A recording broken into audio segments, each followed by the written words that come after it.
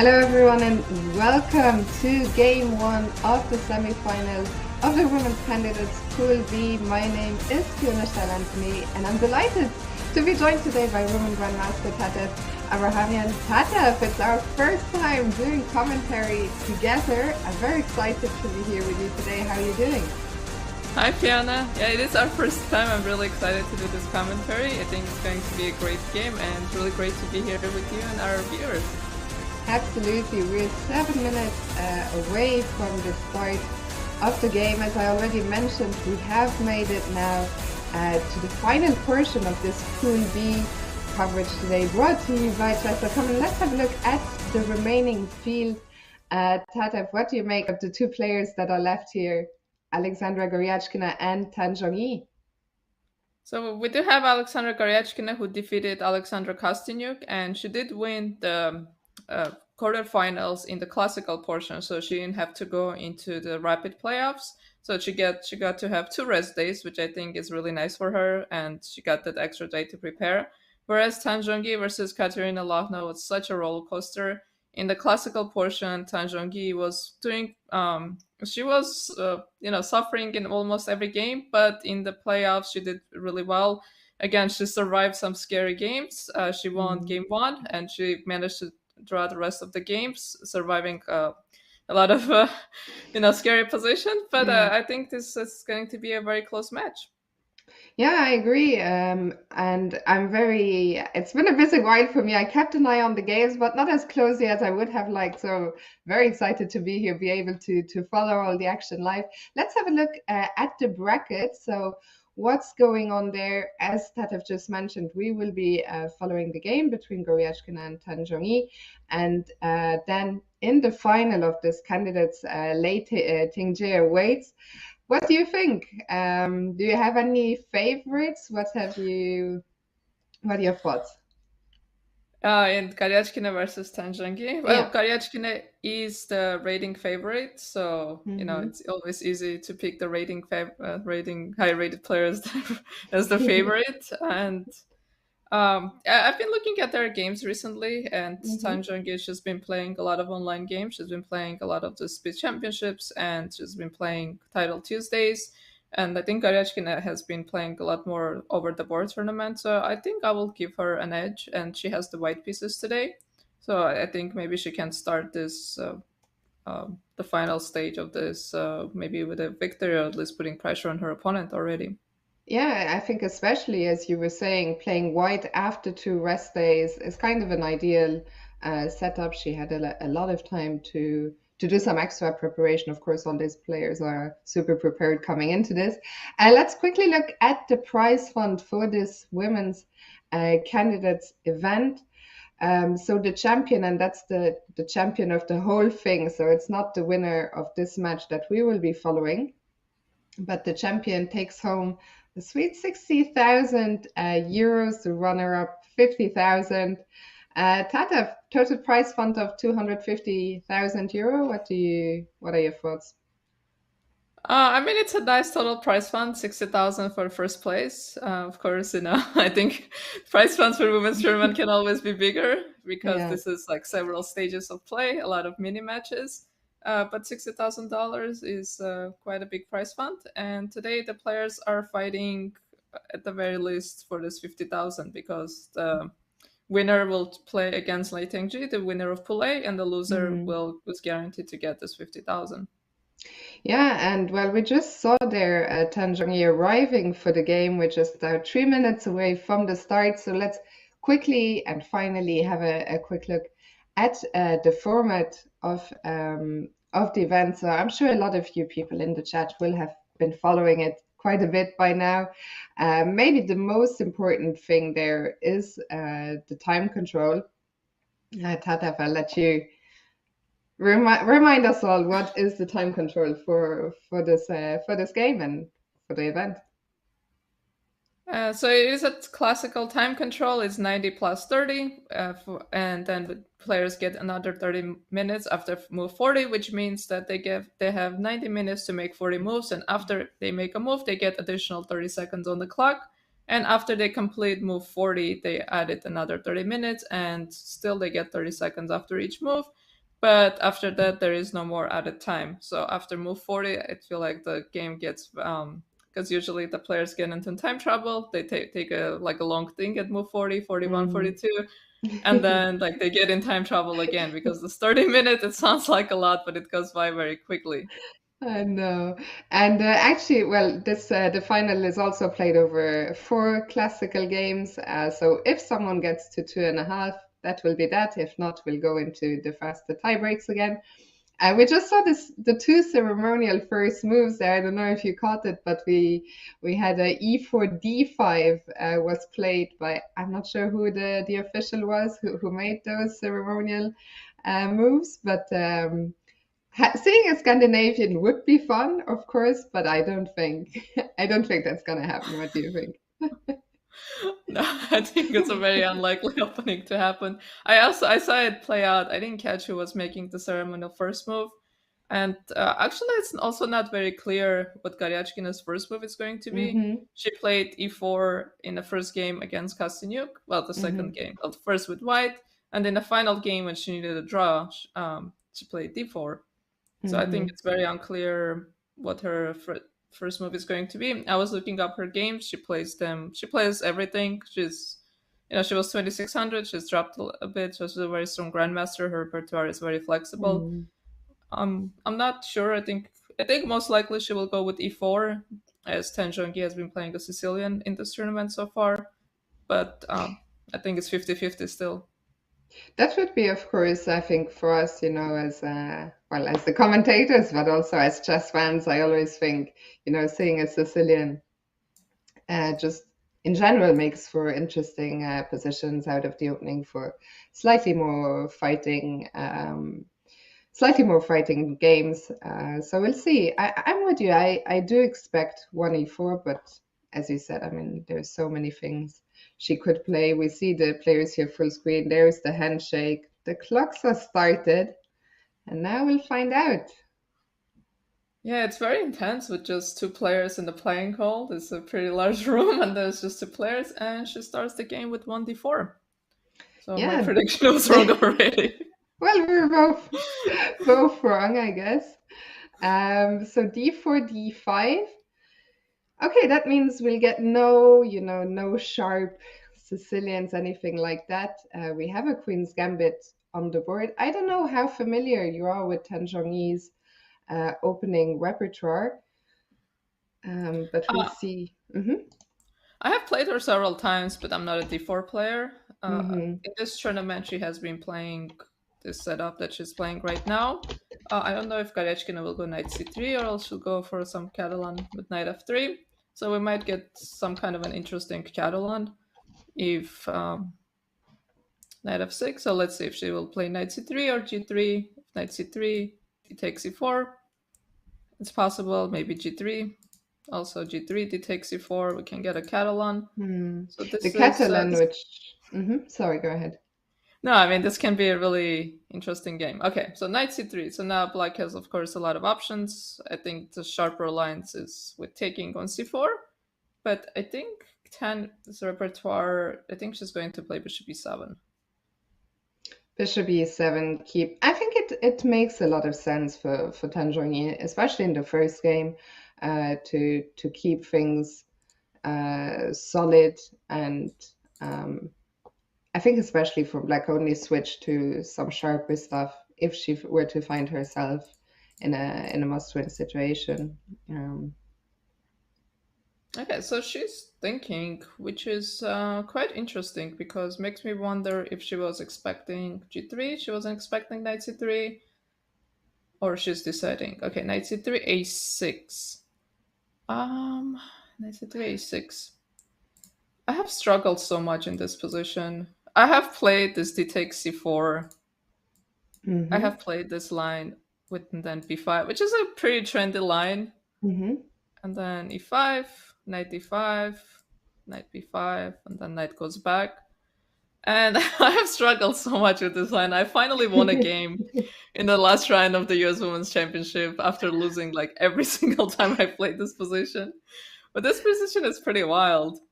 So I think it's a6 is kind of a maybe A6. non-committal move, kind of trying. The idea is you don't want to allow them to play e4 right away, Hmm. because if they play e3, maybe we can take on c4 and then go b5 immediately, with the idea of bishop out and c5. Yeah, I didn't warn you, Ted, of going into this broadcast that openings are my absolute Achilles heel when it comes to chess. But A6, okay, I don't know if it's, here immediately. I know that that Niels Gwendelius made a course on A6 in the Queen's Gambit Declined. I think it's earlier than um, maybe on move 3 or maybe here, and it was called the Magnus Queen's Gambit. I think Magnus was one of the players who actually popularized A6, but it could be that it's a move earlier, and I'm not too sure what it changes. But yeah, I think A6, maybe for the viewers in the chat, we can talk a bit more about that move because in general in chess, when we start out playing, you learn that the opening principles are you want to control the center, you want to develop your pieces, and A6 is a move that does none of these things. It doesn't fight for the center, it doesn't develop a piece. So maybe we can talk a bit about that. Yeah, I think at some point in chess you get to a point you're like, wow, everything I learned about chess is wrong. When you see, these moves and like every opening principle being violated, like the king is in the center, like a piece moves like 3, 4 times, the side pawns move. But after knight c3, like black has several options here. So one of them is to play bishop b4, which is a game we saw in Tan Zhongyi versus Lahno. Tan Zhongyi was Hmm. actually playing white, and the Rogozin leads to like really, really short variations. So I can understand why someone would want to avoid this. So I actually tried learning this, but I never really learned it and never got around to playing it. But it's a very sharp variation. Hmm. Another one is, of course, taking on c4, and it's also possible to play with c6, going into this kind of semi-Slav variation. And I think a move like a6 is kind of more of a waiting move. A move that I played here is h6. Hmm. And the whole point is to stop this bishop from going to g5. And again, a waiting move, like a non-committal move, waiting to see what white will do, and kind of asking white like what is going to be your setup. So like if white is going to play with g3 or if they're going to play with e3. So my opponent played with g3 and I played bishop d6, bishop g2, castle, castle. I think I took on c4. I should remember my games, right? No, I played knight c6. And Hmm. a little bit of a strange setup. But again, this is a line that's been a bit trendy. Like even Magnus has played it. I've looked up some games. Oops, I didn't mean to do that. What did I do? I lost my line. Um, so after the difference between a6 and h6, after a6, white can take on d5 and play bishop g5. Hmm. So we get some kind of a transposition, right? So we can get a, if we go back to, let's say, move d4, let's say we go here, here, knight f3. So if we go to a more classical queen's gambit, so basically saying black plays a6, we capture, and play knight f3. So the question is, which one was a more useful move, a6 Hmm. or like my developing moves? So this is one option, and it's also possible after a6, maybe play c5. Hmm. So it's, I think, a matter of preference or which kind of structures white wants to go for. If they want to go allow this, not allow, but take on d5 and play this Carlsbad kind of structures potentially, or just play more of a closed structure with c5. It seems at least that Tan Chong-yi has gotten in the first surprise of the game here after a6. Alexandra Goryachkina um, has gone into the tank here. I had a quick look at the database, and I think I was correct when I said this is at least what Niels called the Magnus Queen's Gambit, because I looked who are some of the top players who played this as Black, and all the top games are by by Magnus. It's actually incredible. Just from seeing the list of games, I don't know, are they classical games? Are they rapid? Are they a mix of different time controls? But from what I'm seeing, so the top, you know, 8 games that I'm seeing are all Magnus, and out of these 8 games, he drew 4, and he won 4 as black against decent players, Anish Giri, Levon Aronian, and Alexander Grishuk. Those were some of his victims from this position. So a6, it looks like a quiet move at first, but it's certainly not without venom. Also, Fabiano Caruana, another player who seems to have played this quite a bit, also with what looks like very decent results. It's funny sometimes, like especially when with my students, like they look at games and then they'll be like, "Oh, Magnus has played it and he's done well," and I'm like, "Yeah, because it's Magnus, of course, he's Yeah. done well with this opponent." I was actually thinking that when I was saying it, I was like, hopefully she doesn't call me out on this one. I'm glad you did. No, but it's really interesting. Like just these days, it's so interesting because so many openings just get played, and like Mm, openings that are not popular, or openings not that used to be sidelines, because there are just so many online tournaments, like the Title Tuesdays and the mm, Speed Chess Championships, when they play so many games against each other, and like all of these openings get played out. And if you take like some kind of a top junior player and look at their games, they have so many games and they play like everything, so mm. like everything just gets played. Yeah, I mean, it's really, what you're saying. I think chess has also just changed so much. There were so many things, I think, especially, with now all these new engines, all this Alpha Zero, and just as we say that, well, C5 is on the board, I think we had to rethink how we think about chess. So many new possibilities came up. Somehow it feels you can take a lot more liberties than you used to. So Yeah, C5. Hmm.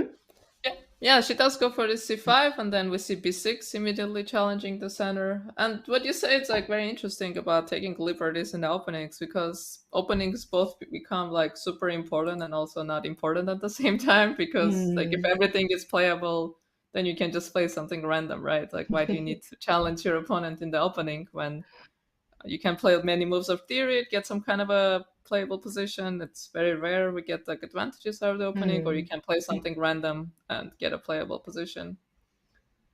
Yeah, actually, do you have any advice since, okay, you're both a very strong player, of course, in your own right, but also a chess coach? What would you advise maybe our viewers in the chat on how to, because I think people always want to work on their openings. How would you advise that they best do it? Yeah, I think this is like if you ask players, especially more amateur players or beginner players, they always say like my openings are my biggest part, and that's rarely the case, Hmm. because especially if you're newer to chess, maybe even under like I don't know 1200, 1400, like they become so random so quickly because your opponent you can learn an opening and your opponent will Hmm. stray away like very early on, so like the game becomes very randomized really early. So I think when studying openings, it's very good to find games in that opening, especially annotated games, and try to really understand the moves behind the ideas behind the moves. Because when your opponent does something that you've never seen before, you know Hmm. how to react to it. So it's not like your opponent makes a move and then you just don't know what to do. So I think like spending some time understanding the ideas behind your moves, like finding some few openings that you know well, at least like you understand structurally, and then kind of like building up on it. I think that's maybe more of an old school way of playing openings Hmm. now, but I think it's a good way to build a foundation in chess. I think for sure, very, very sound advice. Um, if we go back to our game, so we saw an exchange on b6 and the bishop has come out to f4. Let's maybe, before we go into the details, like I think this is a pawn structure on the queen side that we don't see that often in the Queen's Gambit, Queen's Gambit decline lines where black has pawns on both a6 and b6. What do you make of that pawn structure? Yeah, I think this is the whole point of white setup. So if we go to c5 and b6, so of course another option is to play b4 and try to hang on to this pawn structure, and it's very Hmm. logical to, you have a pawn structure, you want to hang on to it. But then black has this a5 move, which is very annoying, attacking the core of the structure, and a3 is not possible because of this pin. So we just take on b4, and it's impossible to take back because the rook hangs. So now the position starts to fall apart. And in this position, if c takes b6, then black has this intermediate move of bishop b4, Hmm. and now c3 hangs with a check. So white doesn't have time to take it because we just take this piece with a check. So white ends up losing material. So this is actually quite forced. After c5 b6, it's a force for white to take. And then we see bishop goes to f4, bishop to d6, challenging the bishop. And she hasn't moved yet, so I think she has two options, either to take or slide back to g3 and allowing this kind of exchange, or maybe she can put actually a piece on e5. And I think the whole idea is to put some kind of pressure on this pawn structure, maybe force black to go b5 at some point. So, for example, if at some point I play queen b3, knight a4, and I start challenging this pawn, then if you go b5, maybe my knight can land on this knight c5 square. And of course, in this kind of structures, we cannot ignore the c8 bishop. Hmm. As a French player, this is a very painful topic for me. But like the question is always going to be what's going to happen with this bishop, because of course it's not never going to come out on this diagonal, and Mm. on b7 it's very restricted. Yeah, I think those are all great points. I was just, when you mentioned it, I was looking at that bishop and I was wondering, oh, e3. That's very interesting. Okay, I thought that the three moves you pointed out, taking on d6, going to g3, or putting a knight on e5, all made perfect sense. E3, on the other hand, allows black to capture on f4, when white's pawn structure would, at first sight at least, look not like something I would want. I'm not a fan of playing with isolated pawns, Tata. Um, and I'm curious to hear your thoughts actually on this pawn structure, which we would be getting here. Um, yeah. So okay. So now white ends up with this isolated pawn, but the problem with this kind of not the problem, like the thing is about this pawn is it's almost impossible to attack it, because Hmm. if I take this d pawn and I put it on c6 or c7, the nature of the position changes completely, right? Because both my bishop opens and this pawn is going to be on an open file. It's actually going to become a target. But at least in the short term, maybe when if you go into some kind of an endgame, it can become a problem. But it's really hard to see how black will ever attack this d4 pawn. And so we can think about what is the advantage. So we can have this e5 square permanently for the knight. And again, the question is of where this bishop is going to go. Hmm. And in fact, we see that Tan Zhongyi decided not to capture on f4. It looks to me like Tan Zhongyi is probably still in her preparation here. She is, we can see from her clock time, she's still over her starting time of an hour and a half. She castled quite quickly here, so not interested in taking on f4. And well, once again, Alexandra Goryachkina has a choice here. Will she now do something about the bishop on f4, or will she leave it there for black to possibly capture on the next move? And well, she answers that bishop d3, just continuing her development. But I think black is eventually going to have to take on f4, because let's say you play bishop b7, a castle, and I think this knight wants to go on d7, not to Hmm. c6, maybe with the idea of playing b5 and then rerouting Hmm. to c4. But of course, you cannot play knight bd7, this bishop hangs. So eventually, I think black is going to have to take, and black doesn't really want to waste time like challenging the bishop with something like queen c7. So eventually, I think we are going, unless after, I'm assuming she will play bishop b7, unless Yeah, white which decides to take on d6. she I think just we are did. going to. Okay, bishop b7. Okay, I think she will castle, so I think we will see this structure with this double pawns Hmm. and this isolated pawn. Yeah, and I'm still slightly perplexed. I understand, what you're saying about the isolated pawn isn't gonna be weak anytime soon. We get the outpost um, on e5. I was wondering, okay, I know we're 20 minutes into the game. Tatef, I'm a bit of a coffee house player, I like to attack. It's not always sound. It's actually very often not sound.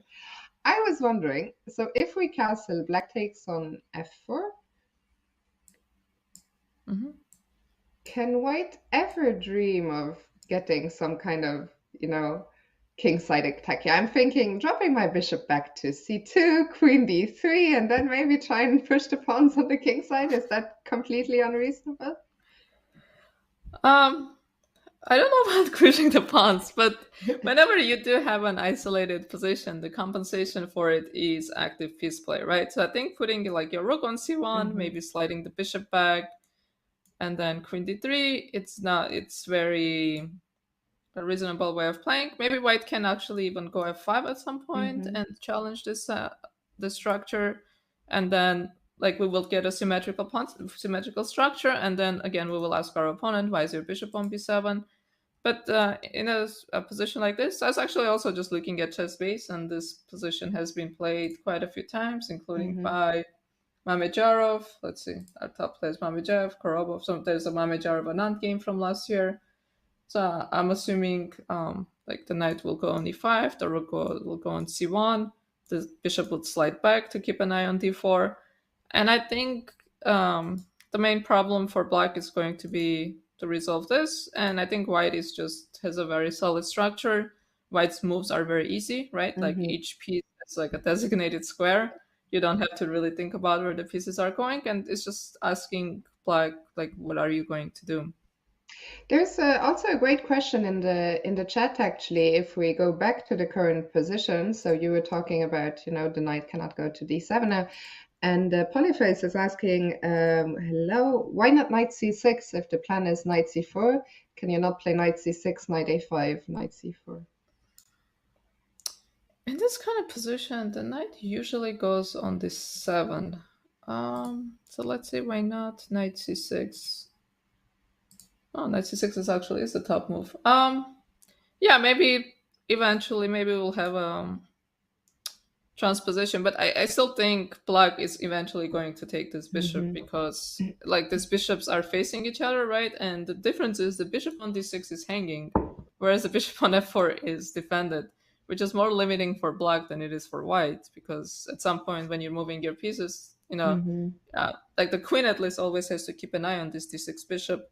So at some point black will probably would just want to exchange it and to get rid of this tension. Hmm. Yeah, I think knight can also go to c6 clearly, and probably when the knight goes to a6, maybe b3 can be played to stop the knight from going to c4. Yeah, that makes sense. But great question. Also, we have another great question in the chat by Ninmar. Who will win? Question mark. That's a bit harder to answer right now, but maybe what I can ask you, Tatev, is who do you think will be more satisfied? We're almost, I would say, almost at the end of the opening stage. Who will be happier with what they've gotten here today?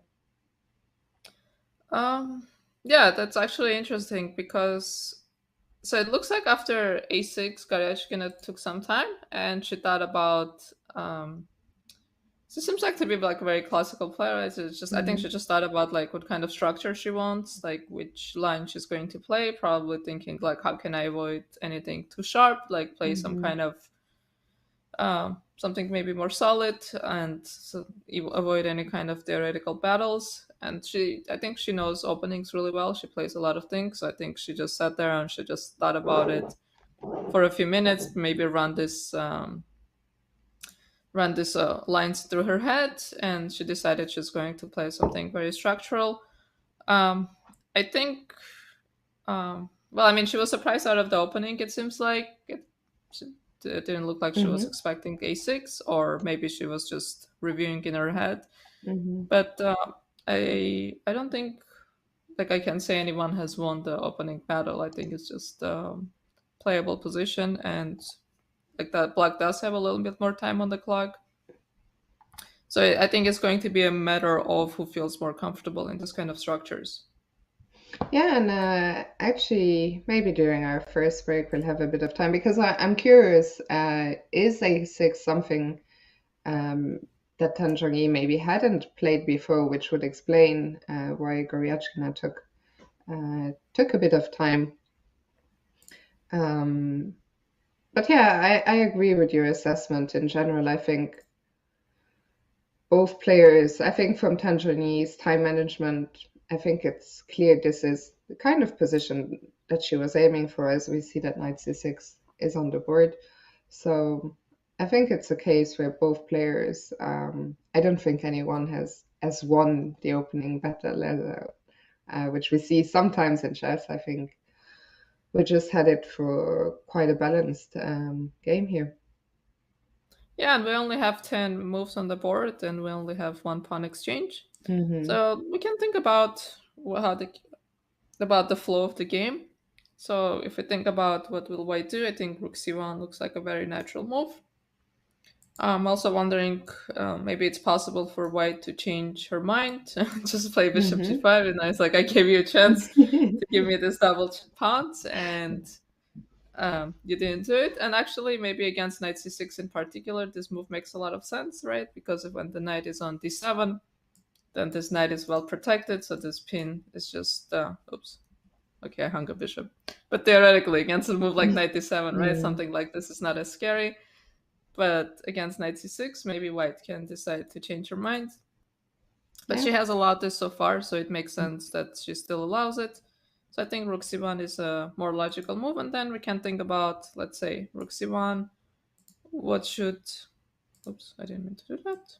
Rook c1, and what is going to be black's plan, and what is going to be white's plan? So we did say like the bishop can slide back. We can play something like queen d3. Keep misclicking, and the knight will go to e5. Hmm. But what will black do? Where do you think black's pieces should be going?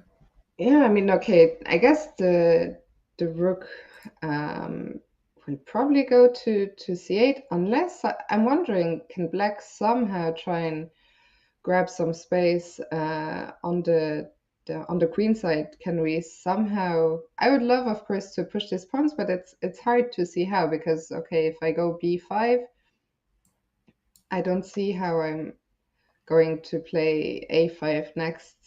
Um, I mean, it would take a lot of time to overprotect b5. I don't know, is b5, b4 ever an idea, and then follow it up with a5? But I'm very concerned that if I ever go b4, then you'll jump to a4 and to save c5, a plan which you were talking about earlier.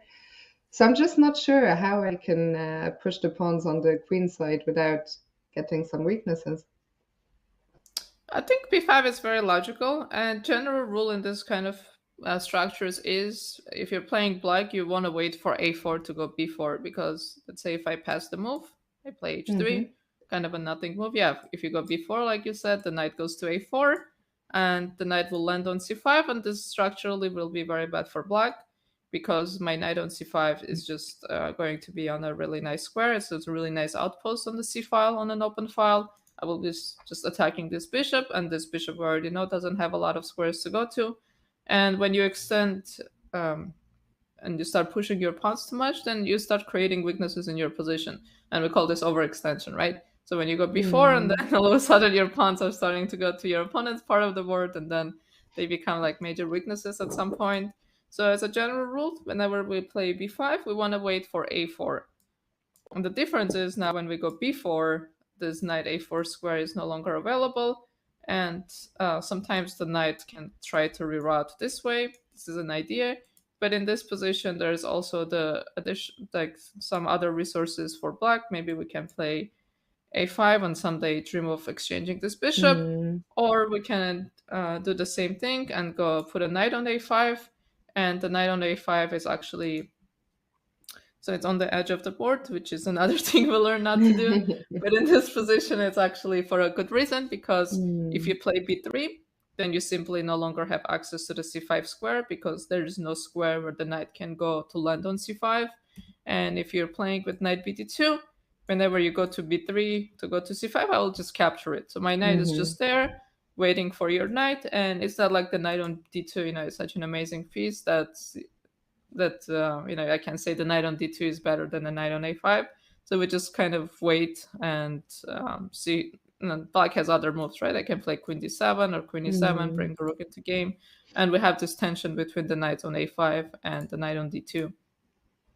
That's very interesting, actually. And well, Goryachkina has played Rook C1, the move you were predicting. She had left the bishop on F4 for so long, so she decides to just continue her strategy. And I'm very curious because I feel this is the first moment of the game where Tan Zhongyi is taking a bit more time.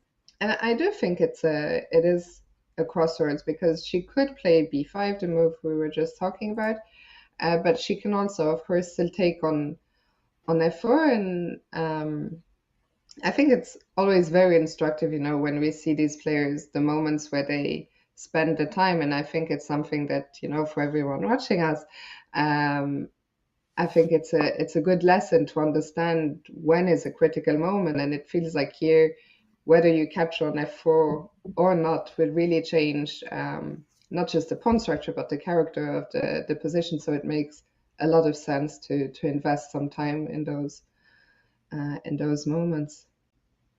Yeah, of course, the pawn structure changes are one of the biggest changes in the position, right? Because then it just changes the course of the game, decides where the pieces go to. So this is not a very sharp position. But Mm. whenever I'm faced, like with preparation or something, and my opponent starts to think, I get very nervous because I think, I did something wrong. So I'm like, why is my opponent thinking? Did I do like something stupid already? Am I gonna get punished already? So at least I when know they're what playing you're fast, I'm talking like, about. like, okay, at least I'm still playing theory. At least I haven't messed up yet. Actually, what do you, just very quickly, I wanted to get back to a question from in the chat earlier. Ponchefler was asking, shouldn't black have an advantage in the endgame with the bishop here? Which I wasn't sure, Ponchefler, what you mean, because I'm not sure how black can get the bishop pair here. If there's ever an exchange, it will just be an exchange of bishops. Um, Like so in the structure. yeah, I don't Yeah, see how yes. black can ever get the bishop pair. And I think even if black got the bishop pair, it probably wouldn't be as big an advantage here because the position is quite close, and the bishop pair, of course, excels in open positions. But yeah, for now, I don't see how black can even get the bishop pair. No, there's no bishop pair, unfortunately, for black. And in isolated pawn positions, the knight can actually be more annoying in Mm, attacking the pawns. But yeah, even if you get the bishop pair, as you said, if one of your bishops is b7 bishop, then nothing to yeah. be too excited about. What do you think Tanzhongyi will do? Do you think she will capture on f4, or do you think she will continue to try and keep that tension?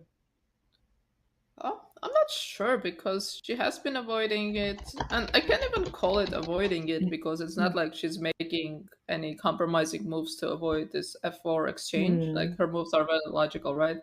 She's developing and she's castling, so it's not like she has done anything completely crazy Yeah. to avoid this exchange. But again, like I think Black still has some waiting moves. Maybe she can play b5. I don't know if this rook wants to go to c8 already or not, if we're going to play b5, but I think all these are still logical moves. Hmm. So rook c8 and b5. So I think it's going to be a question of who runs out of useful moves first. So if I go rook c8, like how is Hmm. white going to continue making moves? What is going to be white's next move in this position, for example? Okay, maybe bishop b1 even. Or is it too? I like how you just laughing. Oh, here she goes again. She just wants to go for mate. No, I think bishop b1 is very logical. I don't think like That's a good thing about bishops, right? They're just good on the diagonal. Like it's not like a bishop on d3 is just significantly better than the bishop on b1. So again, we can think about like next few moves.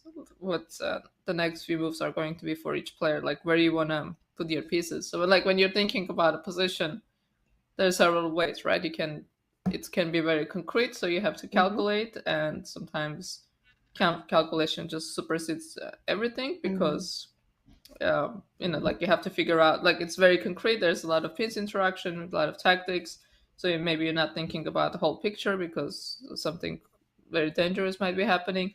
But also we want to think about like as a whole, like where do we want to put all of our pieces? What is our general plan? Where would our pieces be happy? So we can start thinking about it for both sides. I think bishop goes to b1. I think unfortunately queen d3 will always run into this Mm-hmm. knight b4 move. And I don't think we want to play a3 because then we're inviting this knight to our camp. So I think white will play something like this: put a queen on e2, rook on d1, just put the pieces in the center, and again waiting um, to see what black does. Because if again black ever takes on f4, then the structure changes. Then maybe we can start shuffling our pieces. And for black, we can think about, let's say, if bishop b1, black always can take on f4, Mm-hmm. changing the structure, or let's see what black's useful moves are. Maybe playing like b5, knight goes to a5, I was and also let's. wondering about h6. Is h6 a move we want to throw in at some point? Because you talked about, bishop g5 could be possible in some moments. So I was wondering, is that something we want to just take out of the position?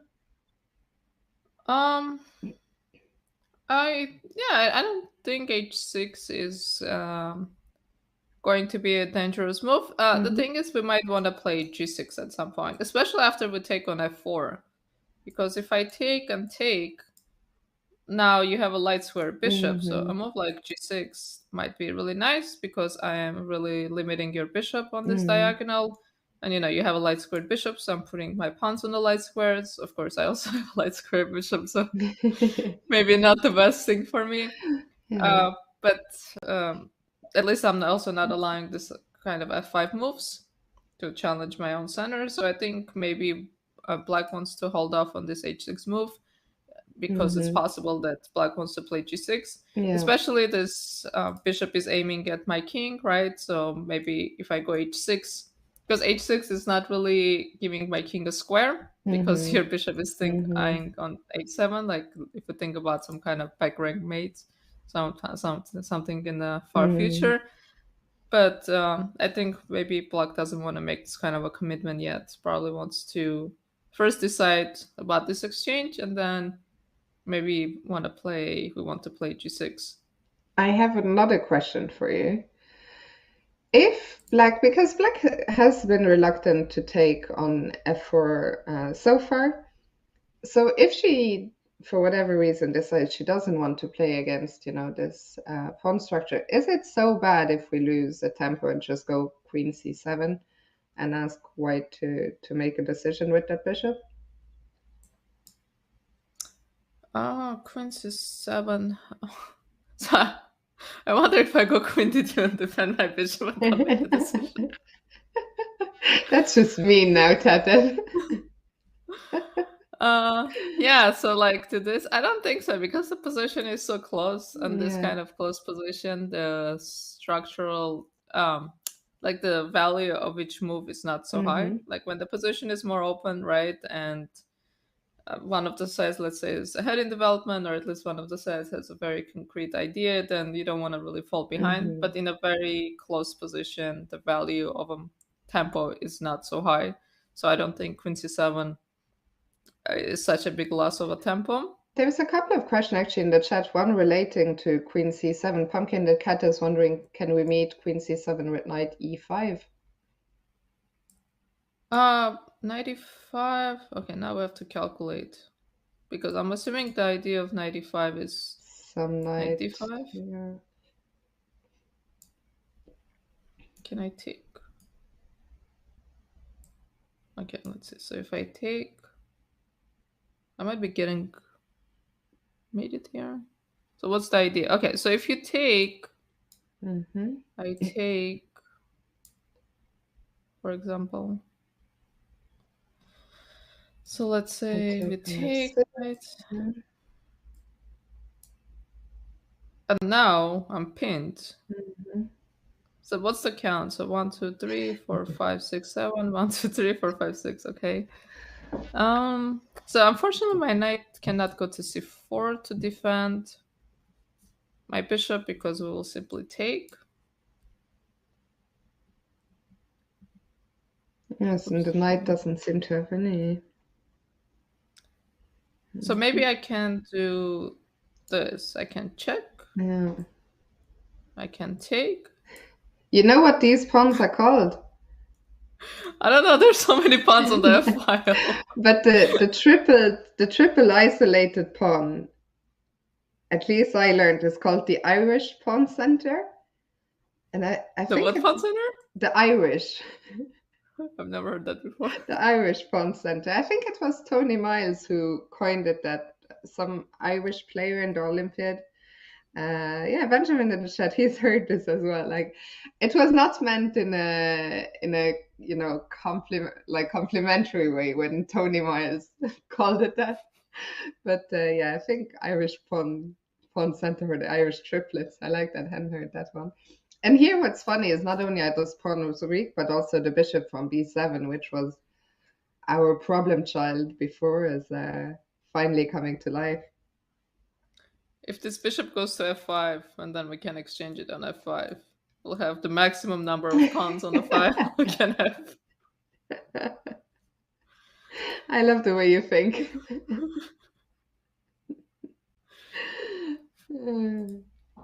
But I feel like we missed something here. At least that's my gut feeling. That okay, so we're up a pawn, up a piece as black.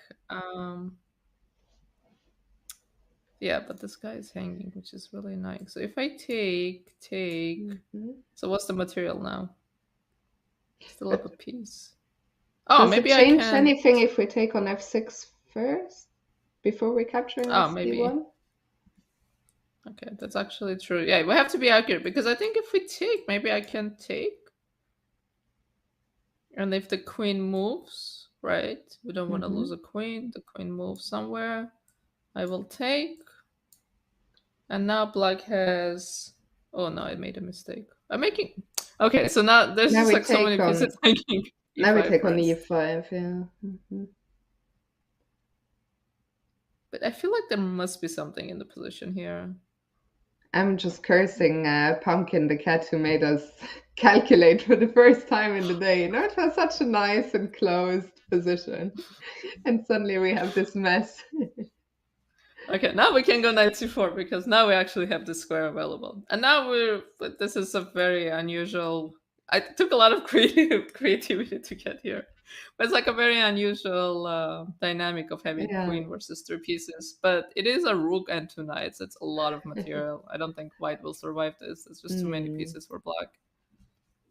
But you're right. Maybe we should take on f6 first because it is a check. Okay, so queen c1, f6. But that's the position we had before, right? If queen c1. So queen c1. So can we do something clever here? Maybe not.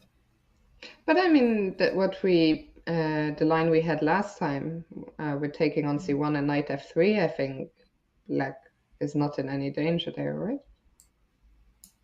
No. I think black is doing really well here. Okay, right. So we took. I mean, I guess we can take on f3 with the rook in, or we can just challenge this rook in the center, which I guess is a bad move because I see the evaluation bar going up. Yeah, I'd also thought about it. I thought that this endgame would be fine, but I guess the triple pawns are too strong. I thought maybe the bishop goes to e4 and like... But white has an extra pawn here, right? Yeah. So maybe... Oh, it's an actual extra pawn. I didn't realize. I did realize, but I thought because of those triple pawns it would be fine. But okay, I mean, if we take on f3, unless white can create some So instead of rook c8, if we take on f3, then material will be even. I just checked with an engine, and the engine says to go f5 Oh, and wow. then go f4. So you give your opponent the triple pawns by giving the pawn back, That's hilarious. which actually now starting to look really nice, right? Because now Yeah, I'm just permanently attacking this pawn, and I have a yeah, passed pawn. for sure. That's a funny line. But yeah, I guess in this position, if we take on f3, Yeah, and then the bishop will probably just sit on hmm. d5. And okay, maybe the rook comes in, but the rook probably can't get too active and too happy. Yeah, absolutely.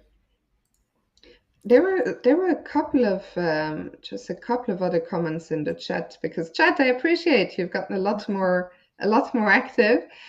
First of all, Robo I like how he said, I would try to remove the knight and get my queen, so the knight from f6, and get my queen to h7, but that doesn't work on GM level, I guess. Don't worry, Robo, and most of the time it doesn't work, but I think in exactly the same way as you, so do not worry. Chesswin was saying bishop b1 always nice to see after the rook has moved to c1. Feels so cozy. It really does. Like there is something, I agree with that, something cozy about just tucking the bishop back to b1. But we have moves coming in the game, so let's go back to that. Yeah, we have a lot of moves. We actually did have h6 after sometimes she does decide to go with this move that you Hmm. suggested. And white immediately responds with a3. So Goryachkina is actually playing quite quickly. And I noticed this in his game against Kostyuk when Kostyuk came prepared. She placed out her opening, and Goryachkina was thinking a lot in the opening, but Hmm. eventually she caught up with time. So we see Hmm. she also than Zhangyi was thinking, and she was sitting at the board, so she was ready to face her opponent's move. And so bishop f4, pawn takes, and now queen d6. So black finally decides to go for this, and now the question is how we're going to defend this pawn. If the knight is going to move to e2 or g3 or queen d2, I think all of them are possibilities. I would think queen d2 probably. I think if this knight moves, this is an invitation for this knight to join Hmm. the game and go to e4. So probably white wants to keep an eye out on the c4 square. And also, maybe it's possible to immediately go f5 and try to get rid of this guy. What do you think about this move? Yeah, I like f5 actually, because I still don't know how I feel about that pawn structure I've gotten with the double pawns. So if I can get rid of the pawn, I'd be happy. After f5, I guess black cannot get away with e5. Or can So she? you want to open up the position? So now you're Yeah. giving black an isolated pawn. Well, the thing I do, but if I mean I think one of Black's main problems, which we talked about numerous times, is the bishop on b7. So if I can somehow get that bishop to life, I'd be very happy. Yeah, I mean, this is possible. You are. So this is actually like, so now we completely changed the structure of Yeah. the game, and this is what pawn pushes do.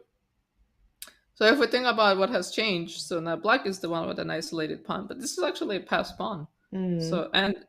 So this kind of pawns can be both a weakness and a strength, right? And this is what we learned from all these books that we read about isolated passed Hmm. pawns. And because it's four, let me clear this. So because white has four Hmm. versus black's three, it almost feels like black is up a pawn because Hmm. it's very hard to see how black is ever going to create a passed pawn against this structure. So it feels like this d5 pawn is almost like an extra pawn. But of course, it's still a weakness. It's still an isolated pawn. This bishop is still blocked. We can like immediately put a knight against this pawn, stop it from moving. I don't think white will immediately go f5 because I think Hmm. f5 is a move that can happen sometime in the future. But after f5, actually, I think we have a much nicer way of bringing this bishop to life because I think this bishop just can Just go bring back it to back. c8. Hmm. And I think sometimes it's for players, it's difficult to play this kind of moves because you're like, okay, my bishop came from c8. How can I Mm-hmm. put it back? And it sometimes can be difficult to go back, like make a backwards move with a piece. But here we're challenging this bishop, and of course, if they take, this is really great for us. We got rid of the bishop, and our rook came into the game, and now we have a symmetrical structure in the center, and like the same kind of development, right? The knights, we have Yeah, the four this one knights, looks and we have the very, rooks. very equal suddenly. Yeah.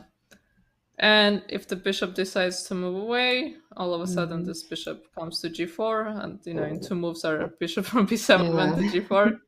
Not something we're expecting. So I think I don't expect f5 to Mm-hmm. happen. So So if not if we go back, f5, what do you think about Queen d2? My concern was, do we need to be worried about knight a5? Can the knight somehow become very yeah, annoying?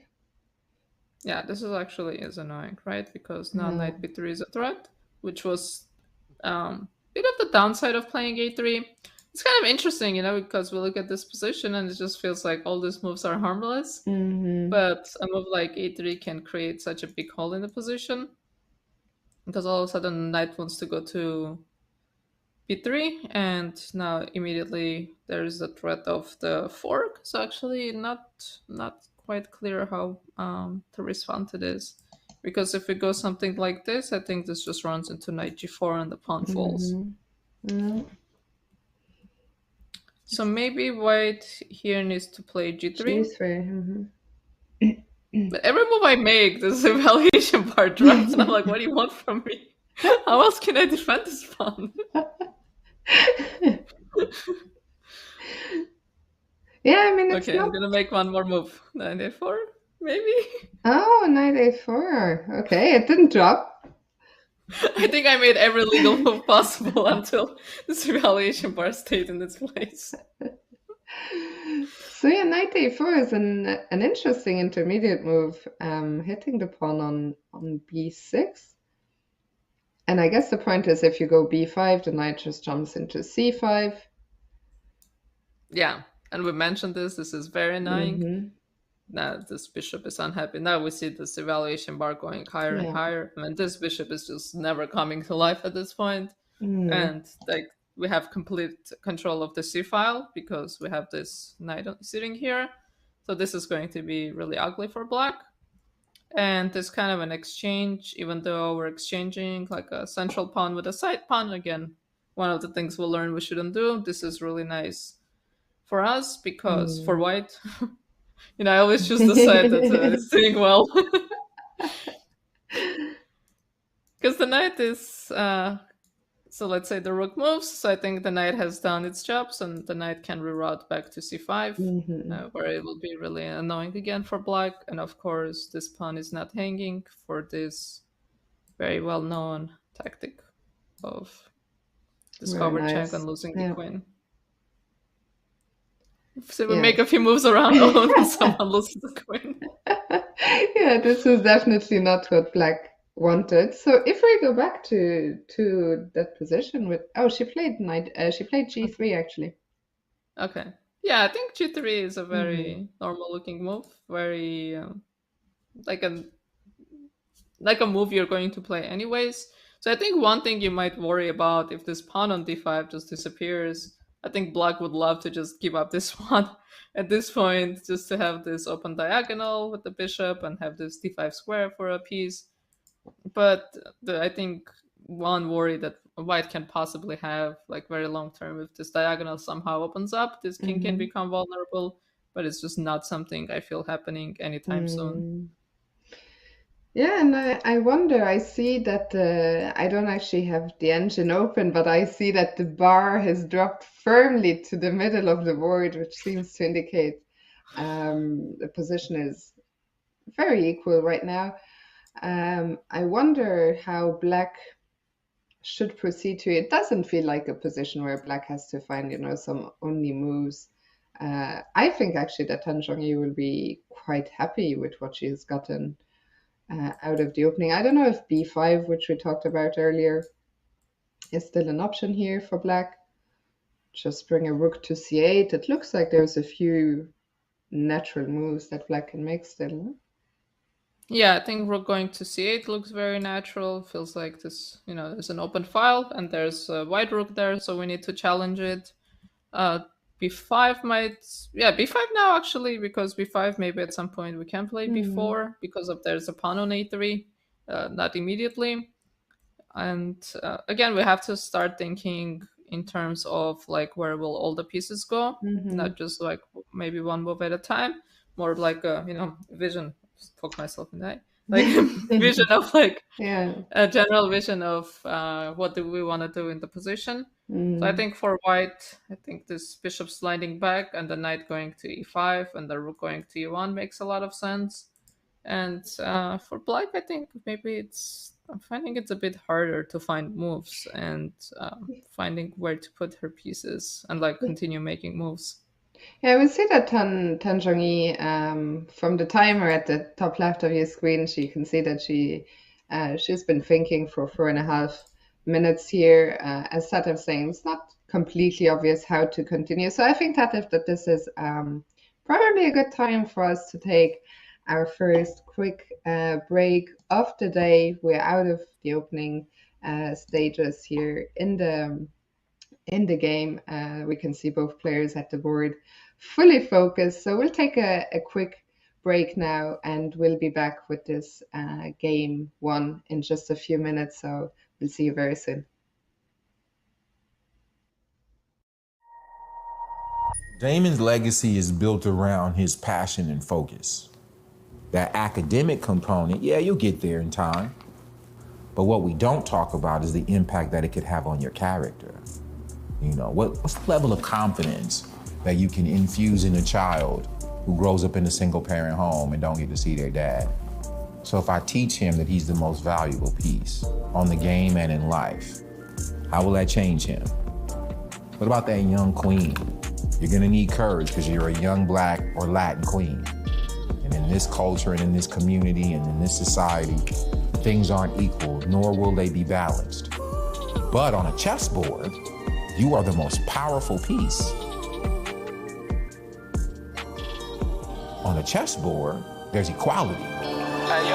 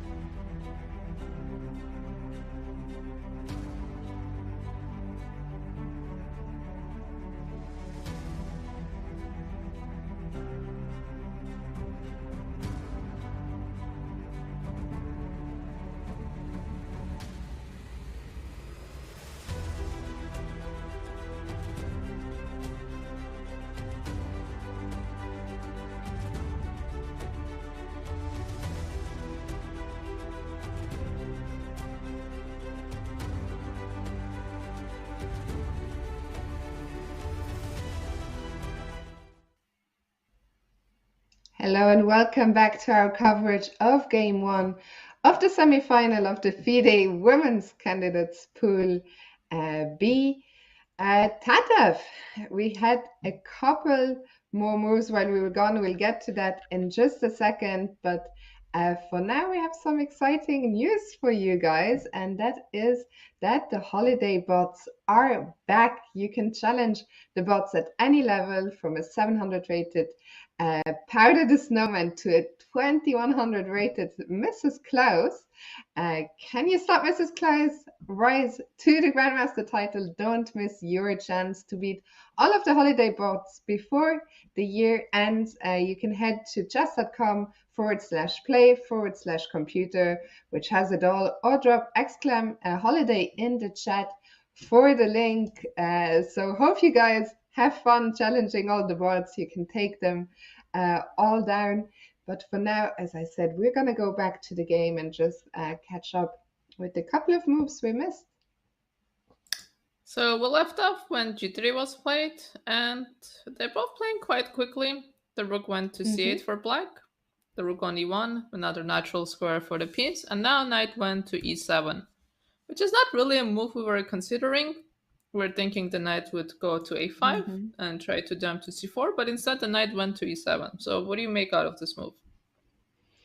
Yeah, I'm still trying to understand where the knight is headed. What's the ideal? I think what you said just before the break is so important to have a plan in mind and to have an idea of where your pieces want to go. I think very often it's useful. Let's say the knight on c6. You think, I don't want that knight to be on c6. You kind of think, where do I want it to be ideally? And then you try and figure out how to get there. I don't know. I guess the knight would love to be on e4, maybe. And then I'm trying to see, can I somehow play queen d7, knight f5, knight d6? Is that, oh, maybe via c8? Can I try and put the rook c7? Maybe doubling on the c file would make sense anyway. But it feels like that's all taking so long. So I'm not completely clear yet what her idea is behind knight d7. Do you have a better explanation than me, Tadev? No, I thought knight a5 was the way for the knight to go. Yeah. So for knight a7, yeah, I do think the rook doubling on the c file does make sense. But so the knight doesn't want to go to g6, of course, because we will simply take it. So if I make some kind of a passing move, we can just show why this is very bad, because after we take, and now there's too many weaknesses in black's position. This pawn on g6 that can become an immediate target. This pawn on e6 is a backwards pawn. And this e5 square is an outpost for our knight. So g6 is definitely not the square. So maybe the knight actually can potentially go to f5, which still feels kind of awkward because this kind of exchange can happen. And even though we are giving up our bishop, it actually can be a nice piece exchange, because if we can imagine this knight's just coming off the board, then we're going to be left with knight versus bishop. And we already had this kind of a scenario when Goryachkina beat Kostyuk when she had the dominant knight against a terrible bishop. Of course, here the knight will go to e4, but like this kind of exchange is dangerous. So another thing that we have to think about in this kind of positions is what kind of piece exchanges we want to allow, and which pieces we want to make sure we keep on the board, and which pieces we're okay with trading, and what kind of on which squares, and which kind of structural changes it will lead to. So yeah, the knight I don't think really wants to go to f5. So maybe the knight, maybe it's not a move. With maybe the knight's journey ends on e7. Maybe it's just stopping this f5 move at some point. Maybe with the rook on c8, this f5 move could have been a little more annoying for black, because we'll be hitting this rook on c8. And but it feels like maybe white can start to do something to annoy black. And I'm thinking maybe at some point we can go to e2 and start like eyeing this pawn and asking black how they're going to defend this pawn, and maybe black already has to make some kind of a commitment, right? For example, if I go queen e2, how is black going to defend this pawn, right? You have to go b5. Mm-hmm. And then we talked about the c5 square that might become a problem. There's no direct way for a knight to land there, but maybe this knight can start rerouting. Mm-hmm. And I don't think black will ever play a5. It just creates too many weaknesses. This queen might already be in trouble because knight b5, knight e5, these pieces are coming in. So a move like queen e2 can start to become annoying, like start to kind of tickle these pawns. And maybe just simply something like knight e5 and is putting a knight on a central square, followed by our favorite move, bishop b1. And again, asking black what are your next moves are going to Actually, be. knight e5 has just been played by Goryachkina. Okay, so knight e7, knight 1 to e5. So again, the challenge here is finding moves, which kind of sounds funny, but it's actually a difficult task in chess I know. to find moves. Because when we went to break, I actually thought, I think Tanjong Yu will be happy. But the more I look at the position, I think while the engine seems to think, it's very close to equality, I think what you're saying is so important. Just it doesn't really matter in the game what the engine thinks because you're sitting there at the board engineless and you have to come up with moves. And I agree with you. It's very unclear to me, but Tan Zhongyi played a very fast move and rook c7 That's another was thing that that makes move. chess difficult, not having an engine. Life would be so much easier. Yeah, and I think in this kind of position, it's a matter of like who finds easier move to play. Like if white has, because when we look at like engine evaluations, and this is something we talked about last time. I was doing commentary with Alicia. Like what does 0.00 mean? And if it's 0.00 means that you have to find only moves for like 5 moves in a row versus you just kind of play the most natural moves in the position and everything. Like every piece has a square to go to and like your moves are very easy. That's a very different 0.00. So here we do see that the engine does give white slight advantage. I think maybe this 97 the engine considers to be inaccurate, but in this kind of position it's just a matter of who is it easier to play. Like is it easier for white to play or is it easier for black to play? So if your moves comes naturally, you know what your next, I don't know, like 4 or 5 moves are going to be.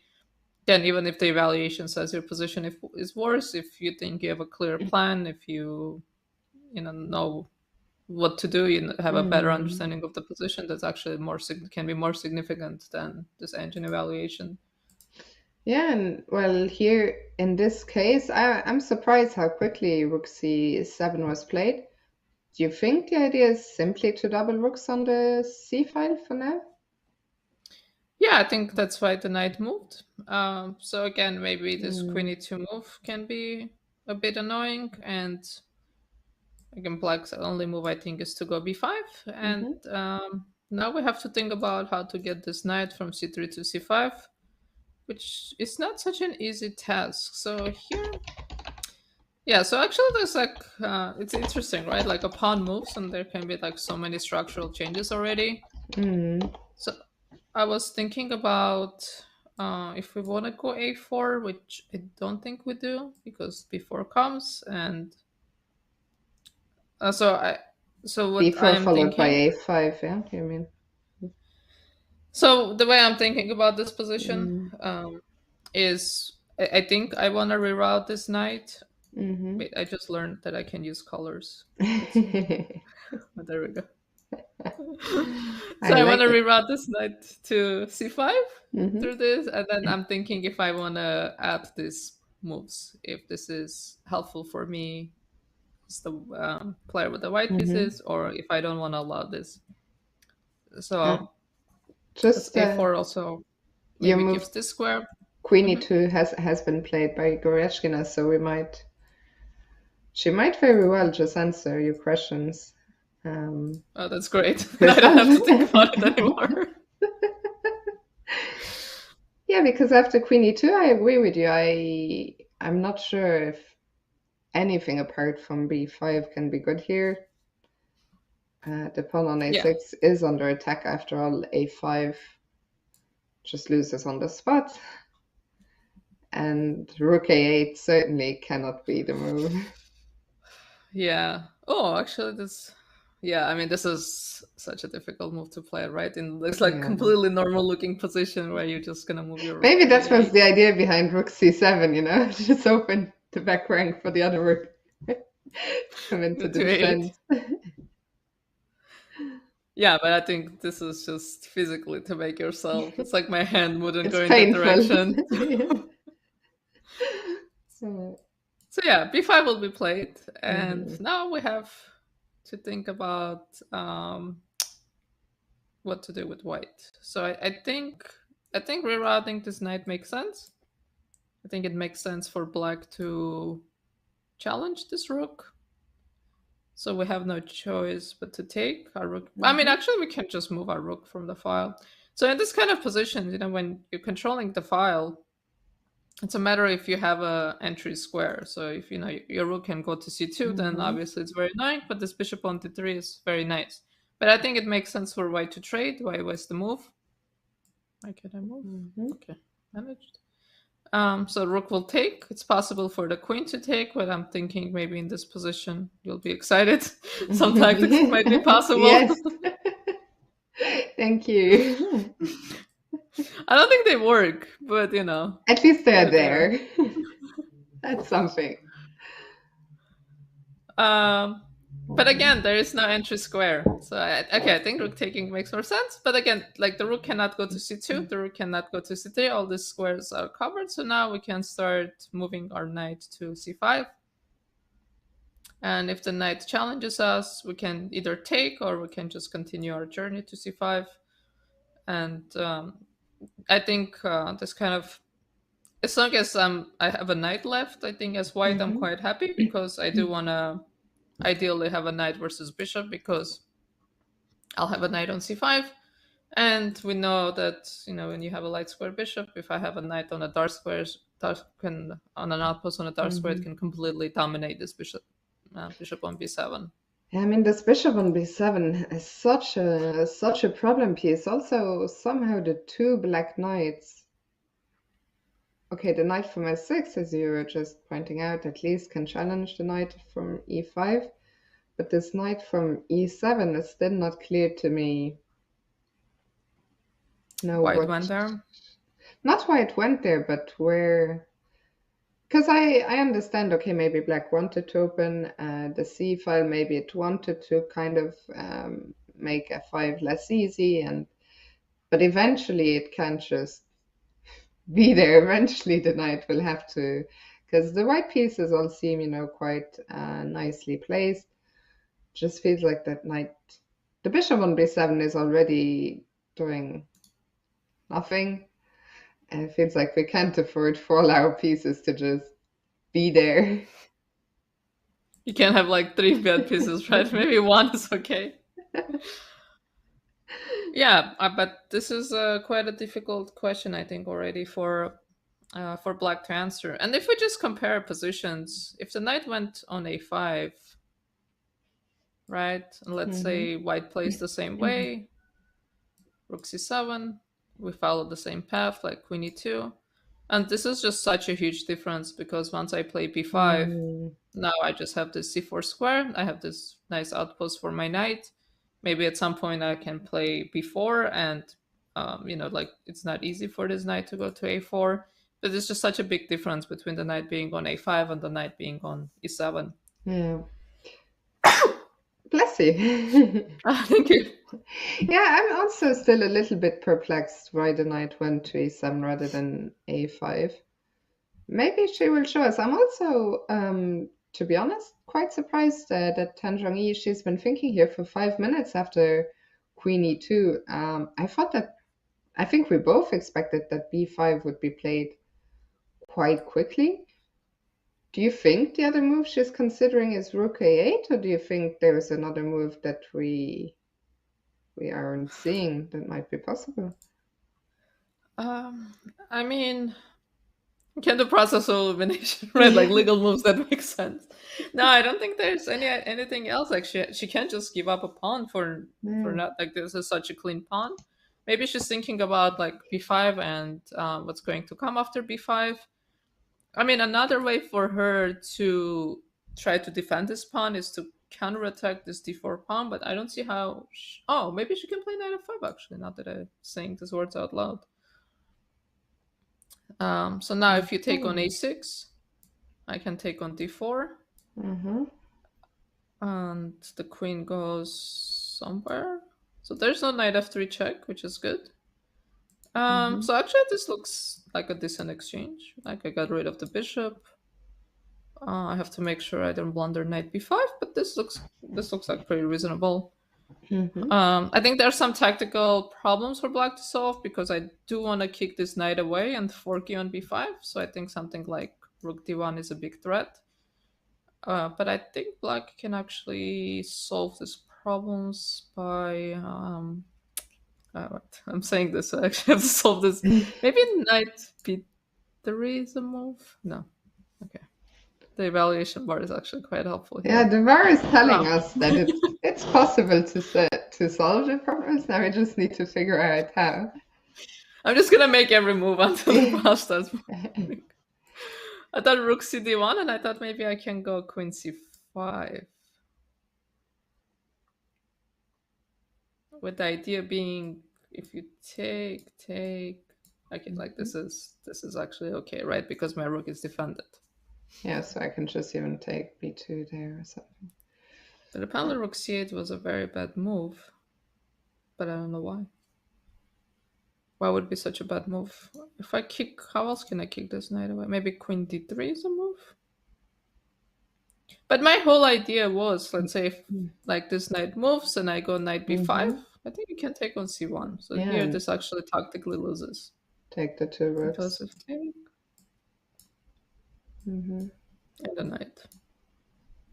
Yeah, that's nice. Yeah, it's too many pieces.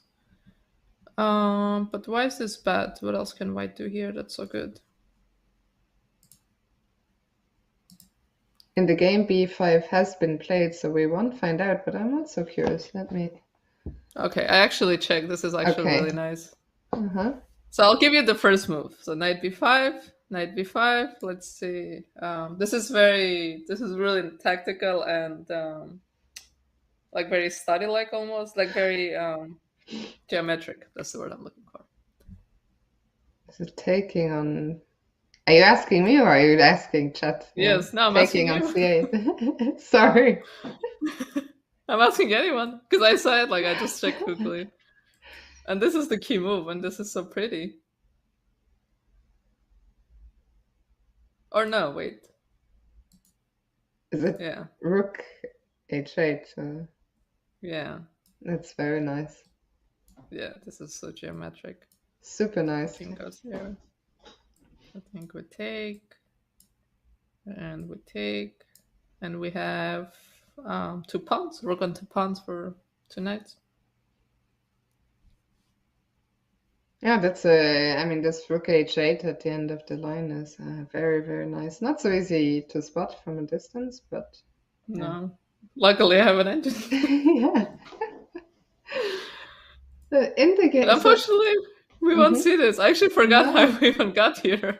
With knight f5, I think, somehow. So no knight f5, b5, the first move we thought was going to be played, is on the board. And the idea we're talking about is rerouting the knight. And I always like this kind of ideas where, you reroute a piece and, you have to like convince yourself or like understand that the square your piece is on no longer makes sense. So there's a better square for your piece. The knight went on c3 on move 4, but with 13 moves have been played. So just because the knight went there doesn't mean it has to stay there forever. And I know playing moves like knight b1, this backwards move can be very difficult, but this c5 square is like designed for the knight in this position.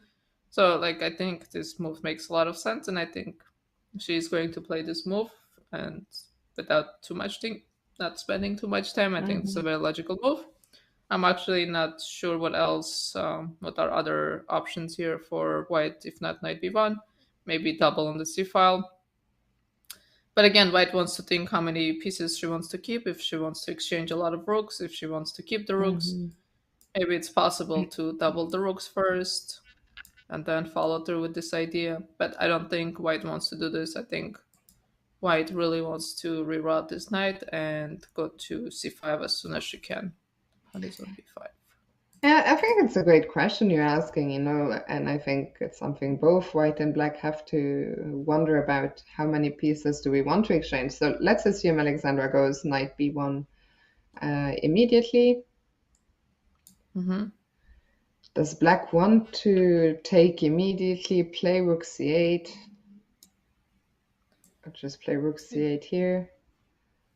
Yeah, this is a good question, right? Because oftentimes, like, piece exchanges are associated with draws. Like, we think if a lot of pieces come off the board, that means the game is headed towards a draw, which is true in some cases. But like when we're thinking about like middle game and pawn structures, we want to also think about what how it will be like in the end game. Like sometimes you get some kind of a pawn structure and you're like, okay, the end game is actually just winning for me, right? Because if, like, we signed some position somewhere where black had this extra d pawn, or because white has double pawns and black had this d5 pawn that was a pass pawn. Yeah, in a king and pawn endgame, you might just be winning. So sometimes, we do want to keep like this bigger picture in mind, that think about like, oh, maybe the endgame will be really nice for me. So like, I really like this position, and my opponent is limited because they have to avoid certain kind of exchanges, because that would just lead to a pretty terrible position. So in this position, we actually, yeah, you're right. We do want to think about if white wants to take on c8. So if white take on c8, I think black will take with the knight, and maybe the knight can go to c4. I think it's also reasonable for white to, unless there's tactical reasons, to move this rook away and keep a pair of the rooks. But one reason we exchange pieces in chess is to gain a tempo, because black is actually challenging this rook on c1, right? The rook is under attack, so if I move the rook, then I'm passing the move to my opponent, so I'm giving my opponent another move. Whereas if I take on c8, I'm forcing my opponent's hand. They have to take back, and it's my move again. So in a way, I'm gaining a move. So it becomes a matter. Keep clicking on the wrong things. I think it becomes a matter of like the priorities in the position, and like long-term thinking of which pieces we want on the board, and like how important each tempo is.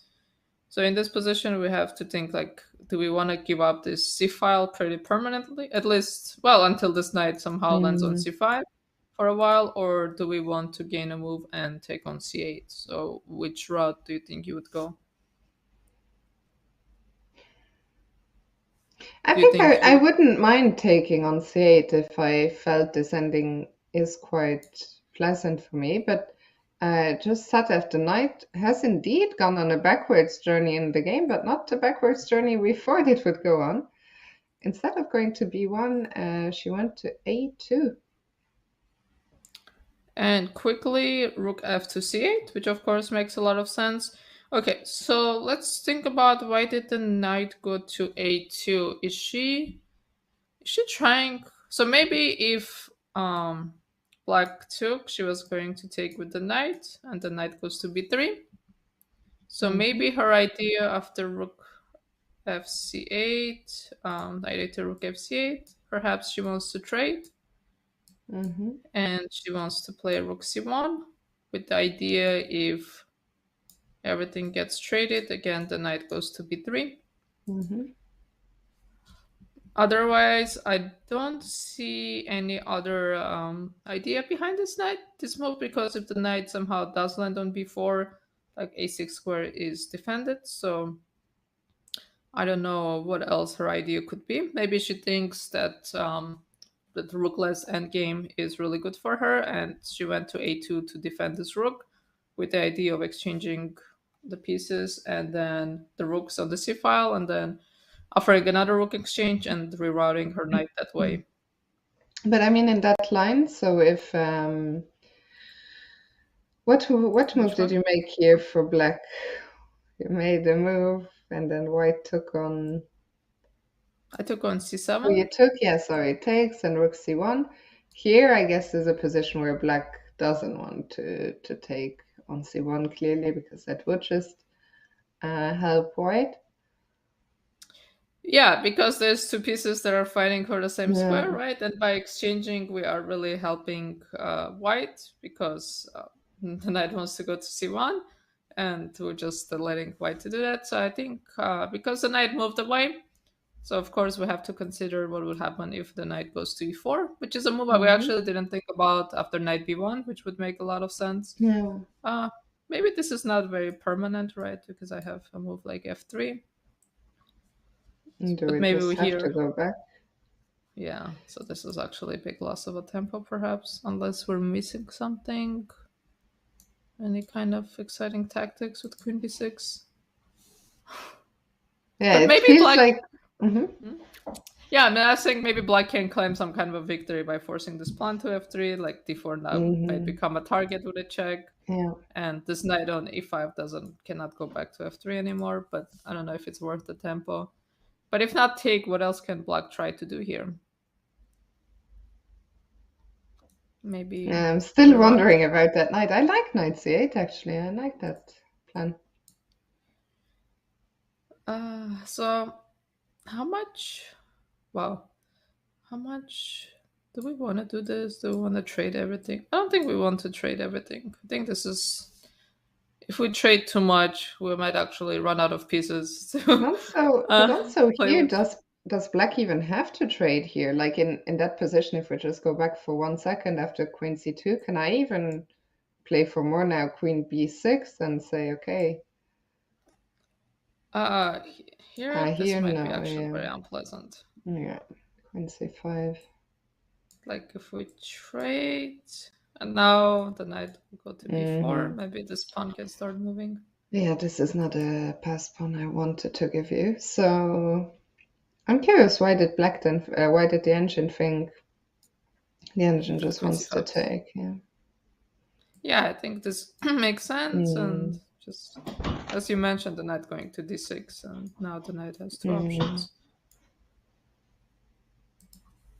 But Okay. okay, so what did we play? So knight c8. So maybe we shouldn't take on c7. Maybe we can try to challenge on the c file somehow. Okay, let's think of all the kind of options. So f5 can still be a possibility in some cases. Maybe I can play something like queen, where e1, d1, and keep an eye on this c rook. So maybe it doesn't feel right. The queen going to e1 doesn't feel right. Where can we go with the queen? Because I want to trade rooks and I want to play knight c1. Yeah, it's so weird, right? Because it feels like now both sides are playing almost like a waiting game, like who can find the most useful moves while this tension on the C file is ongoing, where neither side wants to capture. Where can the queen go? Well, I don't want to go here because now I Uh, run into 94 with a tempo. So why do this? and queen Maybe e1. d1. Yeah, queen e1 just feels awkward. But maybe from queen e1 I can start Yeah. jumping. So let's say knight b6. What can we do? Takes, queen. No, takes, knight c1 perhaps. Mm-hmm. Thanks. Now we go here. Or maybe here we have something like queen a5, queen b4. Start to annoy you from this side of the board. And white has some flexibility. The Yeah, knight can go maybe back to c3 and then play a4. It's not like we move the knight, we're stuck there forever. I mean, for sure, I would prefer to play white. Yeah, once again, I'm slightly surprised, that after knight a2, I mean, rook c8 was the main move she must have expected as a response, and that she's like, I even won. Actually, I don't know. I was gonna say she doesn't look so happy. I think Goryachkina seldomly looks happy when she's always very focused, and it's very hard to read anything into her body language. But I wonder if knight a2, I wonder if she might be thinking, why didn't I go to b1 or something like that? Because it's not obvious to me how, and just how, I mean, none of the lines that we looked at convinced me as much as your plan earlier to bring the knight to b1, d2, Maybe etc. she's considering. Well, I mean, white does have like several things to consider, right? One of them, I can just move my rook from the d file, from the c file, and okay, I'd be like, okay, congratulations, you double on the c file, but then like, so what? You cannot get all of actually every single square on the c file is covered. So I still have my idea of playing knight c1, knight b3, and I think maybe another possibility is to go b4, which is again pretty committal move, but maybe now I can land the rook on c5. And the idea behind knight a2 is it does give white some flexibility in regards to this c file because my rook is defended. So for example, if we trade, actually not loving this, to be honest. Again, I can think Not about if I loving want it to not loving it for who? for white because this b4 feels like very committal. Maybe it will pay off. I mean, okay, here I still have this choice of taking either with the knight or with the rook. But let's say, like, if we go to this position, and now the knight goes to b3, where the knight can go to either a5 or c5, and this actually, again, can be very annoying for black. The downside of doing something like this is we gave up the c4 square permanently. When the pawn was on b2, we had the option, if I go back a few moves, if a knight landed on c4, we always have the option of kicking it away. But once we put a pawn on b4, then we just give up this, like we have no control of the c4 square anymore. And of course, it's very possible for this knight to come back and land on c4. So that's why I think, it's pretty big commitment to play a move like b4. And I don't think something white really wants to do. But it's still an option. And I think here she actually,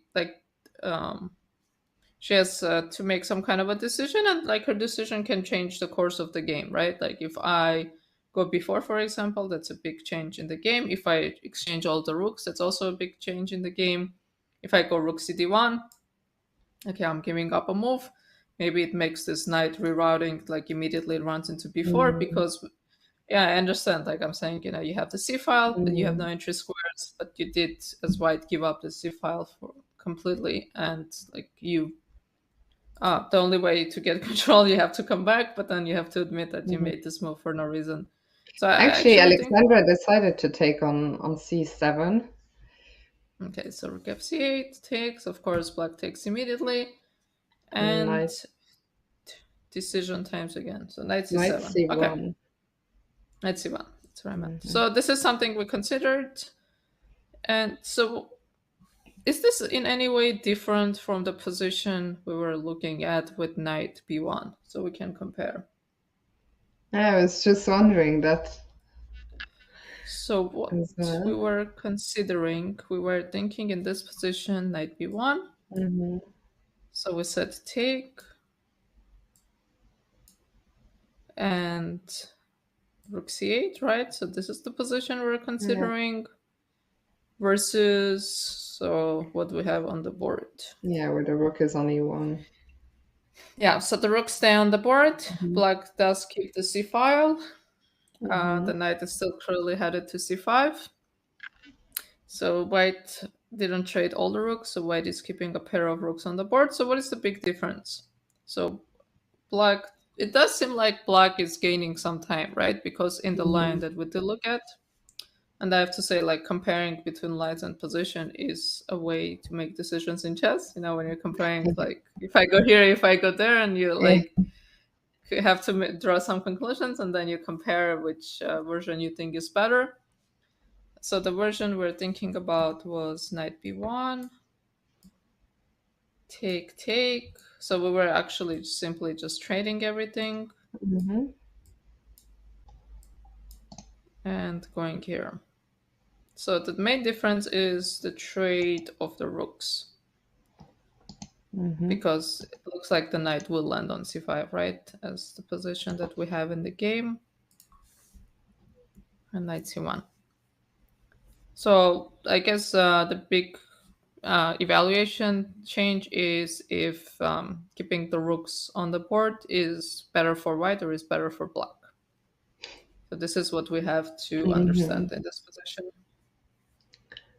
I don't know, Tatev. I mean, usually I say no, tell our chat, but like I find, I understand the question you're asking, and I find it so hard. Like, if I had to give you an answer to your question, sometimes I'm like, where do I even begin?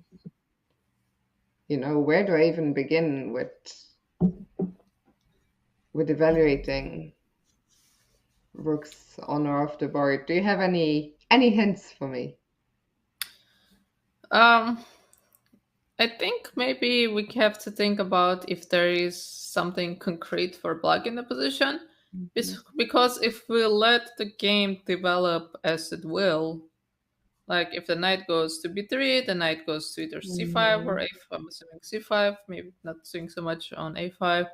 This is going to be a really unpleasant position for black. So maybe this is the time that black has achieved something, right? Black has this control of the c file, and white still has to make 2 moves to land on c5. Maybe there's something more concrete in the position.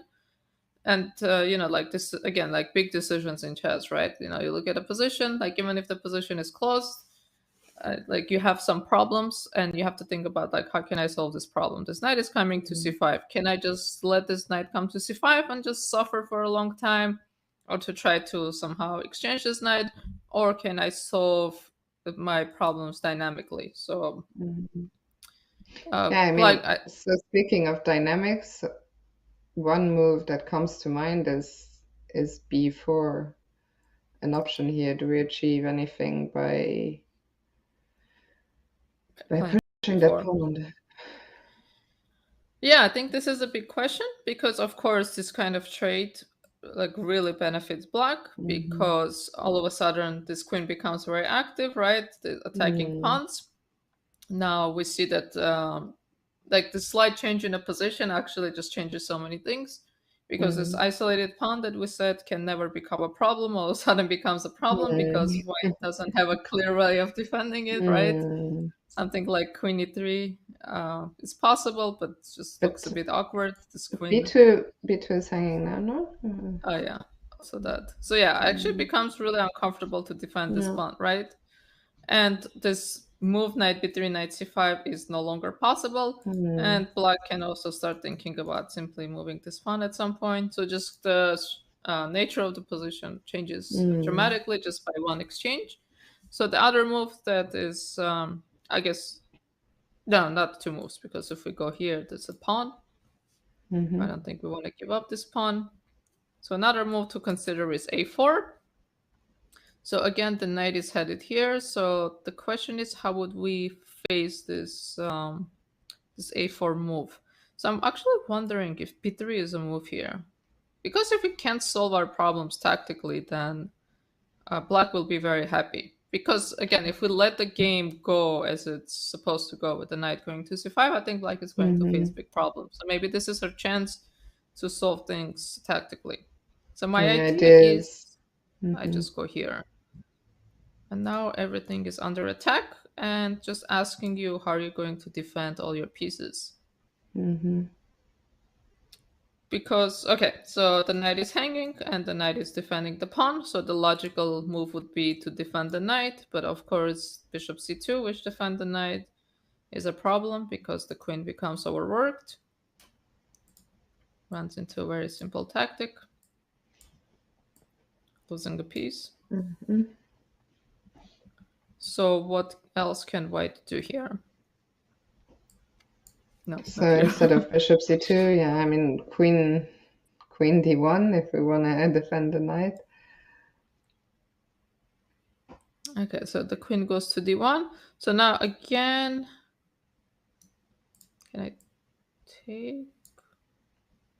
So I will take you will go to c5.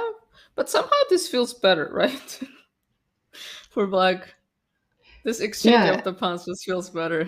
yeah, because I don't know if it's like, first of all, B2 is weak, and it feels like also because that pawn from B2 now is more unlikely to come to B4, and just because I think that's the main concern, that the knight lands on C5 and eventually B4 will come and the knight will just be cemented there. Apologies. Um, so yeah, this does feel like the knight feels a lot more, not shaky, but it feels less secure on C5. Yeah, again, this d4 pawn can actually become a problem. Again, we can show this. This Yeah. doesn't work. Hmm. We're losing a queen, but it's just because I can't take it right away doesn't mean it's not a target, because I'm just eyeing this pawn. And Hmm. actually, if you take on b7, then I'm quite happy to finally get rid of this Mm, bishop. I don't care yeah. about uh, I don't care about giving up a bishop. Your bishop here is actually not amazing because I have so many pawns on the light squares, this pawn chain, and Mm, otherwise there's actually some hope for this bishop in the future even. So this position actually looks quite good for like feels like an achievement for black. yeah. So here we're talking about the line after b4. So we said a4 and we're considering this move b3. Yeah, I really like B3, I have to say. Like it feel I completely agree with you. I think if black allows white to just, land on C5 without any problems, maybe it's not lost, but it's a lot of suffering ahead. And I think especially Goryachkina, I think that's a position that would really suit her style and play to her strengths. Um, so I like this B3, and it's not immediately clear to me what white can do here. I think playing a move like this can be very scary because Hmm. when we push pawns, they're not coming back. And when I look at this pawn on b3, it just feels like at some point this pawn will drop, right? Because I just cannot defend it. I don't But on have the other enough hand, A4 pieces. and D4, I mean, the queen, you like one thing that's nice is, well, I'm saying they cannot stop the queen coming from B4. I don't know, can white play queen D2? So you're trying to stop my queen from going to b4. Maybe I can target this pawn in a different ways.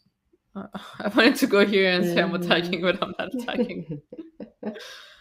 Maybe I can target this pawn though. If I go where?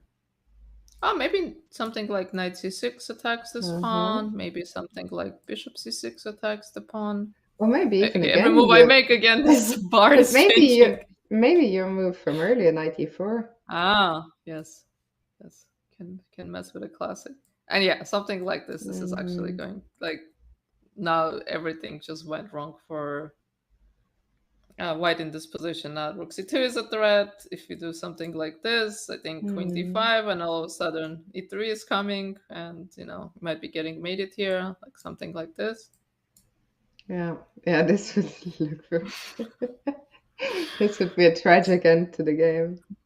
Yeah, I mean, of course, we don't expect anything like this to happen, but when this g3 move happened, we did say that if somehow Hmm. this diagonal opens, it'll be a huge problem for white.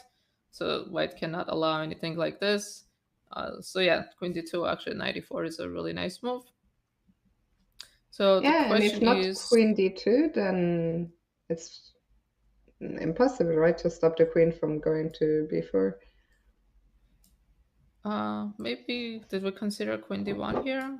We did. Oh yeah, we simply took the pawn here. Hmm.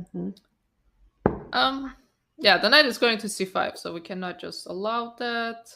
I was thinking if I can play something. I mean, this looks very ugly, and just say like you cannot move here. I'm gonna take on d4, but I really don't want to allow any kind of like crazy tactics here by weakening Hmm. my king. So I think I will simply take on a4 and go for this position. And if knight c5, go back to b4. This is what we talked about. Yeah. Yeah, and just played this position. And I think black has a lot of compensation for, like, okay, I have this big pawn, these By knights the are here, way, but I think black has just play. b4 has been played by Tangerine. Okay, so b4 has been played. So besides a4, is there another possibility for white? Because this pawn is hanging, right? So is it possible to do this? And let's say you take on b2, and okay, let's see, knight f7. Maybe in another lifetime, but I just simply take back. Well, let's have a quick look. Knight f7 looks fun, at least. Knight f7, I take. Take on a6. I think the immediate problem you're running into maybe this other queen that's coming. Yeah, it's a quick end to the fun. To the dream. Yeah, but maybe like when the knights are here, like if this queen was gone, maybe there could be this kind of a tactic. Maybe this is a possibility. So you have to take, because if you don't take, you allow me to take back, then what did you achieve?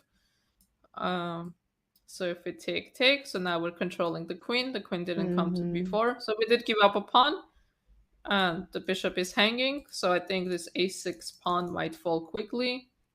And again, even with all these exchanges, the position still remains with a lot of life in it. But because, at least once you capture on a6, so let's say I go bishop c8, like I'll almost be happy when you take on a6 and I can finally get rid of the stupid bishop. Like play rook a1 and threaten this. I don't think this tactic is possible. So I think rook a1 is an option, and actually it's a pretty interesting transition, right? Because we're just getting rid of all the queenside pawns, so there's like nothing left on the queenside. I think maybe queen b8 was another possibility, but okay, the rook goes to a1. And I will take here. I will live with this 2 knights against your 2 knights. But once also this d3 bishop is gone, then the knight will happily go to f5. Yeah, and I don't feel that endgame. I feel like, okay, white's knights are more active, obviously, but white has this weakness on d4. I mean, I'd be surprised if this endgame is much for white. Yeah, I think if I had to pick a side, I would still pick white because my knights are just nice. And okay, I don't have to take on a6 immediately. Your rook on c7, I think a bit dominated, right? Actually, maybe here you can just defend the pawn. Why are we giving up this pawn so easily? True. Okay, if you'll defend the pawn, maybe I can get a bit worried. So maybe we can start with something. By the way, Tatev, sorry to interrupt you, but I don't think this is because knight b3 has been played by Goryachkina.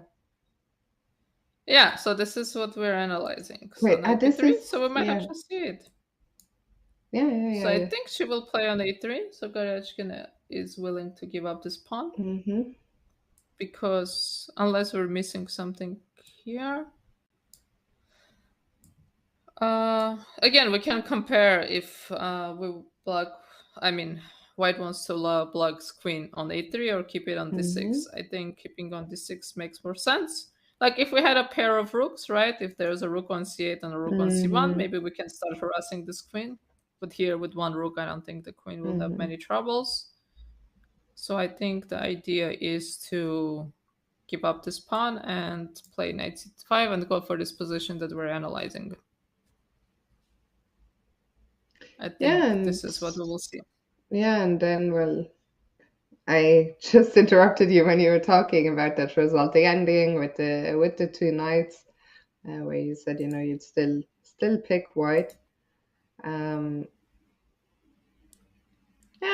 this was played.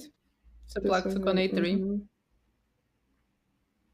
Yeah, so very likely we'll go down that line. So since we just looked at that line, I think now is another good time to go on a quick break. But the game is, things are happening right now, so don't go anywhere, and we'll be back in just a few minutes with the continuation of this game between Goryachkina and Tan Zhongyi.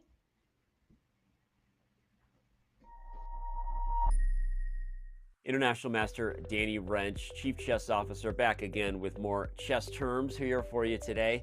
We're going to talk about the passed pawn. The passed pawn must be pushed. You hear it said often, and that's because just about every endgame you see that isn't a blowout often comes down to maybe someone's up one pawn, or maybe even just the first person to create a passed pawn is the person who goes on to win that game.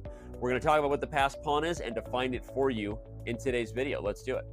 What is a passed pawn? A passed pawn is a pawn that has no enemy pawns stopping it from moving forward. That means pawns either on the file in which it resides or on the adjacent files that would therefore capture the pawn should it advance. So if a pawn has none of those things stopping its way, then it's time to push them, baby, as our boy Yasser would say, and as you hear mentioned on many broadcasts that you would watch on Chess TV. And on that note, as we look at our game examples we like to do, this is taken from Tomaszewski versus Rajava. Here, white plays the move b5 exclam, which highlights, again, it's not how many pawns you have, but who's going to be threatening to get a queen first. After black takes it, white pushes forward with gusto, and because the rook can't blockade the pawn due to the light square bishop, this game is already over. Black is going to have to sacrifice the bishop for the pawn on b6, and white would simply be up a minor piece. Note that after the first move b5, should a takes b5 have been played, white would have pushed this pawn and then trapped the rook on a7, showing the power of the passed pawn. As with it protecting the bishop, this rook is completely out of the game, and white would easily go on to win, picking up pawns and just flexing the rook's muscles over the bishop for the rest of the game. So here we see a passed pawn being used as a weapon to just cramp down and trap all of your enemy pieces. So this has been another Chess Terms video. Hope you enjoyed it. Hope you're enjoying all of them. And with that, I will sign off, hoping that you learned something about what a passed pawn is, and we'll see you around on chess.com.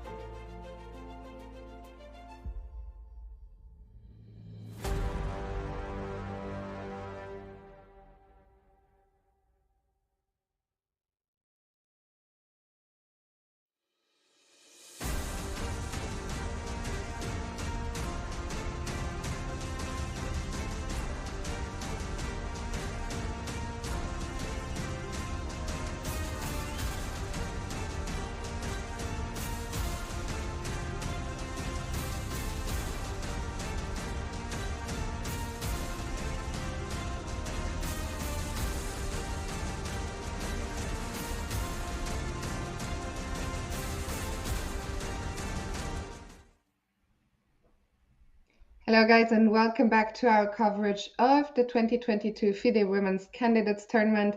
This is game one of the semifinal in Pool B. So we're looking for who will go and play against Lei Tingzhe in the final of the candidates.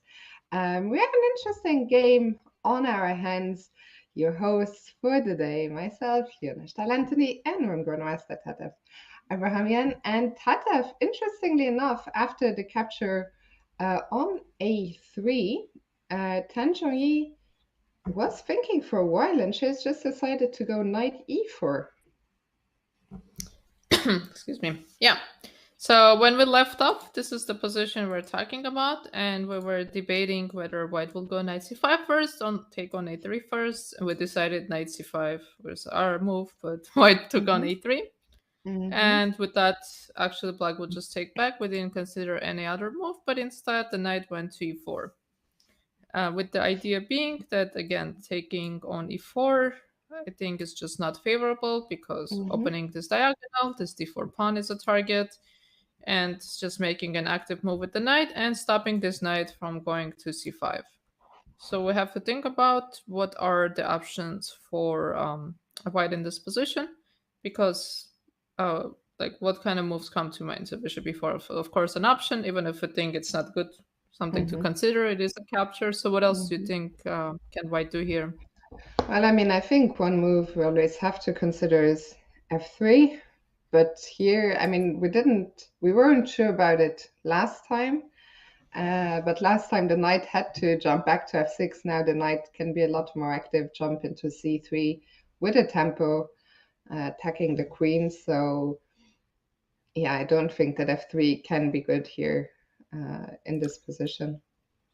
It's also possible, I think, to take on a3 here, right? Because now the knight doesn't go to c5. So I think this could become problematic again.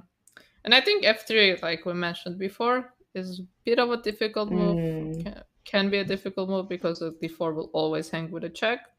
And now, especially with the pieces, pawns coming off, position opening up more, maybe this king can become a problem.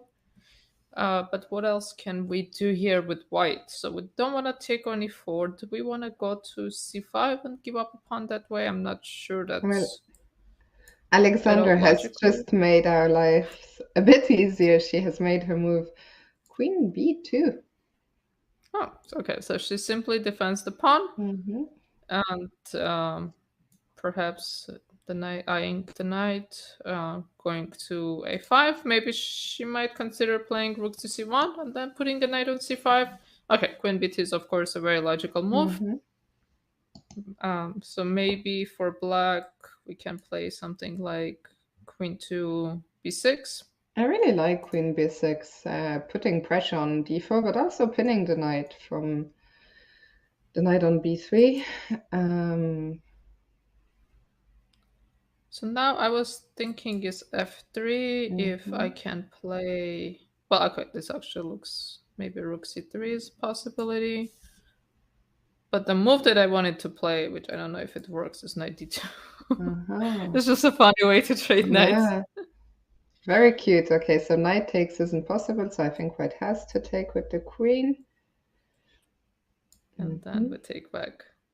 And yeah, and now this is a weakness. Now the c file actually is becoming important because rook goes on c3, and then all of a sudden we see like things on third rank start to hang, or at least become loose. So queen b6 has been played just now by Tan Zhongyi.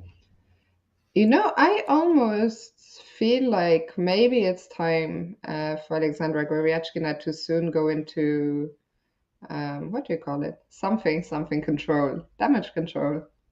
Damage control. Yeah. I thought you were gonna take a good time to take a break, and I was like, "Oh, that sounds good." No, I think it feels like, you know, a few moves ago she had a position where she's very close to getting the knight to c5, play with a risk-free advantage, but suddenly, you know, things have changed a lot, and especially if we continue in this dynamic, it feels like black could be very close to taking over not just initiative, but also the advantage. So yeah, I'm not. I don't think that, let's say, the last few moves, the trend has been in Alexandra's favor here. Yeah, I agree. I feel like the way the last few moves have happened, the tide has turned in Mm. Black's favor. It feels like Black's whatever changes happen in the position have really favored Black. This exchange of these B pawns, that Black all of a sudden has a bit more space, has a bit more logical square for these pieces. The knight that was longing to go to e4 finally landed Hmm. there, right?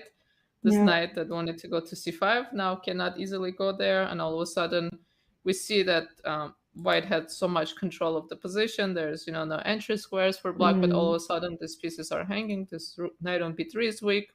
Hmm. This rook might land on c3 at some point, tactically maybe not right away, and all of a sudden it feels like black is gaining a lot of activity. And it goes back to this move before, and when we were talking about sometimes you have to resolve things tactically, Hmm. and if there's some dynamics in the position, if like positionally you look at your game and you feel like you're going to Hmm. be suffering, things are not going your way, if you can find some dynamic ways of solving your problems, that can really Hmm. be helpful. And I think just changing the flow of the game can be very difficult for your opponent to handle. For like, I think for a player that's very difficult to handle. And I think any Hmm. kind of change of flow, like sometimes you're losing and then all of a sudden your opponent blunders and you're winning, and sometimes it's just so overwhelming, right? Because it's just this rush of emotions, and then like Yeah. sometimes you just get so flustered and then you make a mistake again. Yeah. Obviously that's a better change of flow than going from losing to winning, but I think this change of emotional Yeah. state is Yeah. just so Yeah. difficult to handle. No, And I agree. And I really, yeah, I agree with you that I think this was the exact moment.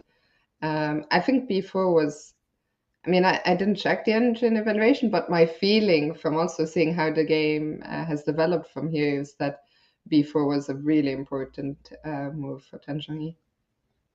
yeah, I think she realized this is her change to change the Mm. flow, to stop white from making these easy moves that are going to just improve her position, and at least making her opponent make some difficult decisions, and Mm. like make some concrete decisions. And now white plays rook b1, and maybe this is more in line of your what you're saying, some damage control. Mm. Because now, okay, so this knight d2 move I was thinking about is no longer possible. But I wonder if we can maybe, I don't think so, like see some kind of a repetition. If knight c3, now the rook will go to c1, and knight goes to e4, but this feels like it just helps. This feels like it's helping white, right, by inviting the rook on the open Mm. file. Let me ask you one question since this is my first day doing commentary on this event. Is there a limit of moves until you can offer a draw? Yeah, move no draw offers until move 40. 40, okay. So that's because it's something I was thinking like, I don't know, call me a chicken if you want, but I was like, if I'm white here, at least the thought would cross my mind to maybe offer a draw if I could at some point. But no moves, no draw offers until move 40. Take that consideration out of the equation. And okay, so if not knight c3, what are some other options here for black? What do you think about this no draw offer rule? Because the US Championship that I played last few years, and I think the Mm-hmm. American Cup too, there was like no draw offers Mm-hmm. whatsoever. Can never offer a draw. Mm-hmm. Um, I maybe haven't given it as much thought because I'm not really an active player. I play very little Mm. these days.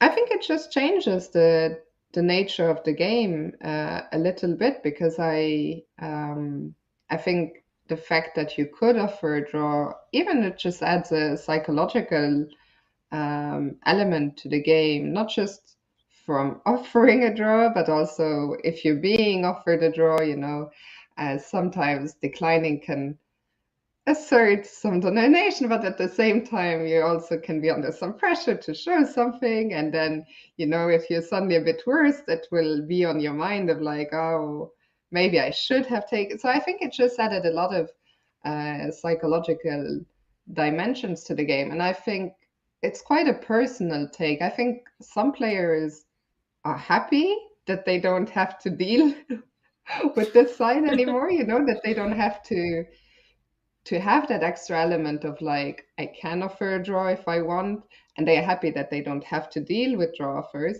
And I think others are. So I think it's very personal. I think for me, especially since I'm more active as a commentator, I prefer when there's no draw offers because I think very often we see draw offers in positions which are very rich, and I understand the players where it's like, okay, the positions are very complicated, and it's easier to bail out with a draw than to, risk something. So from a commentator's point of view, I prefer no draw offers. As a player, I'm not sure. That's fair. What about Actually, you?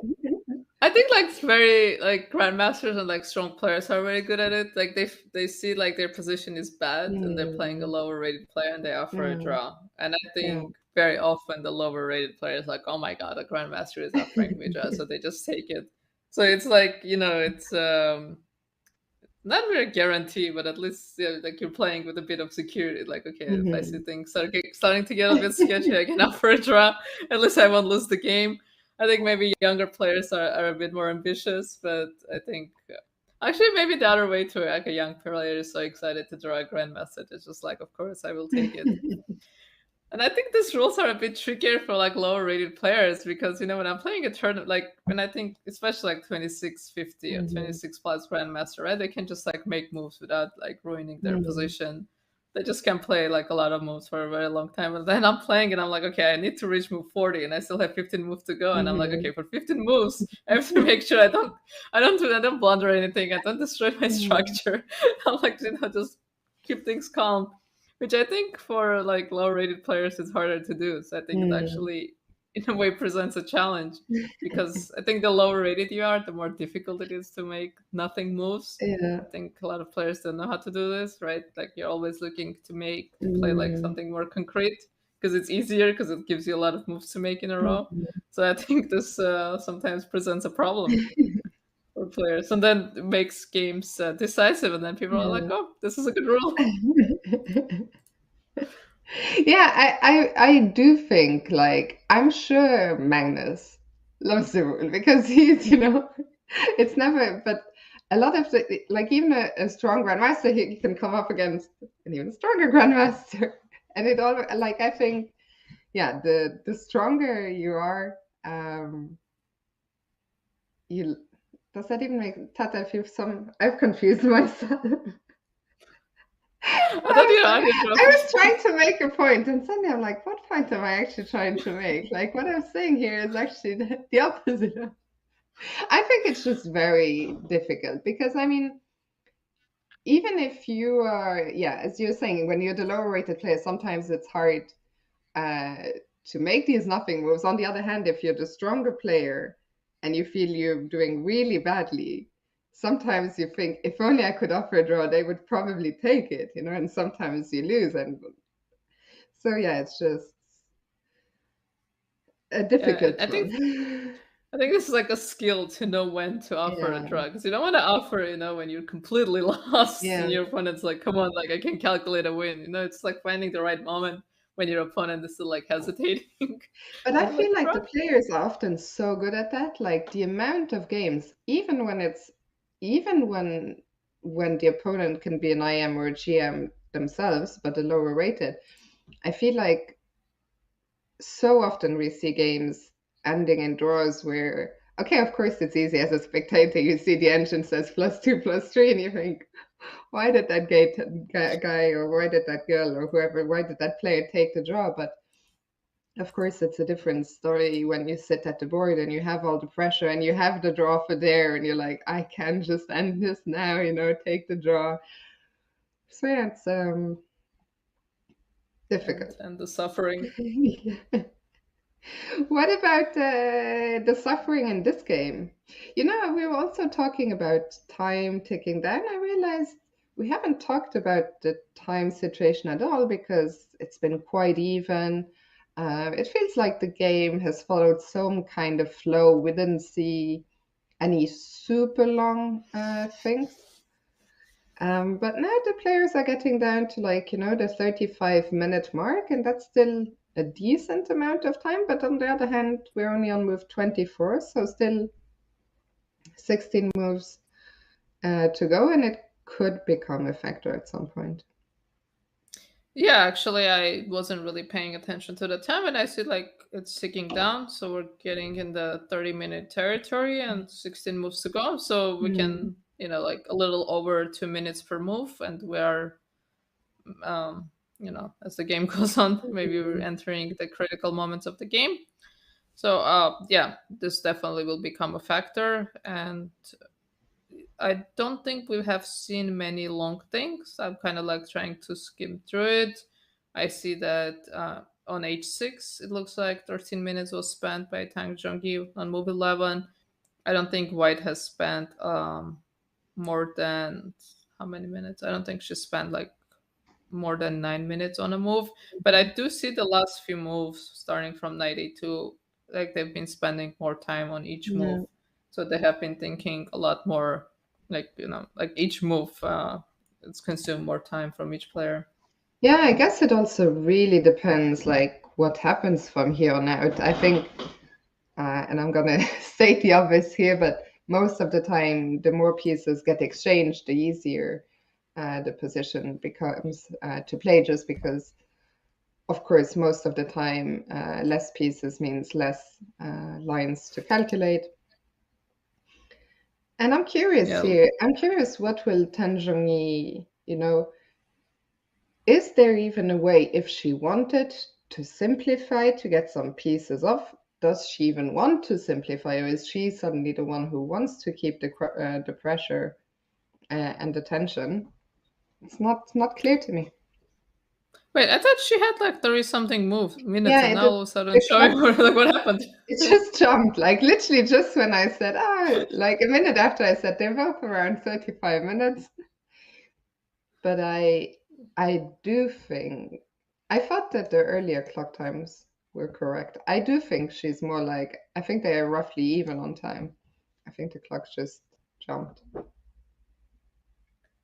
Okay, but yeah, that's a good question. Like what she wants to do in this position. So we did say that the way the game went, it does feel like things improved for Black. You're already looking Mhm. for ways for White to kind of do some damage control, and so let's think of some candidate moves for Black. So what are the possibilities? So what is White trying to do? Is White trying to, I don't think White wants to take and go knight c5. Mhm. I understand rook b1 is a very logical move, right? Because you're pinned and the queen on b2 is not defended. So ideally you want to defend this and that b file open. So it makes a lot of sense to shift the pieces to an open file. So Mhm. what are some options for Black? We did consider some kind of a move in this position. I remember I made a move and then the evaluation bar dropped again. Oh Was yeah, it I made knight knight c3. c3? Yeah. But okay, I think now I see why it's a bad move because knight c5 is actually an option, and not if queen Mhm. hangs, which Mhm. I think forces a trade of queens because the knight is also hanging. So Mhm. of course this is impossible. Okay, so this actually looks start. So knight c3. Actually, I see why it was a blunder because the bishop hangs, Mhm. and now the rook is going to go either to b8 or to b6, and this is starting to look bad. The pawn on a6 hangs. So okay, tactically that's a problem. So actually Mhm. the question I guess is if knight c5 is a threat. So let's try to think of some moves for Black, some candidate moves. Mhm. So what comes to mind to you in this position? Okay, knight f5 maybe, or So we're eyeing this pawn. Mhm. So let's see. So if knight c5 is a move, I think this was my question, right? So if you take take. Starting to get very tactical. Mhm. So take. So this is, of course, is impossible to take because the bishop hangs. But maybe f6 is a move. Clearly not a good one. Well, I see the engine didn't like it. I liked it. But yeah, But I think maybe I know bishop why. f5 is a problem. Yeah. And the knight lands on d3. Mm-hmm. I think this might be a bit unpleasant. Yeah. Again, we see all the spawns on f5. And yeah, no, that endgame looks painful. I'm not sure. I mean, there's concrete d4. Yeah, maybe. Okay, I want to know why this Yeah. dropped immediately. No, this is. I think this has to be the line. So bishop takes, knight d3. And this goes back to the things we were saying before, knight versus bishop, and like two pieces fighting for the same square, where the knight wants to go to d3, so you get rid of it. Okay, so Yeah, how did fair we get answer. here? From knight f5. And then we're talking about knight c5, but maybe there's other options for black. So I think this trade needs to happen. The queen is hanging. So maybe there's a better move in this position. Maybe there's something very tactical. Let's say in this position, f6 is not necessary. So maybe this Do you knight have a needs to move. threat? Yeah, I was just gonna say, can't we just... Yeah, I like knight d4. Maybe knight goes here.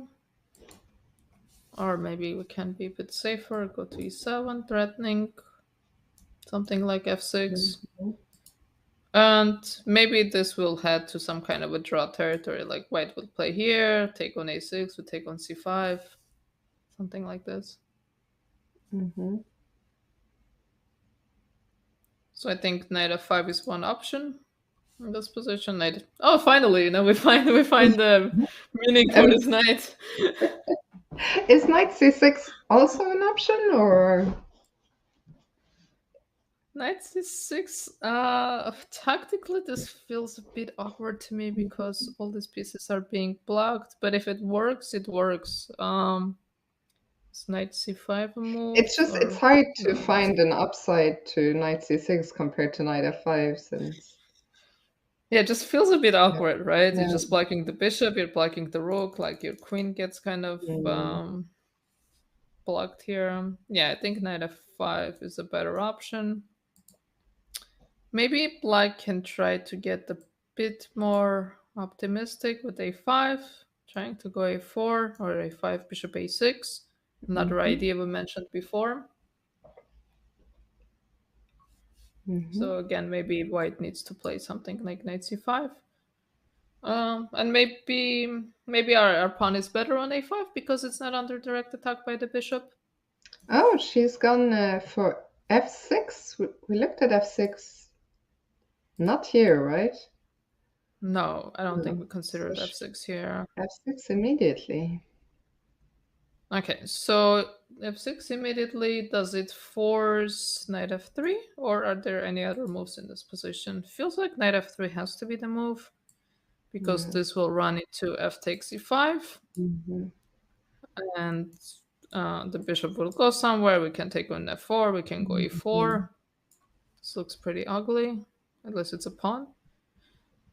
So the knight will have to move. So the knight can go either to g4 or f3. I don't think there's any tactics, right? This is just a free piece. It doesn't make any sense. So okay, so let's say the knight goes... Where do you think? g4, e3, or f3? f3 looks a bit more natural, no? Yeah, I think f3 looks like a normal move. Okay, Also so what's to the keep idea? just an eye on d4. Sorry? Just to keep an eye on d4 as well, and from g4 it's hard to see what would be the future of the knight. It would then have to come back to e3, I guess, and still it's hard to see. So yeah, I think Or maybe f3... you can take on h6. Yeah. Sure, that's a fair point. Yeah, knight f3. So why f6? Because f6, bit of a weakening move, although I don't see how white can take advantage of it. It's Can very black at some intensive. point dream of going e5? Not here, I guess. e5, yeah, e5 tactically doesn't work. We have a lot of attackers. But okay, kicking the knight away from e5 makes a lot of sense. So maybe now knight f5 is a move, or maybe is there something maybe a little more concrete? Maybe the knight. Yeah, Knight okay, let's see knight over. f5. Why not? Knight f5.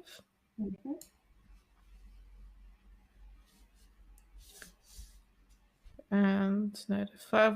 What were we considering here? We're thinking about knight c5, right? Yeah. And then takes. Are there The some age-old tactics? question: what has changed? A lot has changed here, right? Yeah. So if we take on c5, so first we have to consider if this works. Okay, I guess it does because the evaluation part didn't jump. Yeah, but wait, I'm still trying to understand. So if So many things are hanging in this yeah, position. So if I take, how does this work? So you take? No, you don't take. What do you do? I take on c5. No, then I take here. How does this work? This looks impossible. If I take on f3, Can I it's still a go? piece. No. Okay, that's still a piece. No. Can I? Is knight e2 a move? No, probably not at all. Knight e2. On knight e2, I think. I believe I just take. And you can even just take with the knight. No, never mind. Is this one of those things when the eval is just wrong and you make a move and just it's like, oops. But okay, I mean, it feels like we've looked at almost all the legal moves. Like, this is right. This is why I have an engine. knight b5. Oh my god, and just attacking both pieces. So simple. God, this was difficult. I know, but so difficult. Exactly. Okay, but the way we got here. No, but I think maybe like something like this is also quite playable. Okay, but let's go. Oh, she's gone to g4. Okay. Okay, that I did not expect. So we chased the knight away from e5. So now the c6 square is no longer a target. So maybe we can finally start bringing this bishop into the world. That would be so nice. Let's see, bishop c6. Bishop c6 and oh my god, again my move is bad. Why are all of my moves bad? Okay, but is it so? When the bar only jumps a little bit like that, I always think, is it really so bad? Maybe f3. Okay. So maybe maybe this is a bit more concrete. So we chase this knight away and we go to c5. Yeah, maybe this position.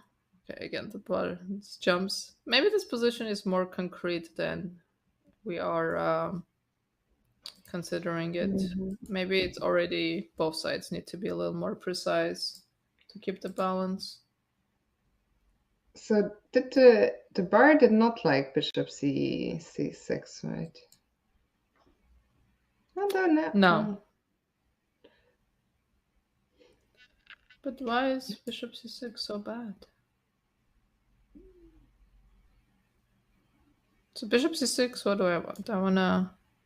What if can I take on e4 and then go to c5? And your argument is you're putting a knight on e3, so Like nothing is going to happen on the diagonal. Okay, that makes sense. But maybe we need to start at knight e3. Mm-hmm. And now there is no knight f5, it looks like. So if bishop a4, now maybe you can do this.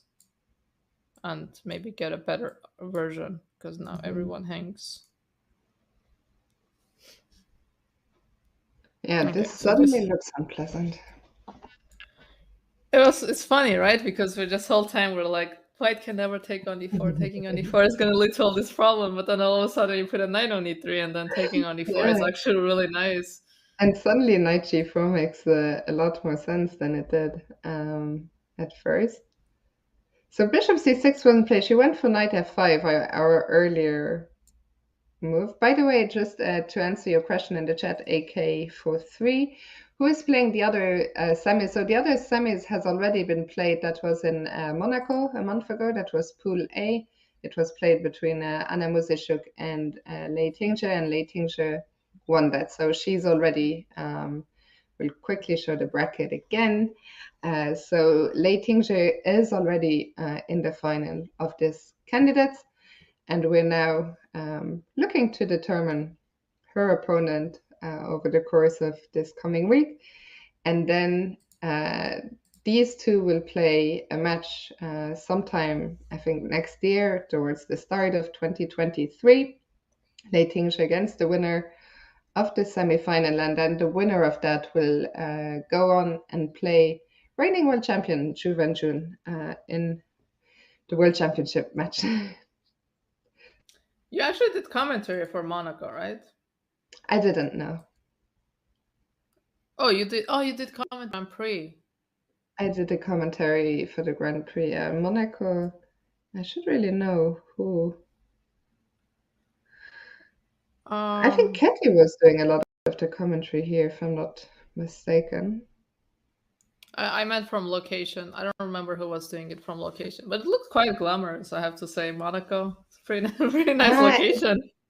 So it was so Katie was doing the official commentary, and for Chess.com it was Arjun Nixons and Alessia. So thank you to our producer for clarifying. But yeah, Monaco would have been looked lovely. But Kiva also, the pictures I've seen, I don't know, have you been to Uzbekistan? No, I haven't. Have you? No, I haven't either. But the pictures I've seen from Kiva looked very nice. But I have some friends there, and they told me it's very, very cold. So lovely, lovely, but cold, I think, from a temperature perspective. Monaco would have been nicer, but both played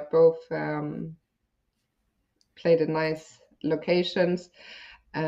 Someone was wondering why did they do that? Two pools. I think FIDE did confirm that was for political reasons, because it was not easy having Russian and Ukrainian players play each other. Of course, originally the women's FIDE candidates was supposed to be played the same.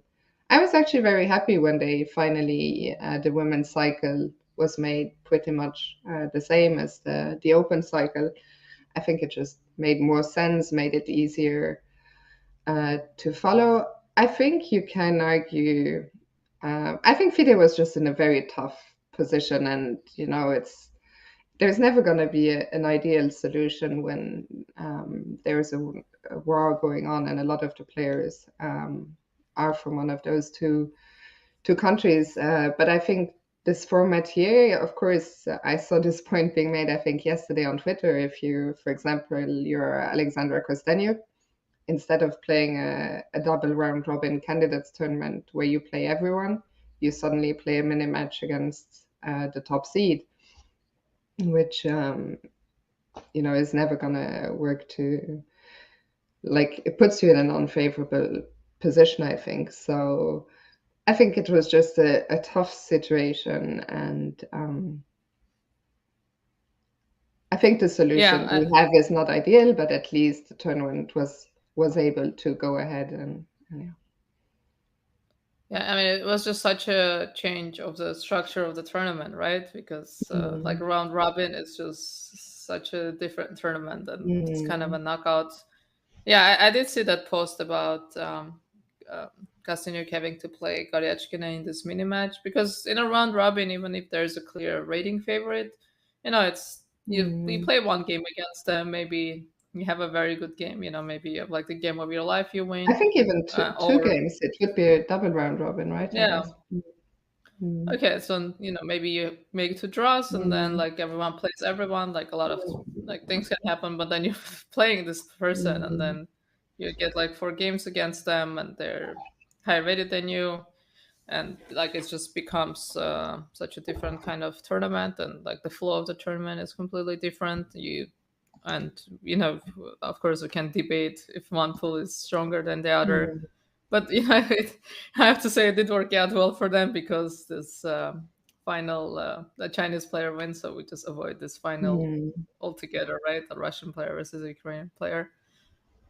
So Yeah, and I guess in that regard, they're quite happy about the outcome. I think so, yeah, because I mean, Pumpkin the Cat is saying I kind of like the knockout format, but they would need a better way to determine the seeding. I think even there, I'm not sure exactly how, but they were very limited there because they had to um, put the two Ukrainian players in one pool and all the Russians in another pool, and then it's not like the two pools were drawn at random because the whole point of doing pools was to keep the players apart, of course. But yeah, I mean, I think it's just a very difficult situation. Hopefully, I mean, I'm obviously stating the obvious here, but hopefully the war ends soon, and because I think it's just been apart from all the human tragedy, and and maybe we need to switch topics soon, but it's just been, even from a sporting perspective, if we leave aside the whole human and aspect, it's difficult because a lot of the players who are involved here, we talked about Alexandra Goryachkina, not sorry, Alexandra Kosteniuk, she has numerous times spoken out against the war, and so yeah. Anyway, enough about that. But I mean, I do agree with your original point that the format has changed, because it used to be two completely different formats. One of them Mm, used to be this match format, and the other one was this knockout format, the world, which is now World Cup, that was called the World Championship, and there were two completely different cycles. One had nothing to do with the other. mm, A lot of times, the reigning world champion would still play in the Grand Prix, which I always mm, found so strange. Like you cannot play in the qualification cycle when you're a world champion. Like I don't think this mm. should be allowed. And then you would have, I think it was on odd years, it was the World Cup winner Yeah. was the world champion. On even years, it was the match winner. So you could lose your title without actually having like a real chance to defend it. So it's like a very, it Mm, felt like no one thought about it. It's just like they just slapped kind of like tournaments together. So I do like that. As like I know a lot of people don't like this Canada's tournament and matches, but at mm, least there is some cohesive method that we can say, okay, like this is the format, this is how you qualify, this is what happens, this is how the world champion is determined, and then mm. it's like a more logical continuation to this titles. Yeah, for sure. And hopefully, I mean, I think the plan was to just have, the cycles now be exactly the same for open and for the women's, which would also make it so much easier for everyone to follow. So hopefully for the next cycle, um, we can see, a double round robin candidates, and the war will have ended. In the game, after knight f5, Alexandra Goryachkina took quite a long think and then went for knight e3. So challenging. So this knight finally did land on f5. So after it went on e7 for a very Yeah. long time, we are wondering why the knight is on e7. So it did go on f5, and now white is challenging this knight. So Mm. again, the question is, should we trade knights or should we keep more pieces on the board? So the logical move would be to d6, which this actually looks very appealing to me, right? For a long time, we looked at knight on e7 and we couldn't figure out where it could go. But the knight here actually is so logical. Now it wants to go to Mm. c4. And this looks like a very nice square for this knight. Mm-hmm. And if I go f3, I'm starting to wonder. I don't think this knight is getting in trouble, right? Because you always have this knight c3 move. And or maybe even, is it Yeah, I possible was to go wondering. rook c3? Mm-hmm. And then we see it's like so many pieces on the third rank all of a sudden, and they're all hanging. This is really chaos. So It's here, interesting, right? yeah, It's like so quiet for so long, and then all of a and sudden, like so many things are happening. Yeah, and I f3 doesn't feel good. also, I mean, we talked like maybe around 15, 20 minutes ago, we talked about the time situation. And when we talked about it, it was move 24. So only two moves have passed since. But rather than having 35 minutes, the players now have 25 minutes. And it just tells you, how quickly, although we're now, some pieces have come off, but still the position is very rich. Very complex, and yeah, time could become a factor here with only 14 moves. With still 14 moves to go. It's quite a lot. Yeah, that's a lot of moves to make, especially when the position is maybe becoming more dynamic. Mm-hmm. And but I don't know about this time because it just changes so randomly. Maybe it's like they'll show us for move 40 But minutes again. I'm But I think trying this to. is accurate by now. I think it's because the time control will be in an hour, if I'm not mistaken. The first time control is after 3 hours 40, right? Hmm. So we're 1 hour away, and if we add up their time, it's like I'm gonna let you figure out this math on your 50 own. minutes. No, I think it seems It's right to adding up. me. Yeah, it's adding up. Yeah, I think now it's accurate. Yeah, I think this is definitely going to be a factor, right? Because now it's less Mhm, than 2 minutes per move. Okay, you mhm, get the 30-second increment. So if you can play a few moves in a row very quickly, then that's actually significant. You can build up quite a bit of time. mhm, Uh, but otherwise, if the position becomes a bit more and more concrete with little time to make decisions, can become very significant. mhm, But I think we can agree that things have gone really well for Tangerine game because it felt like Black was going to suffer, but now it mhm. does feel like Black has the upper hand, has a more pleasant position. And not to say that Black is going to win this or Black has any kind of decisive advantage, but just feels a bit more pleasant for Black in this position already, I think. Yeah, for sure. I think, in the early stages of the game and the early middle game, it didn't feel. I think what we have now is a game for all three results, and I think for a long time it didn't feel that way. It felt like um, Black is playing for two results. Either she'll hold or she might lose, but it didn't feel like she seemed quite far away from getting any chances. But now we're here, and yeah, I think absolutely anything could happen from here on out. So, oh, she did go knight fd6. Yeah, I think this move was also fine. But now it solves White's biggest problem, right? This Mm, isolated pawn. Maybe Black has to think about this kind of end games. Let's say these pieces get traded, the knight goes to c5, and then again this knight versus bishop kind of end game. So she avoids all of that, and she simply moves the knight back, claiming that my knight on d6 is not worse than your knight on e3. And now maybe knight c4 is actually a threat. mhm, So again, we have to figure out what to do for white. Um, so one thing we were considering was taking on e4. I don't know if it works out in this particular case, but we did say if the knight goes on e3, then it's possible to take on e4. mhm, And this is actually another important thing that I was just thinking about it because sometimes, in our mind, we're like, okay, this move is impossible. We just completely forget about it mhm, and never ever consider it. But it's important, especially if it's like a tempo move, like a mhm, capture, to at least keep it on the radar and not just completely forget that's like bishop e4 is an impossible move. Like this is something we considered. I'm not sure it makes much sense here, right? I don't think this works out tactically because now You can just So take. Mhm. yeah, even though we cannot take this, like this bishop is actually a monster in this position. Hmm. Who thought we would ever say that? But you know, that's the thing about this like French bishops. You know, you have this like c8 bishop, and it's just completely useless. But if it ever like becomes like a piece in the game, it's so strong. It's like having an extra piece. Yeah, I see that. So taking on e4 is not, Mhm. I think, a realistic option.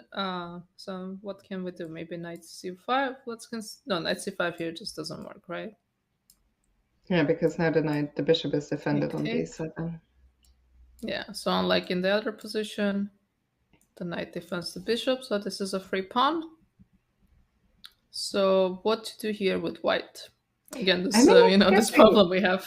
yeah, it's getting really not easy to play as white, which again is the complete opposite to what we had earlier, where white had so many obvious moves and it wasn't so clear. So that's another aspect in which things have turned around completely, as we see Alexandra drop quite close to 20 minutes on the clock. I don't know. I'm trying to find a move that makes sense, but I wish I could put this queen somewhere that's is like queen? here. No, I was gonna go to e2 and immediately run into knight c3, which is not ideal. But imagine if, like, where can I? Okay, imagine if we could play this move, and now immediately knight c5. Obviously, I'm running into knight c3, but just thinking about this concept, right? If my queen is gone, now knight Mhm. c5 is actually a very annoying threat because I'm just Yeah. attacking your queen. But the problem is I don't see a good square for this queen. I cannot go to a2. I cannot go to e2 because of knight c3. Okay, Um, what about queen a1? Is it probably completely? Oh, well, better oh, than the other queen moves. But here, actually, knight c5 is a bit of a threat, no? yeah. What is I mean, queen how does a1. black respond? I was almost in shock when the bar didn't drop, but when it didn't drop, it suddenly feels like, yeah, actually, this makes sense. How does black respond? Can we also Knight get a c3. queen?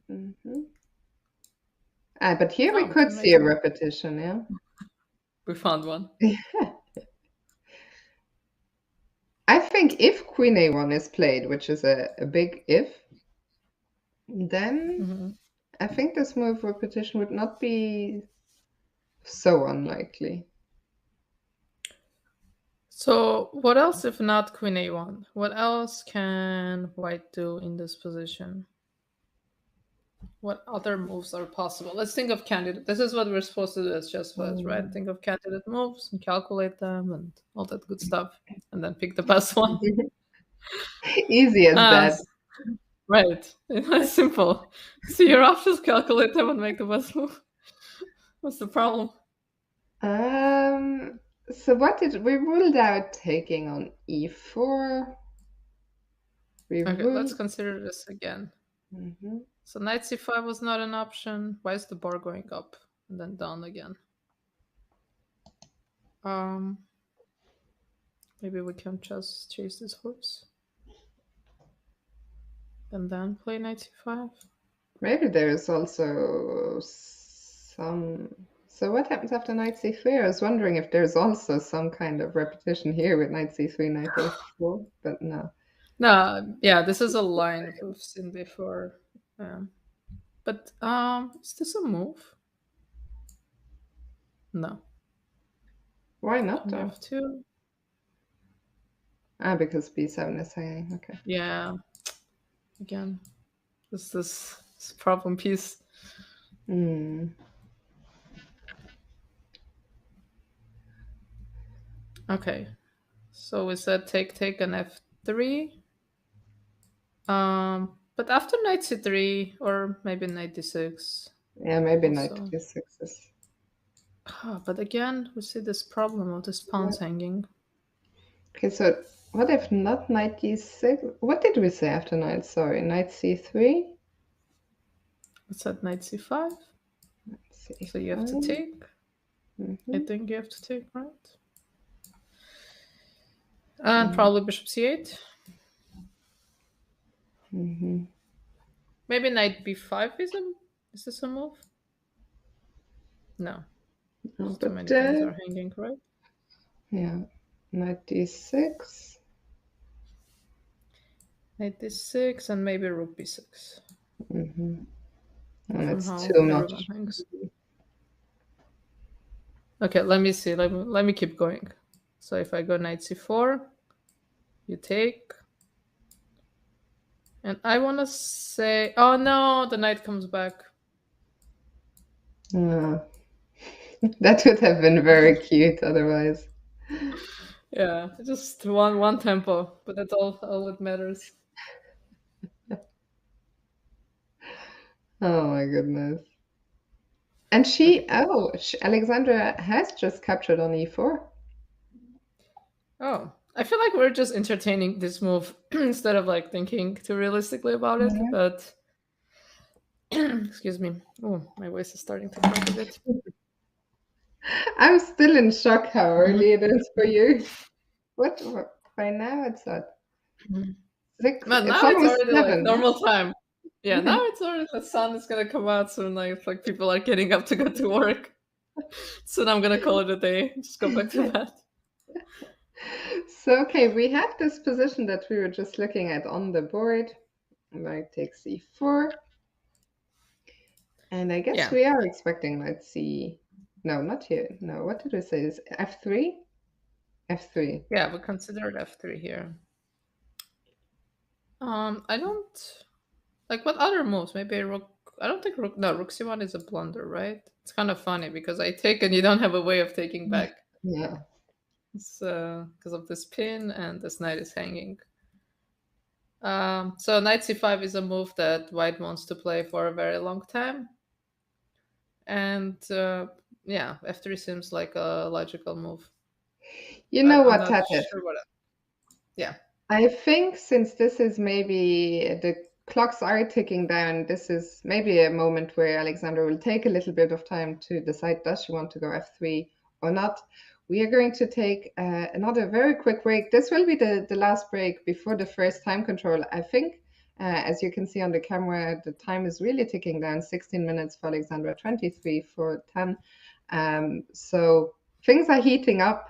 Don't go anywhere, and we'll be back with the remainder of this game in just a few minutes. What is this? This is duck chess, you guys. This is a new variant. It's called duck chess. Chess, but with a duck. Quack, quack. How to play duck chess. The duck is a brick. Pieces cannot move through the square occupied by the duck. Click on a square to place the duck. Oh, you put the duck to prevent moves of opponent, not yourself.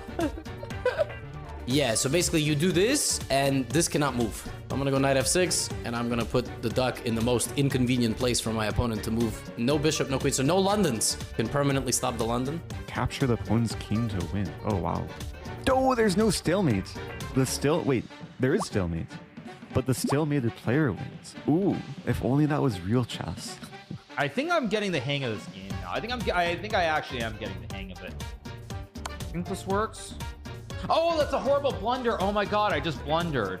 I have to move something else first, then dock, and knight will take my king. This is the best way to lose the duck chess.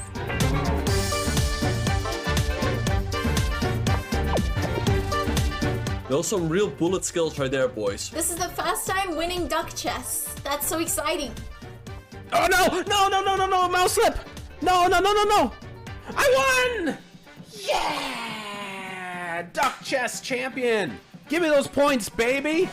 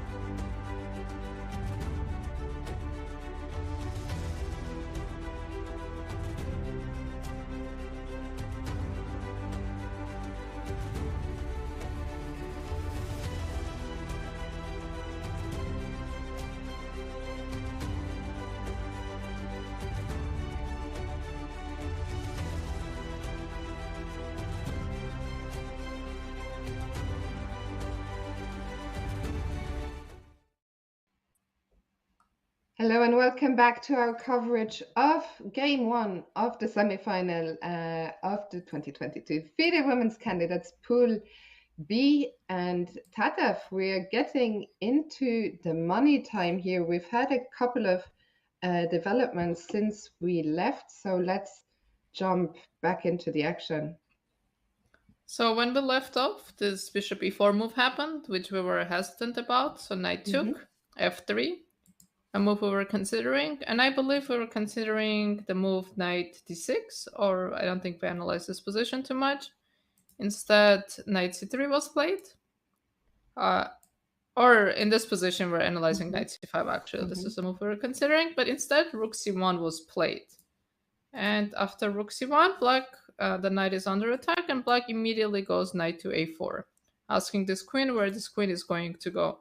And I think I'm starting to see some problems in white's position, actually some real problems, because besides this rook being, like all these pieces being under attack now, I'm seeing this pawn on d4 is also becoming a problem. I think queen d2 was the only move, because if the queen went anywhere else, then after takes, the pawn was hanging. So instead the queen went to d2.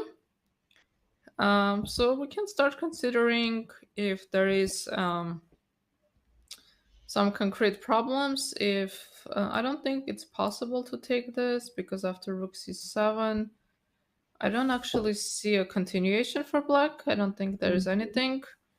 So instead, maybe we can, what can we do? We can take on c1.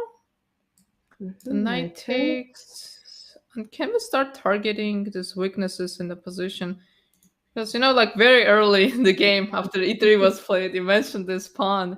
And now this pawn is actually becoming maybe a bit of a problem. It has to find a way to reroute this knight. So where can this knight go? Maybe, I don't think knight b2 makes sense. Maybe. Well, does knight b2, knight c4 make sense at all?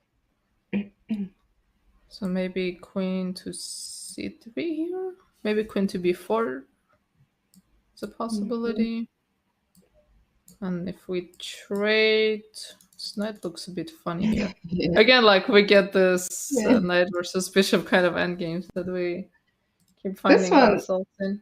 I mean, this one is a very weird endgame, right? I mean, there's pawn structures with those 4 isolated pawns on the queen side. You don't see that so often. And the 2, that's just and the double pawns here. It's just a lot of not very good looking pawns in this position. I mean, this is a kind of endgame where if you asked me, you know, would I rather take white or black, it would take me a long time to come up with an answer.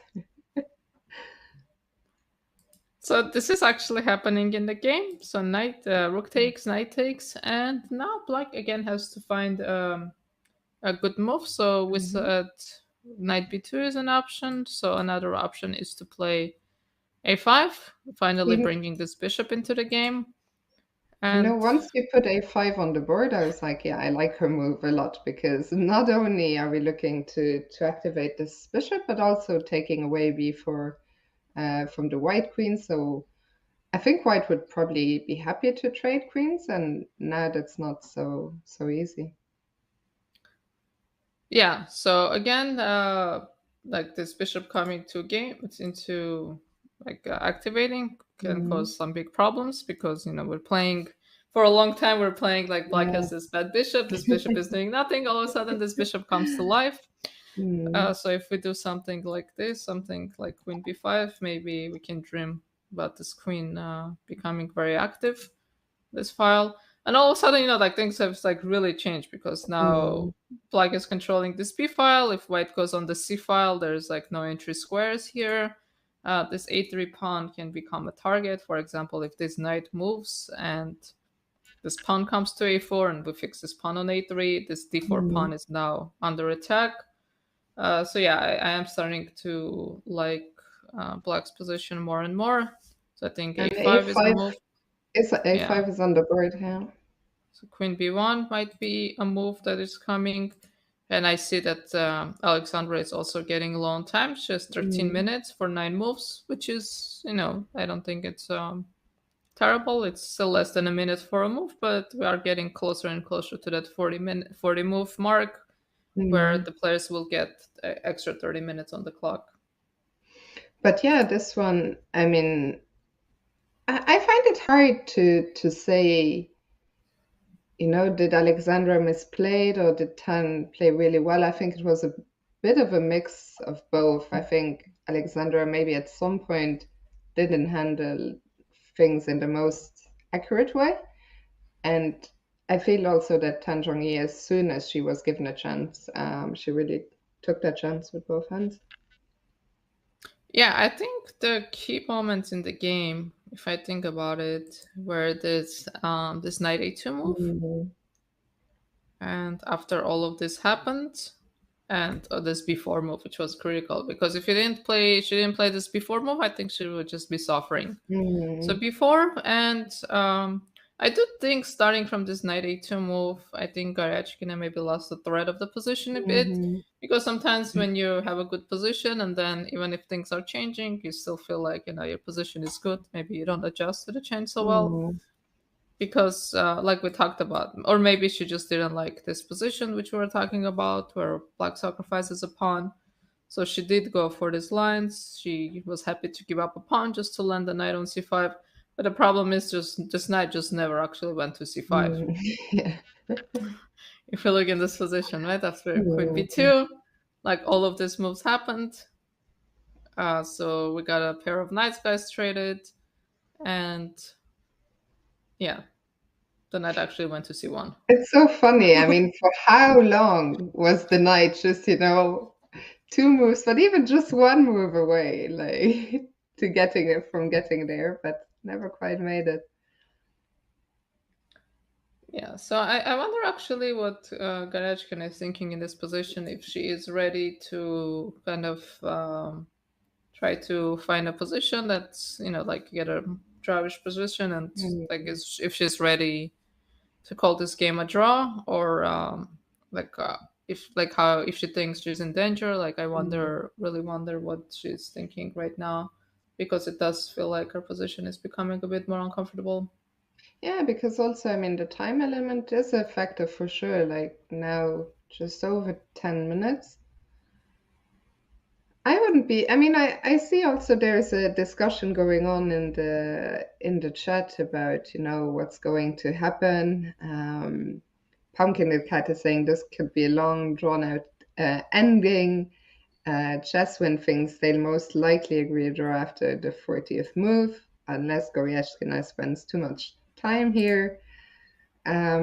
So I find it hard, yeah, okay, King G2 has just been played, which I think is a move that makes sense. Okay, you just make a move, you keep an eye on f3, just get the king also off the bank rank. In some cases, queen b1 could be annoying. So I think king g2 is a solid move that makes sense. I see Mikey G was in the chat earlier saying play f5. I don't know if he meant in the previous position before king g2. I don't know if f5 was ever an option. I guess for white he means. I was actually just thinking if the bishop moves from the diagonal, f5 can become a annoying move to play. So play f5 here. So let's say I'm just not give up. sure actually in which position. Let's say here. So we can take. Yeah, this is possibility. The queen could go to g4 in one move, can pose some problem. Because a knight on f5 against this g7 h6 pawn is just so annoying, because it's Mm. always some kind of a threat. Yeah, So yeah, actually, maybe f5. F5 wasn't on my radar at all, but the more I look at it, the more I like it. Maybe But e5 is an option. But okay, king g2 I like, because you're getting out of this diagonal, right? And it's not like something is under threat in this diagonal or something crazy is going to happen. It's just prophylactic move, kind of a nothing kind of move. Doesn't really change the nature of the position, doesn't make any big commitments, just gets the king off the diagonal. And f5 is just, again, a move we can keep an eye out for. So if this bishop ever moves, with the idea being, if you take, I will take on d5. And okay, now things are becoming really interesting here. So is there anything black can do to try and prevent f5 or take the power out of f5? We were considering this knight b2, and then we came up with this queen b4 move. So now that the pawn is on a5, maybe we can play knight She b2. has just played knight b2. Oh, Literally, the second you said it, I saw her hand reach out on the camera, and yeah. Okay, so knight b2, and with the idea of putting a knight on c4 and opening this bishop's diagonal, we can force a trade. So let's say if we play, well, knight d3 is a blunder because of queen d4. Let's say like knight e2 or something. For example, something like this. If happens, then finally our bishop is a person. So I mean, yeah, knight b2. That position looked very bad for white, that resulting. So maybe knight c4 is actually an annoying move to deal with. Maybe the queen needs to go to c3. It's always so tricky with the knights because the knights just jump and then you feel like you might blunder something. Yeah. So knight. So maybe take. Does anything work here? I wanted to find something here, but maybe there's nothing and like check. I wanted to go after this pawn. Yeah, knight e2. Can I take? Not my pawns. I'm actually, I just realized this hangs with a check, but I'm not sure if this is such a... I don't know. Yeah. And it's not my pieces, so I can just keep them away. But this looks kind of dynamic, no? Yeah. Or no? Yeah, I mean... Yeah. This hangs as a pin. Okay, here now white can bail out with a draw, right? Queen e8, queen e4. Oh, yeah. Because earlier that wasn't possible. Yeah. So I think, yeah. Okay, we found the repetition. Okay, so how did we get here? We played knight b2, and then we started making random moves. That's always such a great... I ask myself that so often when I'm, commentating or analyzing. Like even after like post-game analysis, I am so bad. This is my morning confession. When I analyze a game with my opponent afterwards and we go down the line, and I find it almost impossible to put back the pieces to where they were. I always just kind of look at my opponent helplessly, hoping they will know. And yeah, the same for when we analyze lines. You're like, how did we get here? Where did we come from? Yeah, that happens to me too. I feel like the second the game is over, it's just like my brain stops working. Like I can't, like I blunder everything in analysis. Like I forget moves. Like I forgot how it, like I just forget the game. Oh, queen c3. So we might see our line. Yeah, we might. I like that pawn sacrifice. I like that. How did we... It was here, yeah, that you played knight c4. Yeah, knight c4, and we gave up a pawn. Maybe knight c4. Is it possible? No. I wanted to do something like this, but I think this guy is hanging here. Even this, so... I mean, even that didn't seem terrible. Oh, because you can take this way. Then comes back. Yeah. It's a pawn sacrifice, but we do have a passed pawn and target. So if not knight c4, can black start putting pressure on white? Because I think if black just... I think white is like very happy already to bail out in this position. She's done on time. She has 8. She has 8. She less has than 8 played minutes. Knight c4. Knight c4. Okay. Yeah. So I think white in this position is happy to exchange and maybe even make it a draw because she has less than 8 minutes for 7 moves. And Tan Chungi, she's playing very quickly, and I've played her several times before. She plays very quickly, and I think she's very comfortable in this position. She was spending quite a bit of time earlier, but I think here she feels quite happy. And White has to make sure that her position doesn't fall apart. So after knight c4, okay, it's knight c4. So what Guess did we she do has here? to take. We took, I think. Knight She and took. queen b2. So this is what we did, right? So Yeah. is it possible there's a better move here? Maybe what? Maybe after knight e2, is there a bishop d5 here? Mhm. And if queen, where do we go? Check or d3? Yeah, let's say d3. d3 and now maybe like a4. You just get very boxed in, right? It's like, Yeah, like your extra pawn doesn't feel like such a huge deal. yeah, I And mean, also maybe bishop b3 might come. yeah, if I take this pawn, that's going to be actually very dangerous. Yeah. But maybe there's already some challenges in this position. So after knight c4 takes. So has she moved yet? No, she hasn't taken yet. Maybe she doesn't have to take, first of all, but let's see. So takes. She also doesn't have to take on c4, but like I don't want to allow the bishop coming to d5. That actually looks quite unpleasant. Yeah. But if she doesn't take on c4, she is thinking, what other moves can we do? So what is does black actually have a threat in this position? I guess that's our first question. Is queen b2 a threat? Is knight e3 a threat? I guess maybe taking on c4 is just opening this bishop. Maybe it's not a very fun thing to do, right? Yeah, and we saw there just for 1 second on the camera, Alexandra Goryachkina take a quick look at her score sheet. So I think just double checking, how many moves does she still have to make?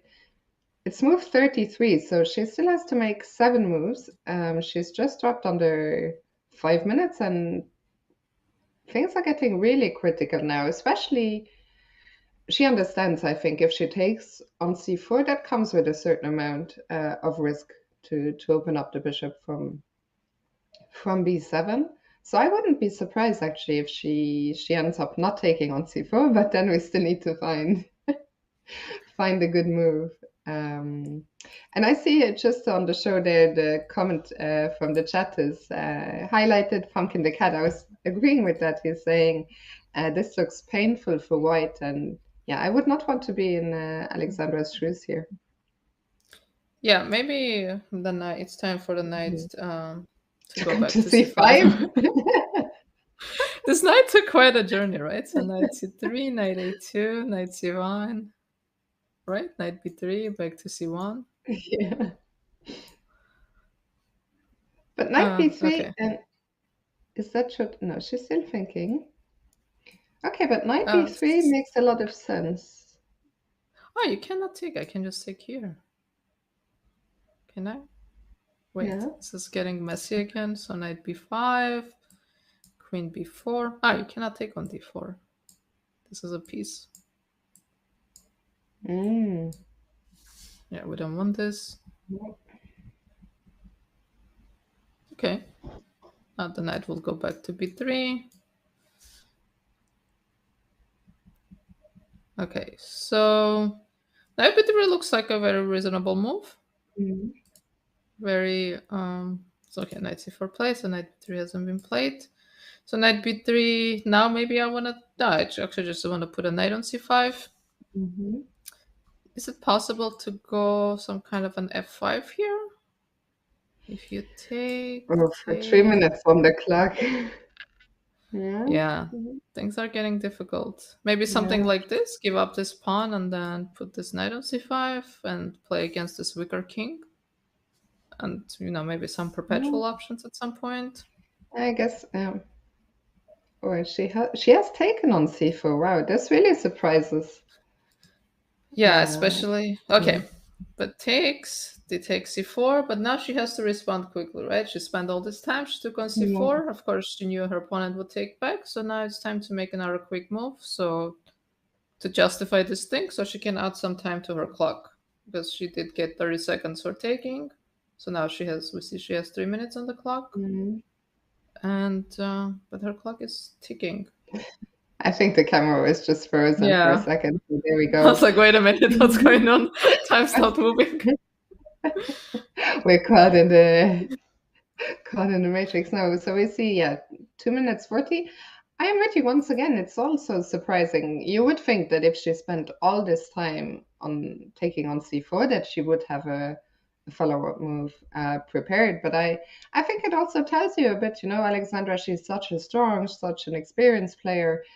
But there is a lot at stake here, especially playing the first game with the white pieces. I think if you're black, of course, you never want to lose. A four-game match is incredibly short. But if you start with a loss with white, that's really the worst thing that can happen. Yeah, especially like game one, you start with a loss, and this is what happened. I think in the playoff, 10 won the first game against Lagno, and then she just showed the rest of the games. Okay, those were rapid games, obviously a lot of nerves, but she didn't lose any other game.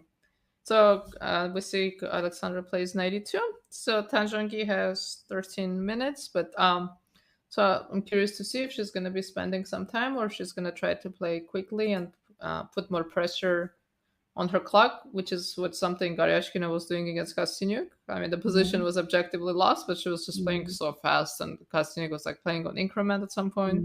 She had like a couple of minutes left, and like Goryachkina was just playing so fast and like forcing her to constantly make decisions. It's such a difficult spot, right? Because like it's so hard to gauge when should you. I think in general we always told don't play on your opponent's time, but I think there are moments where it works, and I mean I think that's Goryachkina and others before her have kind of showed that. But I think I feel in your own games, I don't know what your experience is, but in my own games sometimes I feel like it's not easy, to also okay. I mean here. Did you make that move or did she make that move? Bishop d5. She made that move. Yeah. A very logical move, right?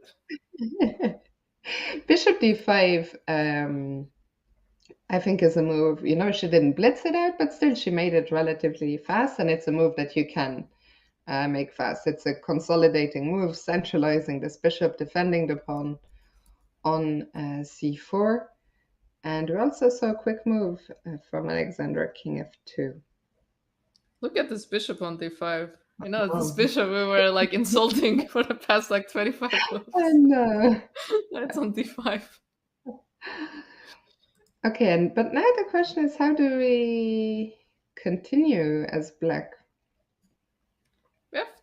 So queen b3, I think, is a pretty big decision for her, offering this queen trade. And another decision for white, if she thinks she can do something like this, and if this is going to be a fortress, or if this is... No, I think tactically this is actually just lost. Goes b2, then bishop goes to e2. So now I see... Okay, so king f2 actually is like, okay, we're in an endgame, you bring your king closer to the endgame, right? Especially if you're expecting a queen trade.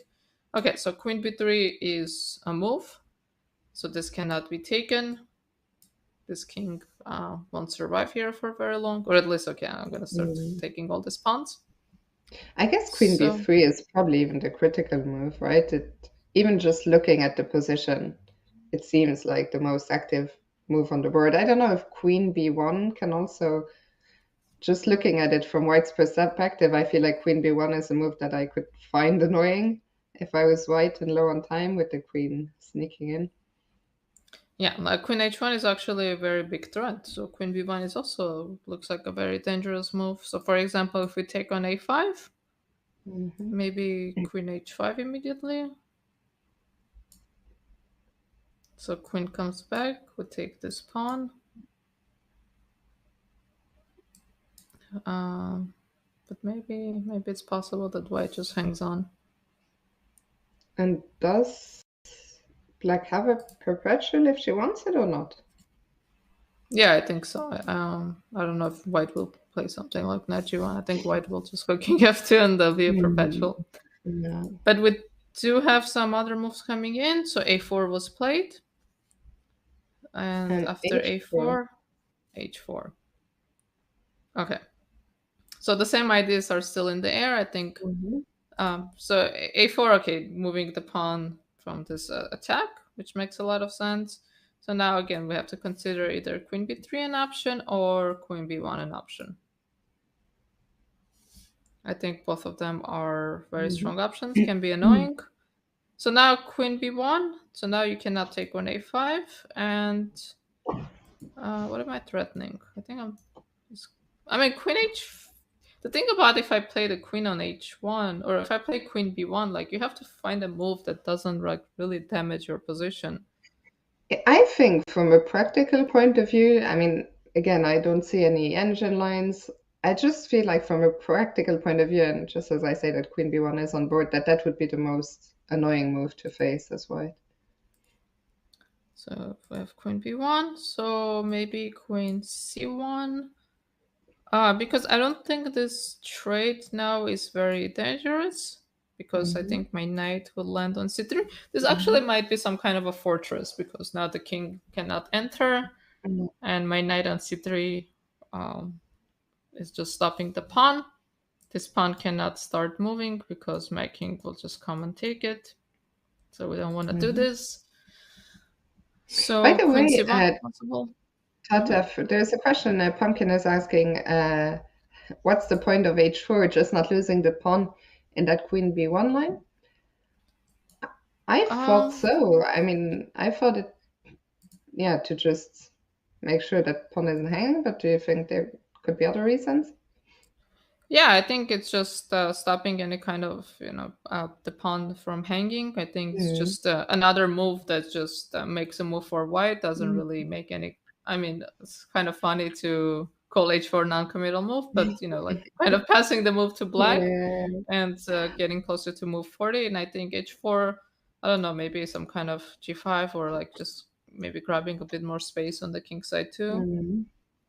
It just feels like a nice way to try to get closer to the move 40. I wonder, is this possible? This repetition?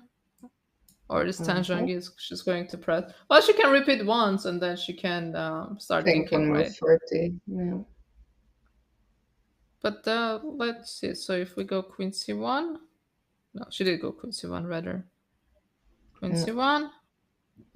So can the queen start jumping to this side? Does this make sense?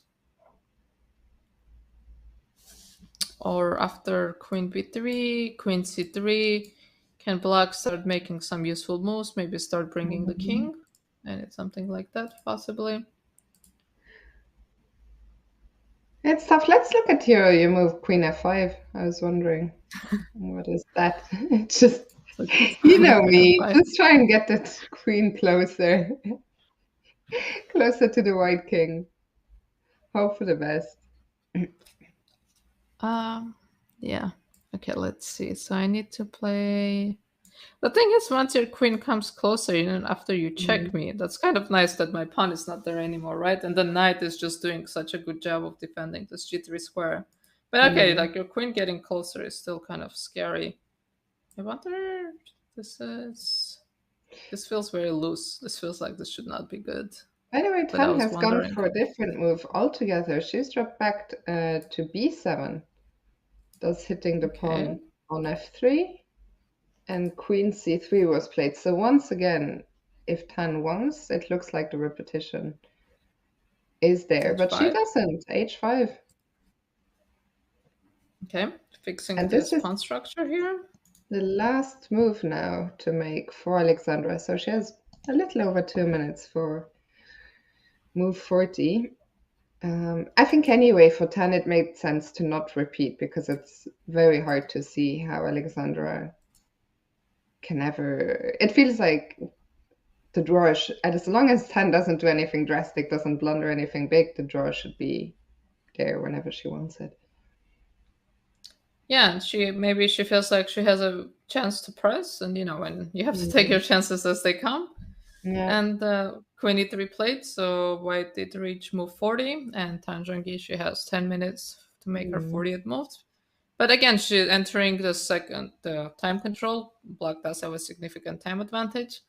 But it feels like she, like White has set up this structure here with the king on f2, and I think her moves are just going to be shuffling back and forth unless, Black comes up with some kind of a threat, which is not clear what it's going to be. So maybe she feels like she has some kind of a fortress here. Yeah. Tatev, you've been following and commentating the games of the quarterfinal here, and you've seen them a lot closer than I have. I see the one Lord God in the chat is saying, I think this is the first time so far Goryachkina seems to have trouble. Against Kostaniuk, she was either notably better or just fine in all 4 games, but I think that's not quite. No, that's actually true. She had so she won game 3, which is I think was a really nice game. Game 4, Kostaniuk was in a must-win situation, but I think Goryachkina was just happy with a draw. She wasn't like really trying to play. She had a good position. She wasn't really trying to play for a win. I mean, she had the white pieces, but a draw happened. But I do remember in the first 2 games, Goryachkina had the upper hand. I don't think anything decisive, but just like a better positions. So actually, yeah, that's correct. This is the first time I'm seeing her be in trouble. Then I thought that in one of the games, at least against Kostaniuk, but yeah, no, then you're absolutely correct in the chat. And I also think that even today, though, that she's done a good job of keeping things in control. Yes, she's suffering a bit here, but how much better do you think Black really is? I think optically Black is doing quite well, but realistically, I don't know what is a way to break through here for Black. So maybe Black can start bringing her king somewhere. So Black is, I think, playing with no risk, right? I don't think White has anything too dangerous coming Black's way. So we can start try to think ways to improve Black's position, or if there is anything in this position that White can do to try to activate her position, which looks a bit scary. Excuse me. So for example, with it, so let's make a move that passes. It's hard to make a passing move. So let's say if Queen b6, something like f5. And immediately, at the very least, there is a draw. So maybe there is this threat of f5 in the air at some point. Yeah, I think here probably White. Can White not even just take on f5? Oh, was it hanging?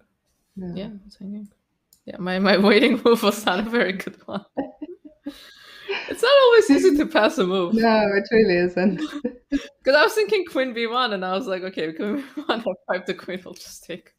Doesn't make any sense. But maybe this f5 is something that's in the position, and I don't know, like, can Black, I don't know if Black wants to play this. This just feels like a bit of a difficult move to play. But to just giving up. Kind of, yeah. It feels like a bit of an ugly move to play. Okay, so Queen e3 is the position. So again, Black's turn. So what if Queen b3 now? I think she'll just go Queen c3. Because I think taking still loses for the same reasons, and the bishop will go to a2 very quickly. So I think she's just. I think these are her just next few moves. Just Queen back and forth. Queen c3, Queen pre-moving, Queen c3, Queen e3. And just kind of putting the pressure on Black, or just telling Black, okay, you have a nice position. Maybe I made some mistakes. Your bishop is now on d5, but like, what are you going to do next? How are you going to win this position? So she did play King f7, and we see Tan Zhongyi now also made the time control, getting up from the board. It was quite an intense. I think in the beginning it didn't feel that it would get like the start of the game, the first hour, the first 2 hours felt rather calm with a slight edge to Goryachkina, but nothing too exciting. And then things got really intense from there. Yeah, I think when we're looking, I think if you gave there's no way we could have predicted like this position from the beginning position, right? And we see that Goryachkina very quickly plays Queen C3. And yeah, like her last few moves are Queen C3, Queen E3, Queen C3, which I think makes a lot of sense. I think there was a question why not Knight C3 and take on D5. This knight is actually a crucial piece for white. This knight needs to be here stopping this pawn, because if we take out this knight and this bishop, this C3 pawn is actually going to become very dangerous. For example, if I go here and let's say you take, now actually this endgame just looks lost. I think the king and pawn endgame might be lost because I have this passed pawn, and if I even start pushing this pawn, it feels like excuse me, there is no way to stop this pawn because my queen will defend d5. There are going to be no checks, and without that knight, there is no way to blockade this pawn. And the reason that the knight is very nice here to blockade this pawn, because the knight is stopping the pawn on c3, which is a dark square, and black has a d5 light square bishop, so this c3 square can never be attacked by two pieces. So white just has a really nice blockade of this passed pawn. Yeah, and it's hard to. Sorry, Tata, I was sidetracked by something I saw. I saw in the chat. I saw that Pumpkin was saying, King F7 looks like a declaration of intent to me, and I was just thinking about that. But I think it makes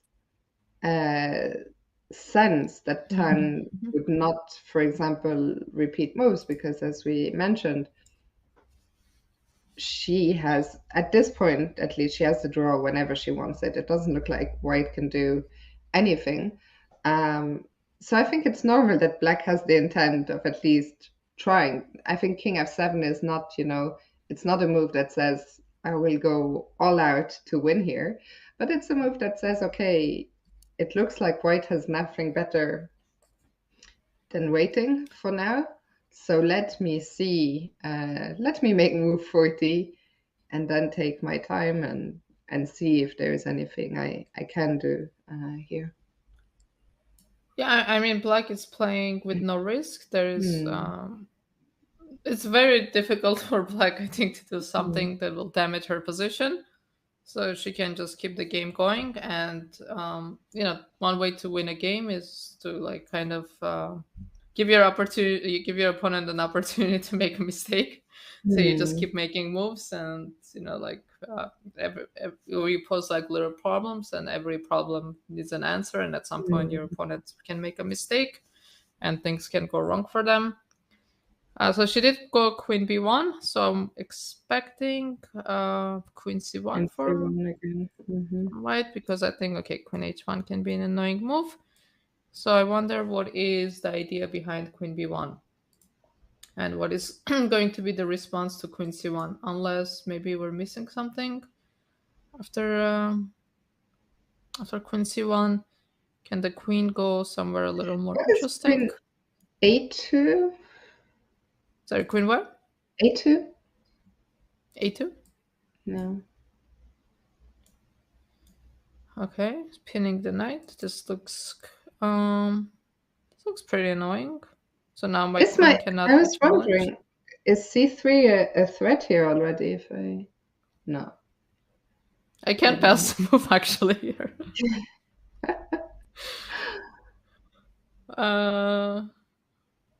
The only way I can pass the move is by hanging my... Okay, maybe I can pass it like this. So here, here, here. This is what you were thinking? Yeah. And then if But here... I'm not sure I had a follow-up. Yeah, but this looks at least at least a little annoying with that a pawn, that passed a pawn. It looks like, according to the engine, white is in time to create counterplay. I guess against the black Maybe. king. No. Yeah, not maybe F5. f5. But I got. Well, that I have here, and then also I can have to check and take. Yeah. Yeah, queen a3 actually looks quite annoying. So she did go queen c1. This is the game. Oh no, she hasn't gone queen c1 yet. No, she hasn't. Okay. So queen c1, we're seeing queen here, and if queen e3, would it be possible for me to first reroute my bishop and then threaten c3? Yeah, Like let's if try I go this. here? I am wondering, maybe king e1 is the move. And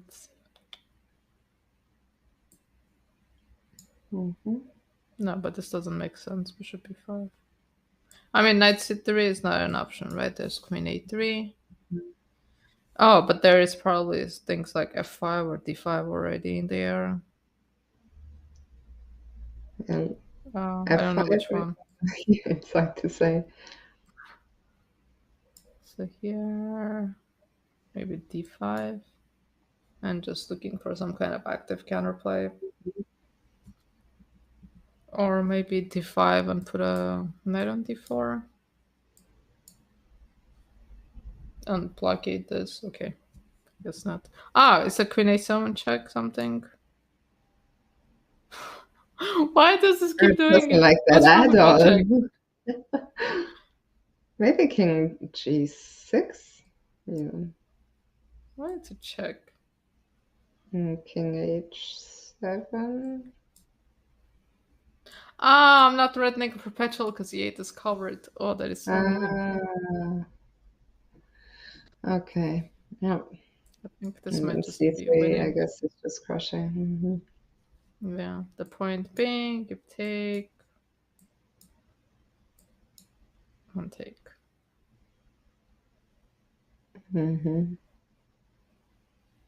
Yeah, and that would be game over. So actually, queen b1, queen c1 is on the board. I really think she will. We see the Valbar drop, so maybe queen a2 is a very strong move in this position. What does white do here after queen a2? So queen a2 was at queen e3, right? So okay, so I mean there are not actually that many moves for white in this position because the king cannot really move. I mean, right? there's also queen c3, maybe. Okay, so queen c3 I think is the other option. I was gonna say, wait, if the queen moves, I can go to d1. Okay, and so probably, imagine if you make that mistake just once, and could be that queen c1 would already be threefold. Be threefold. I think not, but it feels like we've had that position a couple of times. Is it? Oh no, but they're pawn moves. Yeah, the pawn went to h5, so there is no threefold. Yeah. Okay, so we're going to a2 and queen c3, which seems to be like a very logical move. But maybe the problem is the same, like if I move my bishop. Yeah, like it's just this eval-bar, it's like this immediate feedback that you get. Because when you play, you don't always have such an immediate feedback that your move's bad. You know what, Tatev? I think since the players have just made move 40 and Tan Zhongyi is taking a bit of time right now to try and figure all this out, maybe it's also a good time for us to take a quick break, and we'll be back in a few minutes. We see there the players, both players have now received the additional extra half hour. Tan Zhongyi is still thinking. So we'll go and take a quick break. Don't go anywhere. This game, a lot could still happen here. We'll be back with all the action in a few minutes. Chess Kid is fun. Chess is great for the brain, but it's also fun to play.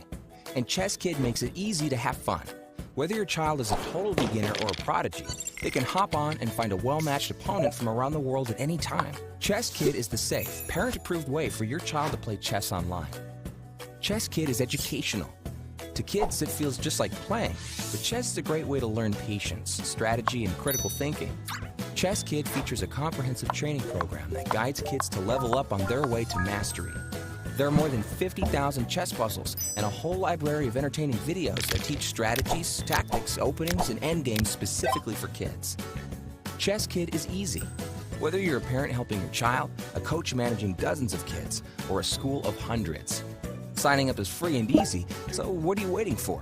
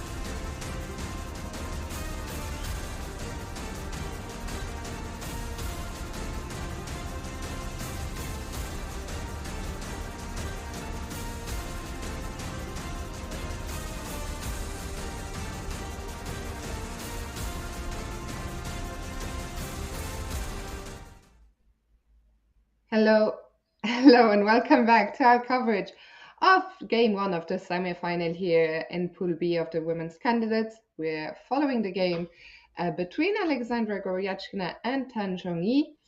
And Tatev, it's been quite an eventful game in a way, in that um, the tide, the trend of the position has changed quite a bit from the start.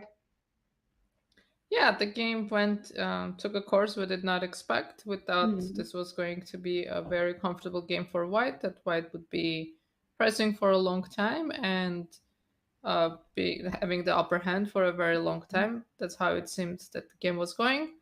So it's actually morning time in America. It's almost 8 o'clock for where I am. So on the East Coast, it's almost 9 o'clock. So I think we have a lot of new viewers joining us. So maybe we can go through the game quite a little quickly and show to our viewers what they might have missed and what we might have missed, because this game did have a lot of action. Mhm. So this game started with Alexandra Goryachkina with the white pieces. So we reached this position where black plays a6, and actually on move 4 and on move 5 we see that white takes a long thing.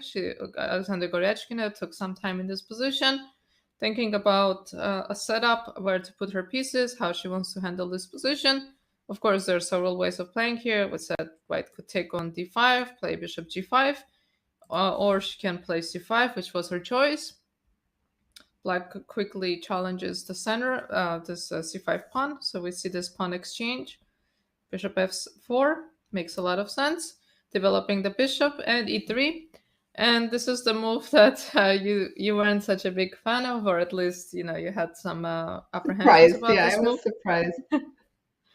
And your main concern was, which is what happened in the game. So there were some developing moves played before anything more committal happened. Mhm. So we saw all these moves being played, h6, a3. Also, we will see how this a3 move becomes very important later in the game. And this position happened, this exchange happened, and you were saying how you're not comfortable with the isolated pawn, and then we talked about how it's not so easy to attack this pawn because there are no open files, the position is quite closed, and we spent quite a bit of time discussing what are the ups and downs and how to handle this kind of closed position, and how to think about like long term, where to put the pieces, all of your pieces, how to find good squares for your pieces, and like maneuvering. And queen d6 attacking this pawn. So now we're going to reach the critical moment. So I think this was another moment in the game where we spent quite a bit of time discussing this knight e7 move. Our idea was to go knight a5, put this knight on c4. We thought this would be a logical way of playing. We spent quite a bit of time trash talking this bishop on b7. We thought this bishop is just never going to come to life. We just never saw a future from it for this bishop. So the knight went here. And I think this is another moment in the game. It was we were pretty sure that we're thinking of how this knight can go to c5, and our solution was to play knight b1, knight d2, knight b3. We're discussing this move, and we're thinking what would happen if black challenges white in the center, and like what would happen if all of these exchanges happen. And we still thought that this is a very nice position. This knight can go to c5. And the entire game, I think we just never thought that black could ever be better, or black can hope for anything better than equality. But instead in the game, instead of this move, knight b1, knight a2 was played. A move we didn't consider, but weren't so sure about. So knight fc8, rook fc8, exchanging, knight c1. And I would say this is the most critical moment in the game, because this is when the flow of the game completely changed. Everything that was happening so far and the nature of the position really changed, because black plays this move before, and all of a sudden we see that black's problems are going to be solved move by move. We will see like how this move before at least gives some hope for this bishop. Now the queen is going to be joining the action, and now we're finally going to see how this d4 pawn, which we thought can never become a problem, all of a sudden move by move can become a problem. So the critical line we considered here was after a4, we thought about this b3 move, which sacrifices a pawn, but does create this b4 square for the queen. So for example, after taking, the queen goes to b4, and then we see so many targets in white's position all of a sudden, and black's pieces make much more sense with the rook on c7 on the open file, the knight on d7, with the hopes of going to f5 one day. But instead, Alexandra decides to play knight b3, really wanting to go to c5. And then knight e4, which a move we actually didn't consider. But once this move was played, we realized how good this move was, because after knight e4, we see that knight c5 can no longer be played. We kept thinking that taking on e4 is going to be too dangerous because opening this bishop is just too unpleasant. So instead, queen went to b2, defending the pawn on a3. So queen b6, rook b1, f6, the knight went away. And this is another interesting point in the game, because now white decides to take on e4. Again, we're saying taking on e4 is just never going to be good, but a lot of things changed. The knight is now on e3, blocking the path of the bishop. So chasing the knight away, and here things get a bit concrete. And this is how we're going to end up where we are. So this knight had hopes of going to c5, but the knight goes back again. And now we see the exchange of these knights. And we finally see this bishop comes to life. And now a few more moves and we will actually enter the live position. So bishop d5, consolidating move. And at this point, Goryachkina was down on time, so she's making move 40. Black is looking for ways to improve her position. So we have a few moves that not too committal. The king joins, queen b1, and we see this queen a2 move. So this is where we left off. So we see the king went to e3. So check, and now knight c3 instead of queen c3. And then the bishop goes to c6. Okay, so a lot of changes in the position, or there's some changes in the position, I think. Let's try to understand how significant the changes are. So, okay, let's, this queen on b3 is quite annoying, attacking the pawn, also the king is quite open on e3. So I think what white has achieved now, at least the queen cannot go to a3. The knight on c3 is quite solid. So we were talking about how white's waiting moves were queen e3 to c3. So now that all of these moves have happened, I wonder if our waiting moves are going to be king f2 to e3. Well, I think king f2 has been played already by Alexandra. So I think you're correct in that that's the new setup, the new defensive setup. And the question is, okay, the bishop went from d5 to c6, but can it really be, I mean, could the bishop, surely not. I was just wondering, can the bishop ever go to e8 and g6? Something like that. So now you're thinking like a French player. Yeah. Whenever I play the French and my bishop goes to e8, I just feel so happy about it, because I feel like now my bishop has like hope of going somewhere on the other diagonal. But I don't know, because otherwise it's hard to see what the bishop, how it will be improved, right? Yeah, so the bishop, actually, I'm not sure why the bishop went to c6. Because I don't think, okay, the knight is pinned, so it's not like the bishop can be captured. But, and we already talked about how white doesn't want to take this bishop anyways, because this pawn on c3 will become, the pawn on c4 will become too annoying. So the question, like, I don't see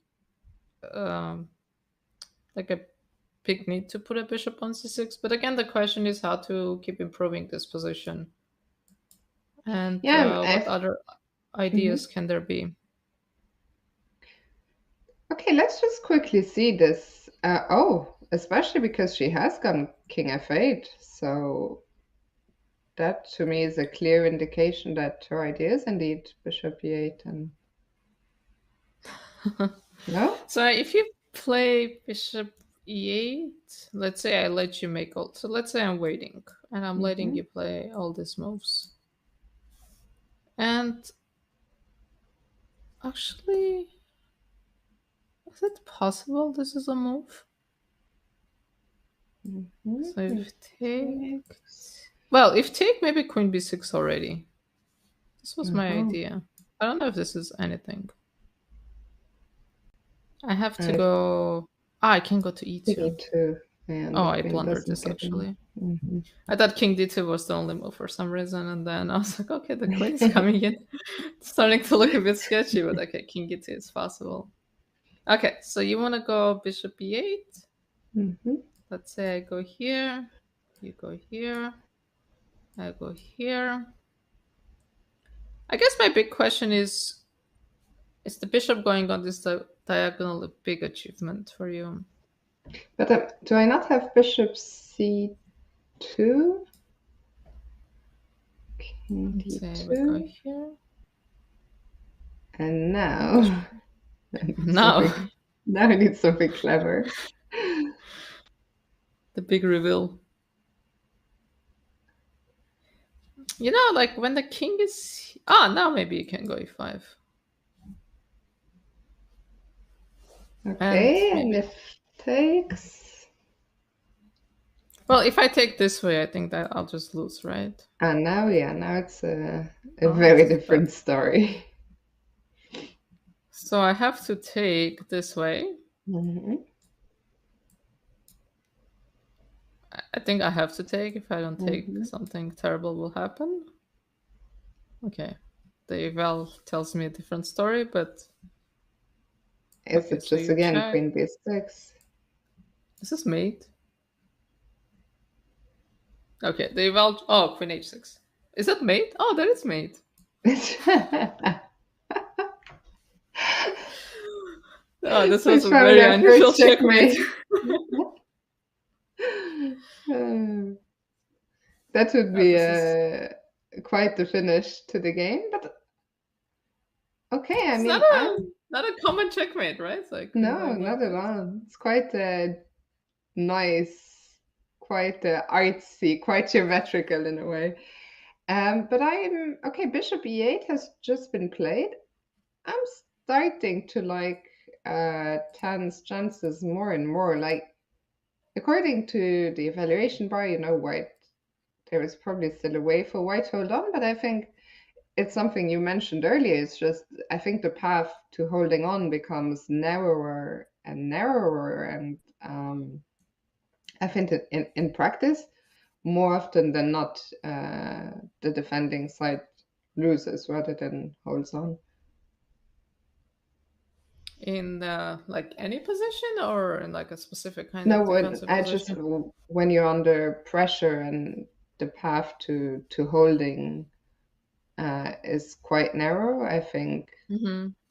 Especially here in this situation, you know, it's they are playing a mini match to determine who will play the final, and so this is, let's say,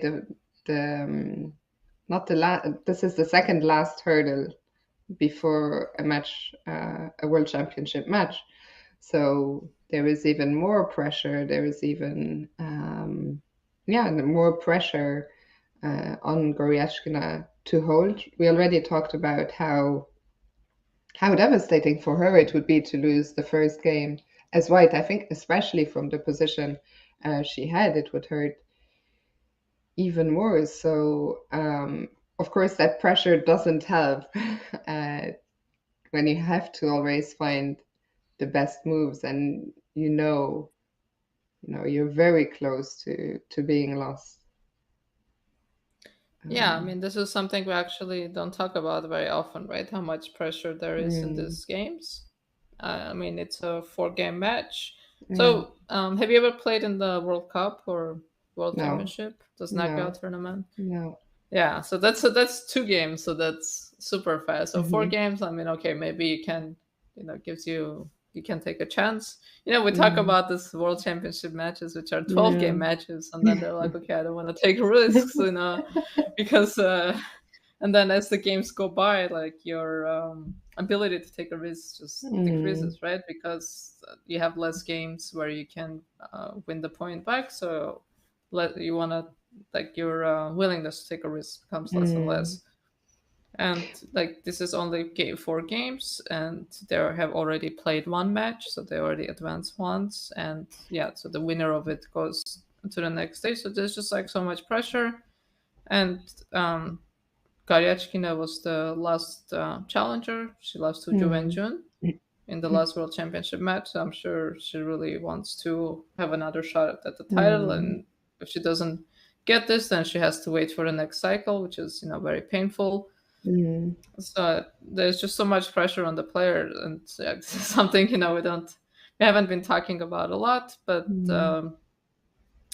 and you're playing in this playing hall, and then you start with a few people, and then they get knocked out, so it's just the 2 of them left playing, and so many people watching. It's just such a high pressure game.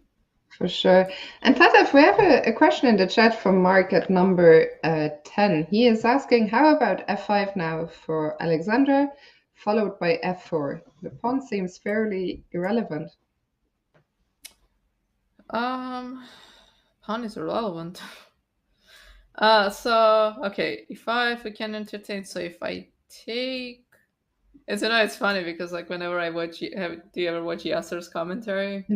When he's just like such a pawn grabber, every time he sees a free pawn, he's just like, of course I'm gonna take this pawn. I'm actually not so concerned about the pawn as I am about this king, because can this queen start coming this direction maybe? Sorry, Tatev, I have to laugh because the camera got stuck for a second when Alexandra made her move. And at first, I don't know if you saw, but the camera got stuck just when she was reaching for the clock. And for a second, I didn't realize the camera was stuck. And I was like, did she blunder? Because sometimes you just freeze when you've made a move and you're reaching for the clock, but you're like, oh no, but you understand you can't, change it.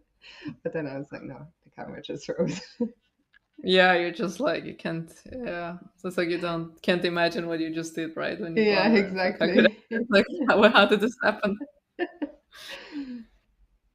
No, I think this pawn sacrifice, I think opening up the king like this can be quite dangerous, because let's not forget, just because the bishop went back, like it can still come back, go to e4, the queen can come around. I think this pawn sacrifice can be quite dangerous. I don't think black has to prove something immediately. It's not like black won a pawn, then she has to, convert the pawn in the next 5 moves or something. But I think this king all of a sudden will become a problem. Yeah.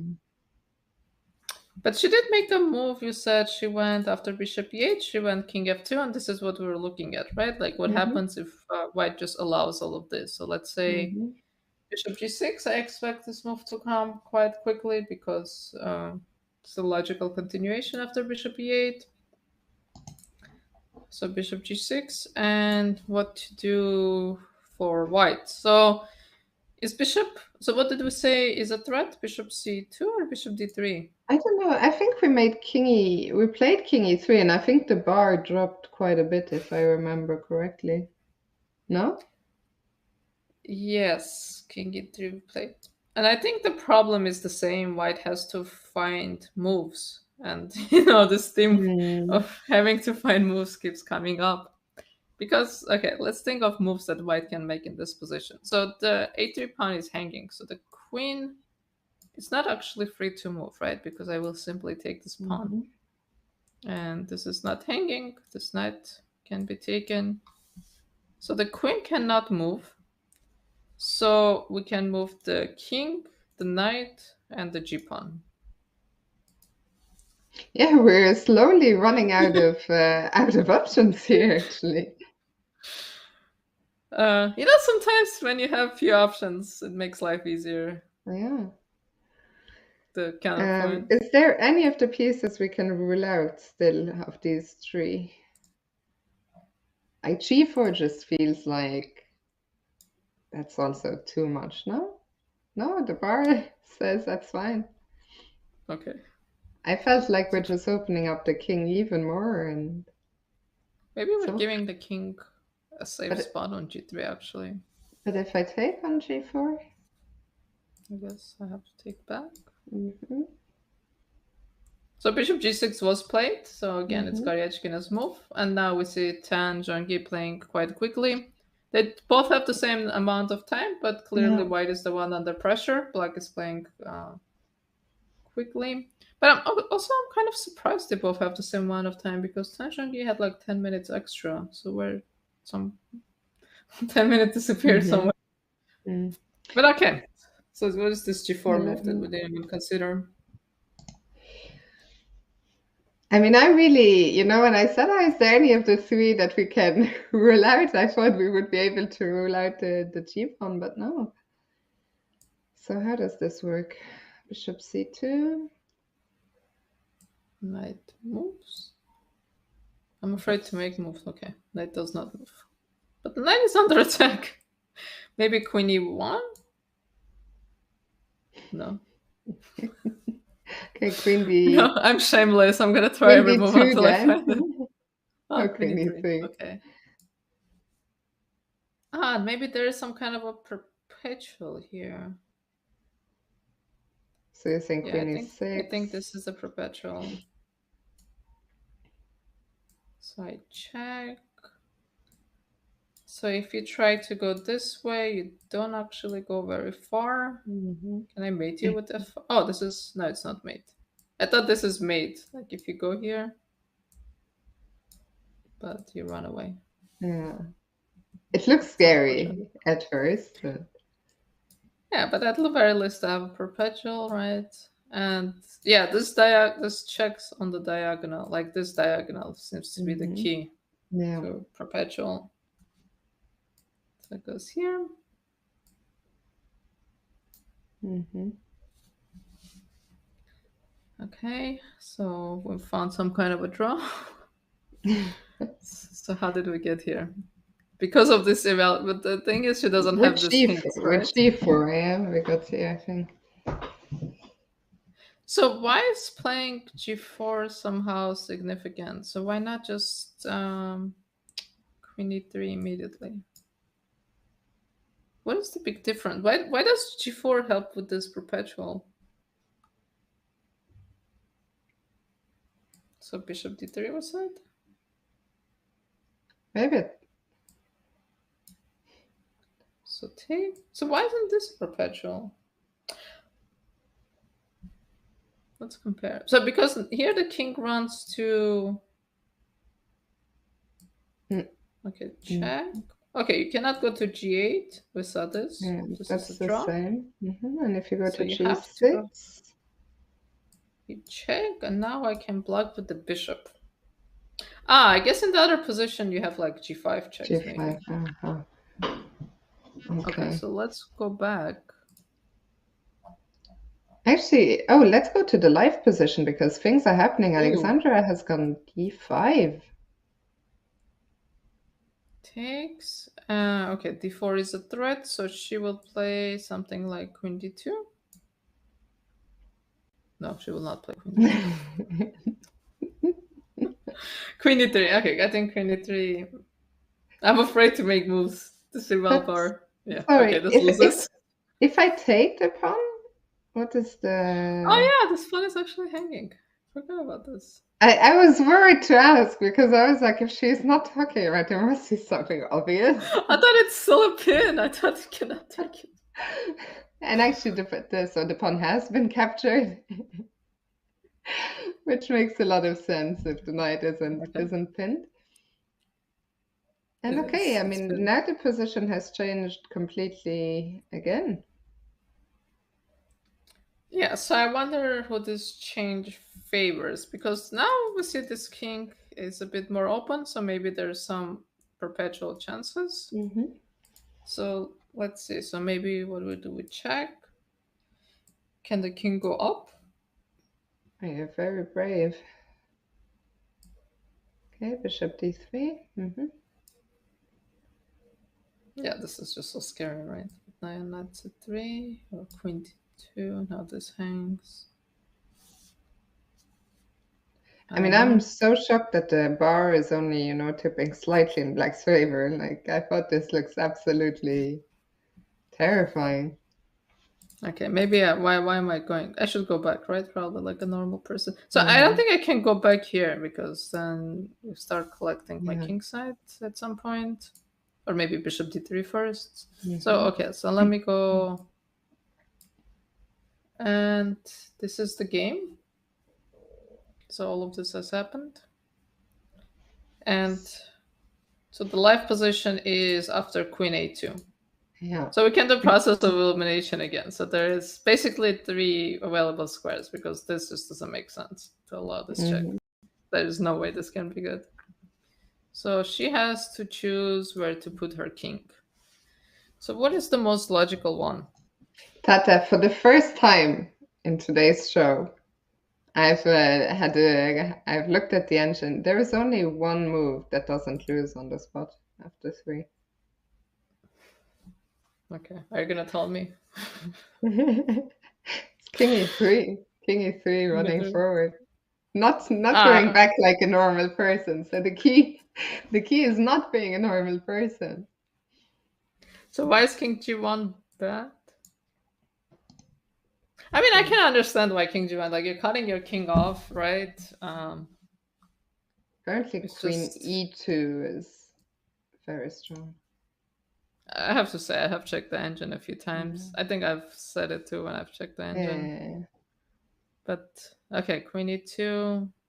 Ah, there's no way to do. Oh, there's no queen e3 because knight falls. Yeah. Yeah, letting your knight just out and about like this. Like knights, when they go too far away, they don't come back so easily. The bishop can just slide back, but the knight just kind of gets stranded a bit. So wow, critical decision for her.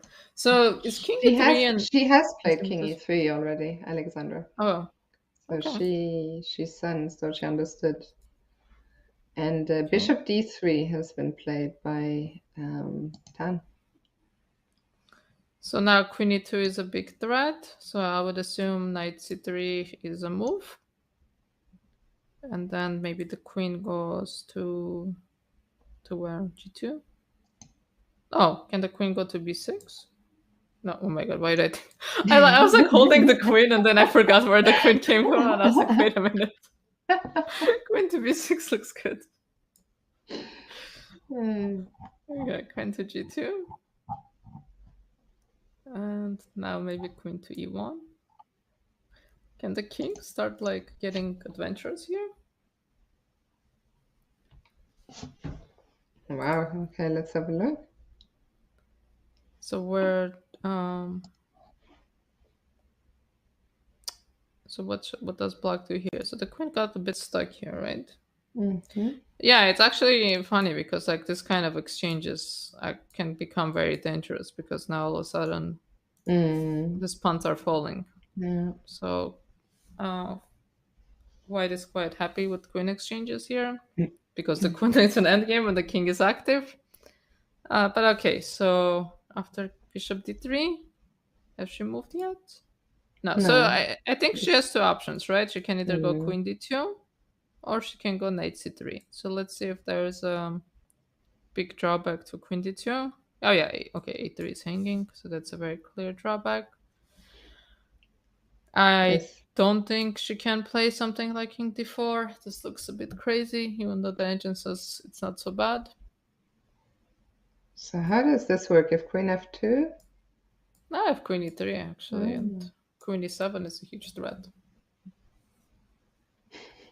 Yeah, I mean... Wait, this is a bit funny. King c5? Yeah, because this loses, right? Yeah. So you just have to go king c5. But yeah, I mean, queen e7 is just a huge threat here. I know this looks a bit ridiculous, but I think it might actually... Okay, maybe black just has to play queen b7 here or something. Stop the perpetuals. Yeah. But it does look like after bishop d3 that knight c3 is like the normal way of playing, right? So we tried what? So bishop d3. We tried king d4, but I think okay, knight c3 is a bit more sane.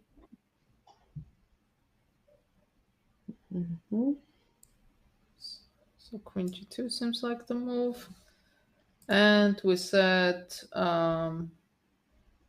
Queen e1. One. Okay. So what is going on here? So maybe we have to reroute the bishop back. Oh my god. Can you believe this is the bishop on b7, which we said would never come to life, and now it's on d3? You know, it's so funny sometimes when you commentate on like games like this one, which are, I would say, longer than average. Sometimes it almost feels like it's a new game. It's almost like hard to remember that it's the same game we were commentating on a few hours ago. So the knight that's on c3, which knight is this? Is this the g1 knight or the b1 knight? Yeah, I thought about that question earlier when you were talking about the knight jumps, and that's another question I find impossible to answer. Like, I will always have a 50-50 chance. I think it's the b1 knight, right? Because the g1 knight, it went here, here, and then it came here, here, and then it got captured. Well, one knight captured on e4, right? Which knight? That was the black knight. So which knight is this? Answering the important questions here. Yeah. Oh no! So that is this knight. This knight went on quite a journey. But which knight is it? I still don't. I didn't. It was the b1 knight The because B1 the other knight got traded on c4. Okay. So knight c3 was played. Okay. So this feels okay. So queen g2, and we said queen e1. Okay, so after queen e1, so queen g2 also played immediately. Yeah. Playing very quickly. So Goryachkina is down on the clock by 5 minutes. And queen e1. You know, I think that the clock could play a decisive role actually in this game, because I have to say I'm very impressed how Goryachkina has defended. Like, at some points it felt like the position was getting really, really difficult, but she always managed to keep it in the balance. You know, we never saw the bar drop too much. Of course, the position is still very tough, but I'm all in all very impressed with how she has defended. But you know, if another 5-10 minutes go by, suddenly defending this position with 2-3 minutes on the clock rather than 15-20 is a very different story. No, I agree. I think keeping your nerves, and especially when like this flow of the game changes, you know, like you go, and not just, you know, your position become worse. It's like the nature of the position changes. Like all of a sudden now her king is in danger, which is something we didn't consider. Then it becomes very difficult to keep your nerves and keep finding good moves. And I see that after queen e1, once the move was played, again the eval bar dropped. Yeah, someone in the chat was saying Goryachkina just blundered, as Fiona was telling how resilient. It's true. Like all the time I said the bar never dropped too much, and literally as I say it, the bar takes the dip for the first time. But we saw this, we analyzed this, and when we were analyzing, the bar wasn't dropping, but when she plays it, it's such a huge change. So why is this move so bad? So what is going to happen? Okay, so let's see. So first of all, is this pawn hanging? Let's say yes. Right now it is. Yeah, but does white actually want to take this pawn? I don't know. But okay, so this why not? I mean, if we can, because if I can take it, then I would like to, because then maybe my queen can come into b4, you know. So some activity. If it's safe. Can you take it now? I take. Oh, this looks borderline lost. Well, it looks Like this looks so scary, right? Okay, if you go here, I thought I have queen c5, but maybe king goes to d2, and maybe this is still okay somehow. Mm-hmm. Okay. It's What did actually she? interesting, this pawn dynamic, like which pawn is weaker, like who does this trade. I'm assuming like any kind of trades, just like this kind of pawn trades favor white because less weaknesses to worry about. But She which pawn played is queen weaker? b2, by the way. b2? b2. Okay. So we might actually see this. So if I take, I don't think there is anything better than taking. Your queen is under attack, right? And queen b4 is coming. And now I come back, which looks By the way, completely insane. I think the engine the engine preferred queen c2 to queen b2. It's defending the pawn. Yeah. And then Okay, I mean, queen b2 looks like a very natural move. Okay, cannot be taken, so I'm assuming queen b3 only move. And then I go here. Oh, this bishop c2. No, bishop c2, king d2. So why? Ah, queen b6. This is an idea we saw before. Yeah, this is very strong. Yeah. Oh, so queen c2. With the idea and not giving your opponent enough time to go to f2. And defending the a4 pawn. Wow. So queen b2 is a bit more of a concrete move, and queen c2 just defends the pawn on a4 and threatens queen b3, queen b6. Wow. Like queen b3, queen b6 is so geometric. And like you have a bishop on the light squares, and then your queen is suddenly getting bugged, so you need to bring your queen to the other side of the board and check on the dark squares. Yeah, it's a very nice maneuver. Yeah, because she maneuvered her bishop, right? And now she has to maneuver her queen. Via c2. Yeah. Like via c2 is so counterintuitive, right? Because you're going on the dark square, so it just makes sense you go to b2. And Alexandra has captured on a4. Queen a3 is on the board. Yeah, knight a4 stopping this queen b6 check, so we take on a3. And knight back to c3. So this is a position we saw. We talked about this. So I think some kind of a queen check. I don't know, somewhere on the diagonal. I don't know if one is more clever than the other. And black's position still looks good. Black has a passed pawn. It's 4 versus 3 on the king side. But I think the pawn exchanges favor white. Less problems with less things to worry about. And I don't know. I don't know if black is going to be able to convert this, because obviously black is the one playing for a win. So let's say queen a7. Maybe my queen has some clever jumps. And then here. But like this kind of combination of king and a knight, like this knight does such a good job of keeping checks away, right? It's like there's no queen a2 check and the queen on the dark squares. So what about queen d4 here? Queen d4, I think I'll go queen here.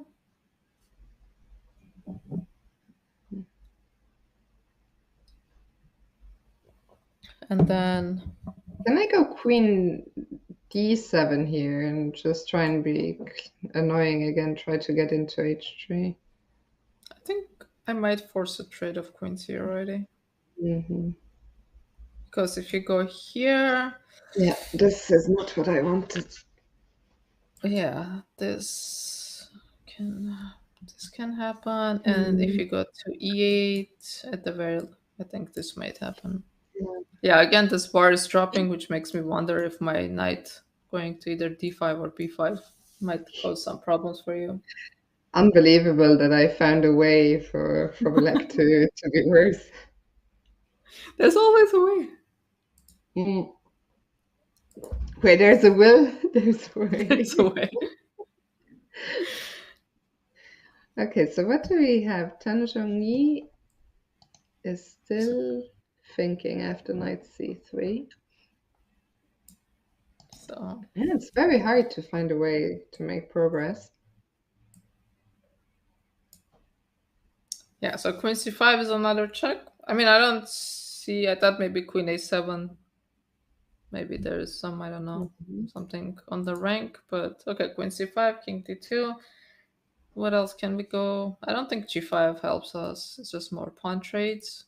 I think white is happy to trade all the pawns. What else? What else? What else can we think of? Does it make sense, as you're saying, to just try and bring the bishop round again to c6? So you want to go back? Mm-hmm. I think I come here, probably. So you check me, right? Mm-hmm. Now again, I have to decide where to go. Can I go here?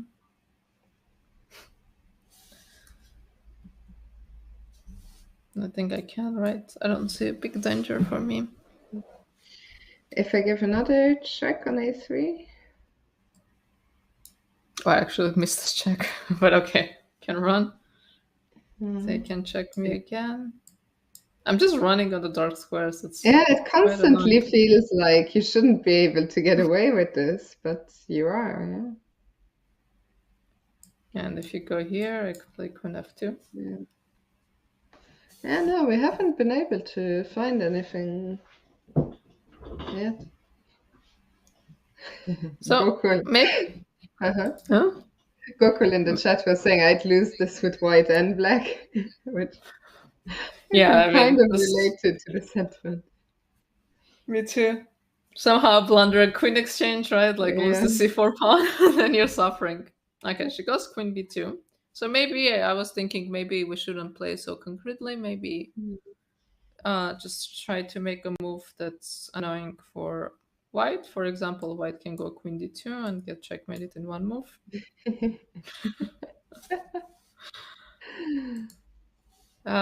Okay, so again, asking the opponent, what are you going to play in this position? So actually, queen cannot move because queen f2 loses to the same queen b2. Mm-hmm. And now we take the queen. So this doesn't work. So the king going up looks completely insane.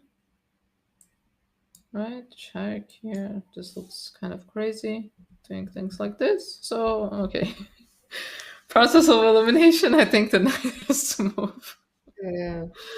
But where does the knight move? Maybe to d5? Actually, let me ask you something, Tatev. Mm-hmm. If you had to predict the result from here, what do you think? How do you think the game will end? I think white will hold. I think it will be a draw. What about you?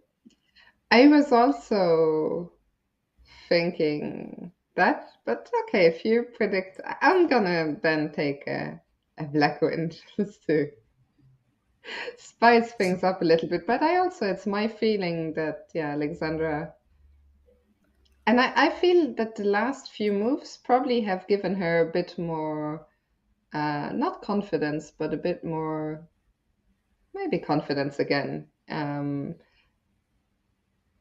In that I feel the position was worse. It's still bad, of course, and it's still tough to defend, but it feels like it was harder to defend a few moves ago. I think, as you were saying, the fact that the a-pawns came off and that the knight is now, everything just feels at least a bit more active and less weaknesses because of the pawn exchange. Yeah, I mean, this idea of queen c2 and queen b3 was a really beautiful idea. Wasn't spotted, and you know, she's gonna, like, if she doesn't win, she's gonna go back and check it, and you know, that's actually really unpleasant when you realize you missed something big. And I mean, the reason I'm also saying more likely draw because I'm not seeing a clear way, or I'm not like I don't know how white is black is going to find a way to break through here. But we see knight d5 was played and king g8, very logical, getting out of this check. And now I don't think the queen wants to venture out because then there's this queen e2 check. I think maybe we're thinking a bit too concretely, and she's just again just making moves, shuffling around, maybe trying to improve little slowly, maybe like putting the king on h7 is a slow improvement, small improvement, avoiding any kind of checks, and making white, asking white to play moves. I mean, of course, we also have the benefit of this evaluation bar, right? Every time we suggest a move, it drops, and we make moves until we find a good one. But she has to figure this out at the board. There's just so much pressure. They've already been playing for how long? 4.5 hours. So And let's not probably getting forget. tired. Let's not forget the time element. Under 10 minutes now for Goryachkina. Which, like, the problem is that I don't understand. I feel like I don't understand just how many problems black can cause, because it feels like white, has. Okay, it's not like, oh, white's position is a fortress, an unbreakable fortress, but it feels like the pieces work quite well together right now. I think really that will be the key, how many questions, how many questions can Tan ask, especially when the time gets low? How many problems can she pose? I think it's that, how many problems can she pose, and how, like in every position, how often Goryachkina needs to find an only move just to hang on. Because if we're in a position where every move is okay, then then you can play quicker. There's not you're not also not getting as tired because you're not constantly calculating. So like, and any move like more or less is okay. But if you're in a position, you're like, okay, if my knight goes to c3, maybe here knight goes to b4, I can move my queen. Where should my king go? All of a sudden, if like the weight of this every move is higher, then it becomes more difficult to find this kind of moves. And she's just, I completely agree with what you just said. Goryachkina was just reaching out. She played knight back to c3, which is, I think, a move we were talking about. Yeah. So the knight went back, and again, what can black do? Maybe the king will go to h7, kind of a nothing move. Let's say I go here. Will you play knight back to d5? Why not? I mean, as long as, and she did just that king h7 has been played. Okay, so king h7 played. I think a very logical improving move for her.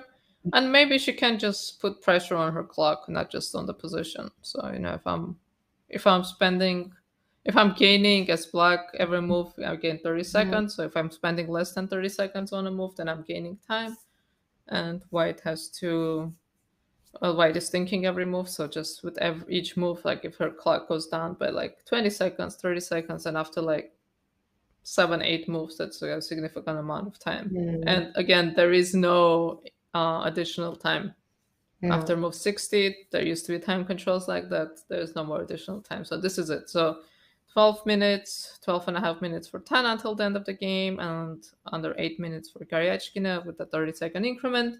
It's possible to build up time by playing moves quickly, but we see that she's thinking on every move. She feels the pressure, and she doesn't really have room for mistakes in this position, I think. Maybe we can quickly bring the full camera on the board just to double check if the clock times we see are correct. But it looks like they are, yeah. So 7 minutes, 20-ish.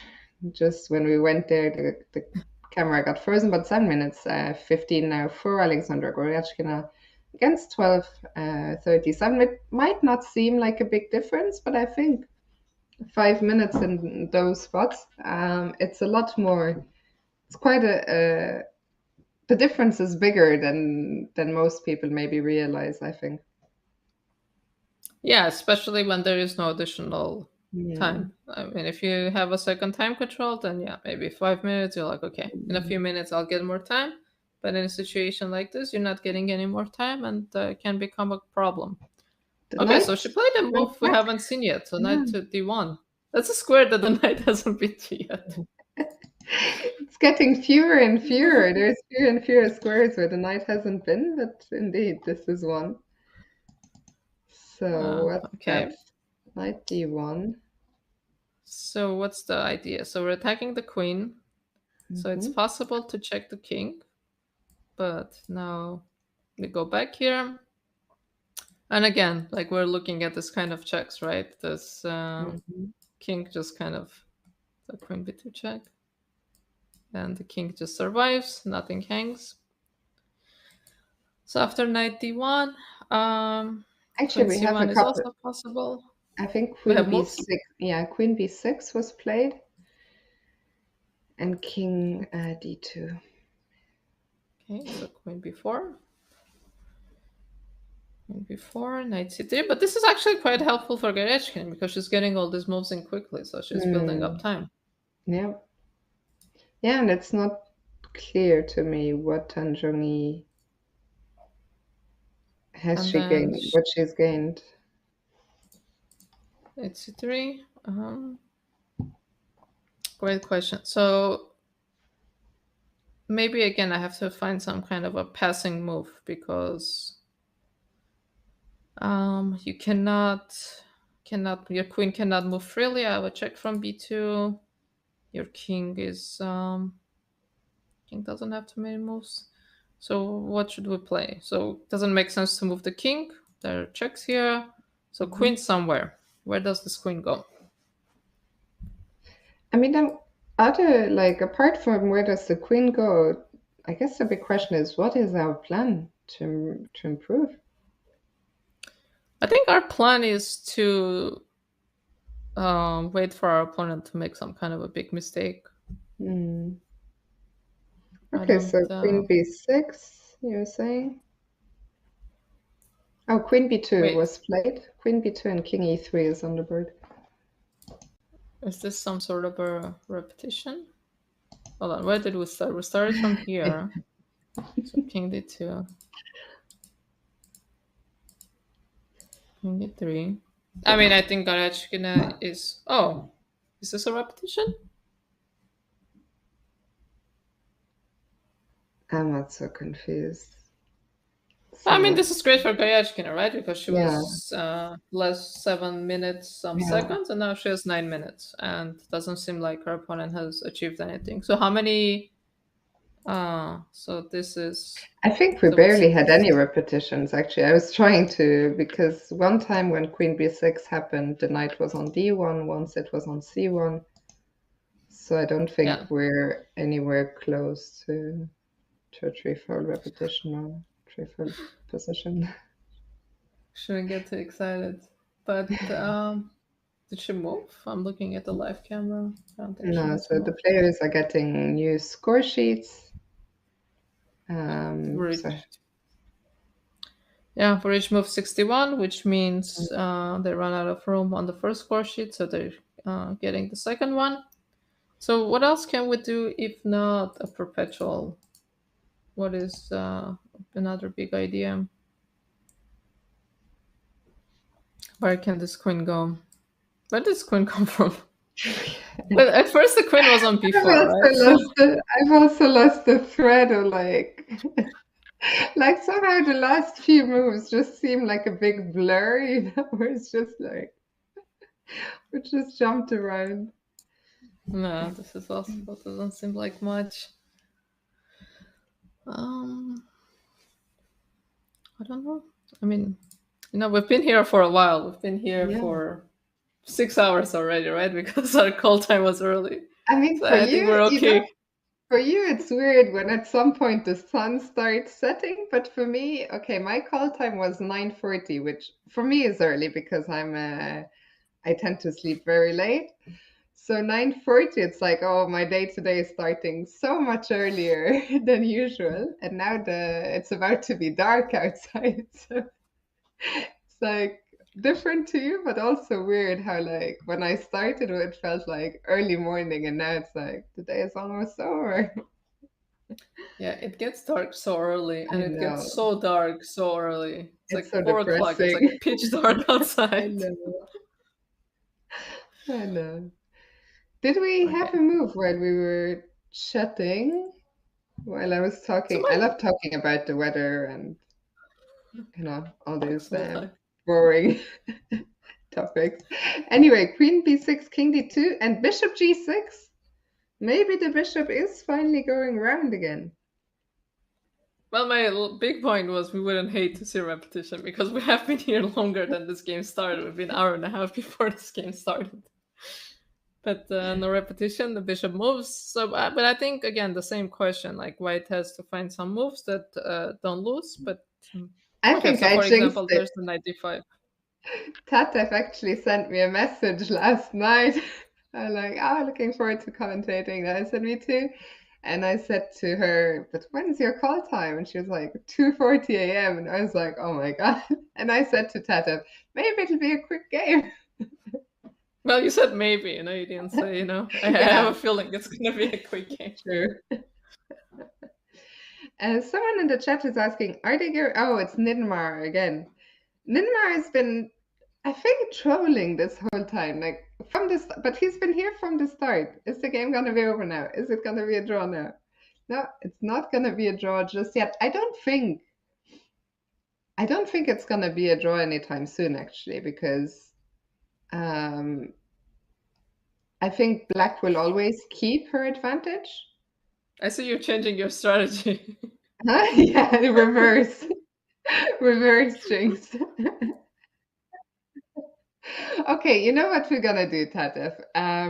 I think we're gonna take our final quick break because from here on out there will be no time. Things are gonna get very interesting. Both players are under 10 minutes. So without further ado, we're gonna go on a quick break and we'll see you guys in just a few minutes. Check out Chess.com's newest mobile release for Android and iOS, now with Game Review. Game Review is a fast, fun, and instructive guided review of your games. See your accuracy and your opponent's accuracy. Check out the eval graph for an instant overview and scroll down to see how many great moves, best moves, blunders, and yes, brilliancies you have played. Learn from Chess.com's coach who gives move explanations, opening statistics, and shows you the best lines of play. Use retry mistakes to get another shot at finding missed opportunities. Game Review is available today on both Android and iOS. Download our app and try it yourself.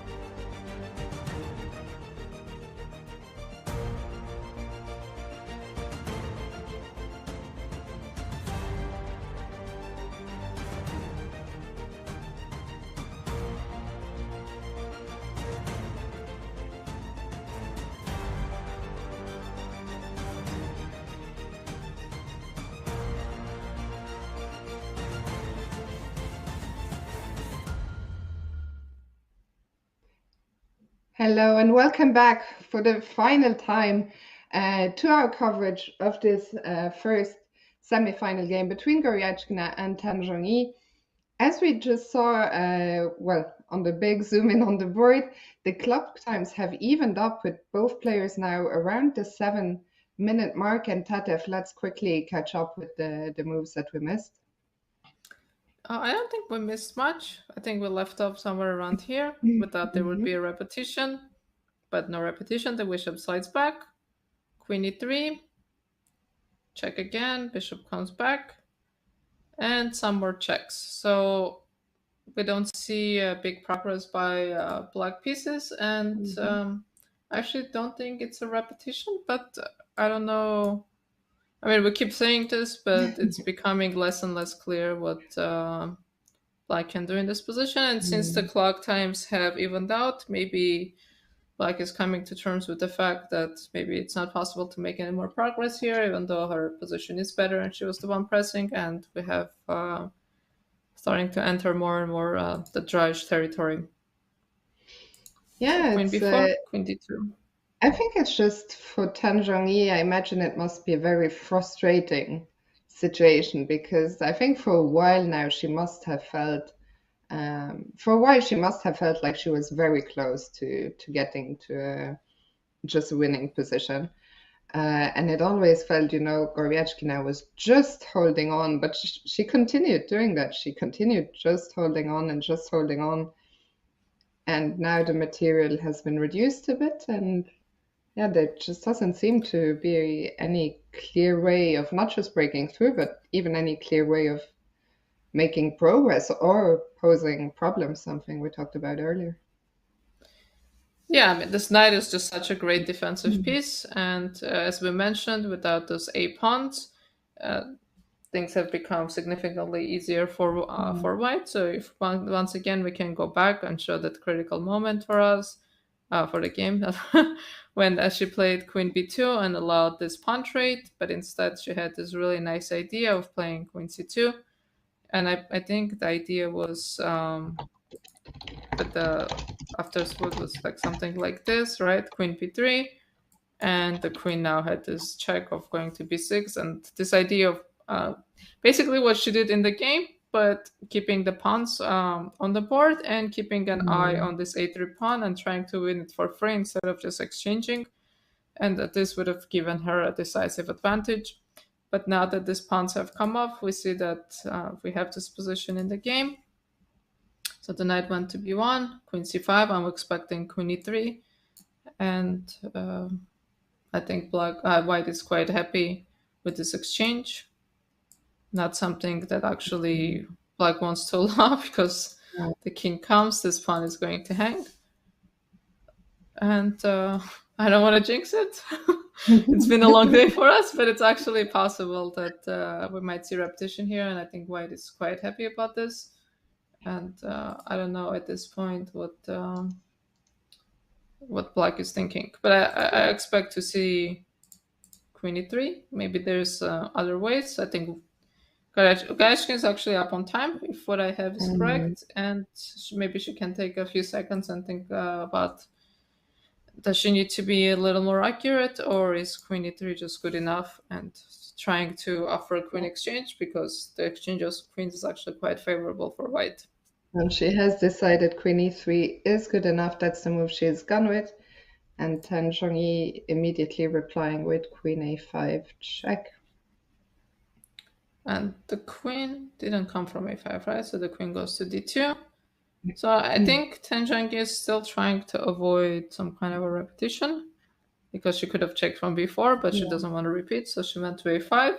But I feel like because we have so many configurations of this position, that like I feel like a repetition might happen at some point unintentionally. Okay, so queen a1, still avoiding repetition at all costs. But I wish I want to knight b2. Yeah, but like I can't keep harassing this queen, right? Yeah, queen b2. And then if here I can go. Oh, can I find my? No, I still have queen e3. I mean, that knight is just Yeah, this Such a knight is a perfect hero. defender for the king.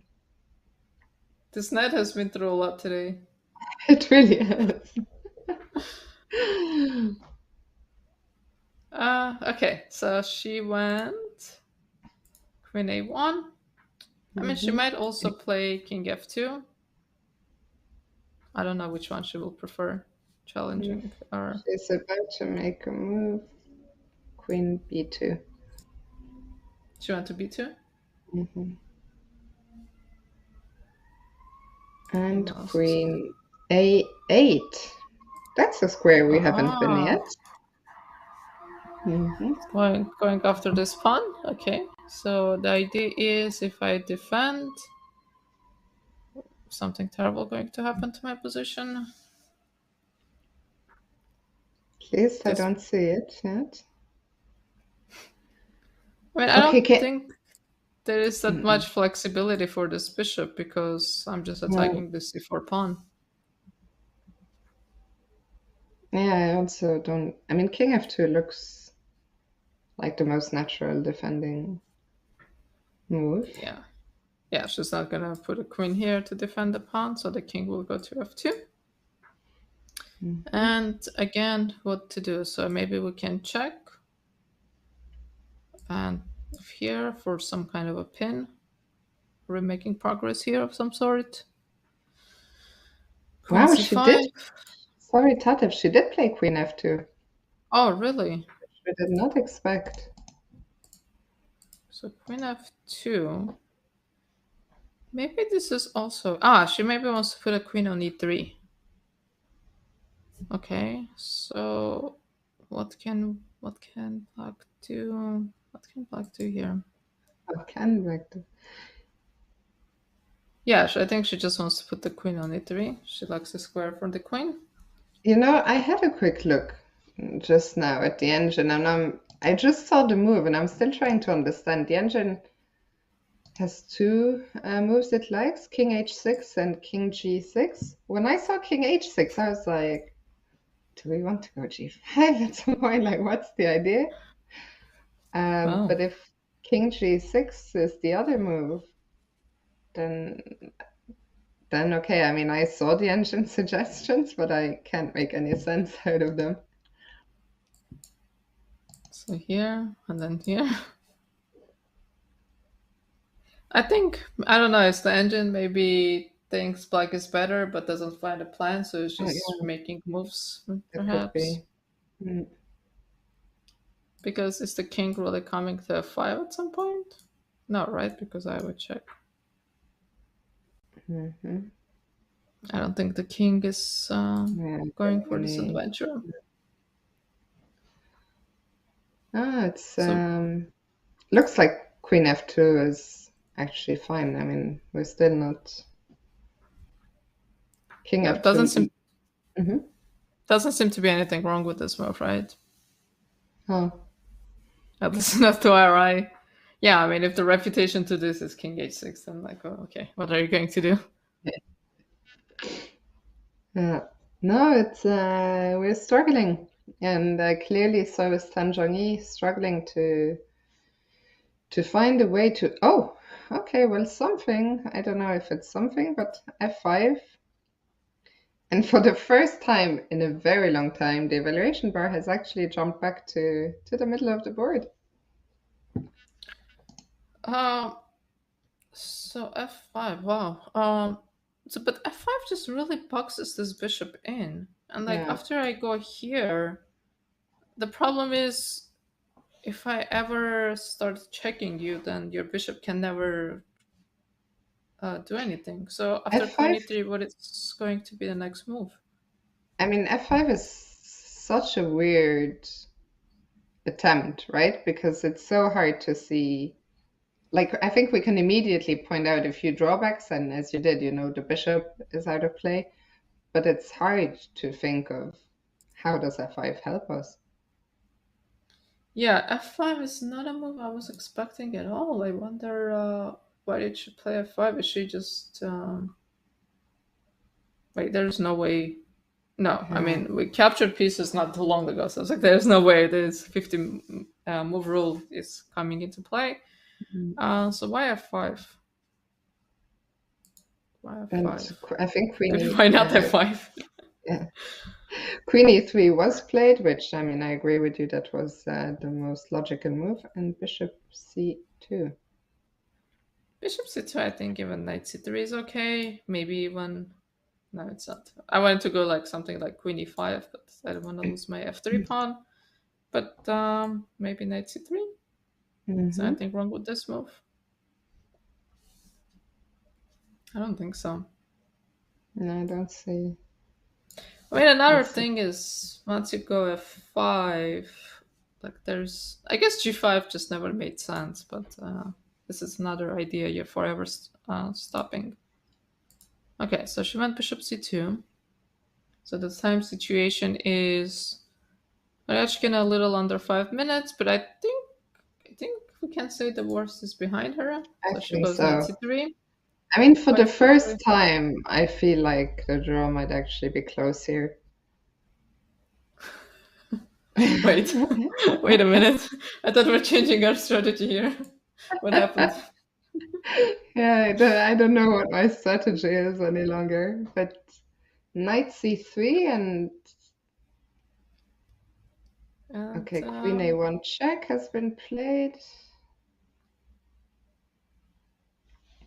So the king will go to... okay, I guess if you go here, there's Queen b2, but I can still go to e1. I think this position. And if king f2, is she trying to do something like this? Possibly. Yeah, maybe. At least this is an attempt to do something. But this is the problem, right? Yeah. The queen goes to e8, and I think... It's hard to stop the perpetual. I'm also getting a bit afraid here. Check, check. I mean, the problem is you cannot defend h5.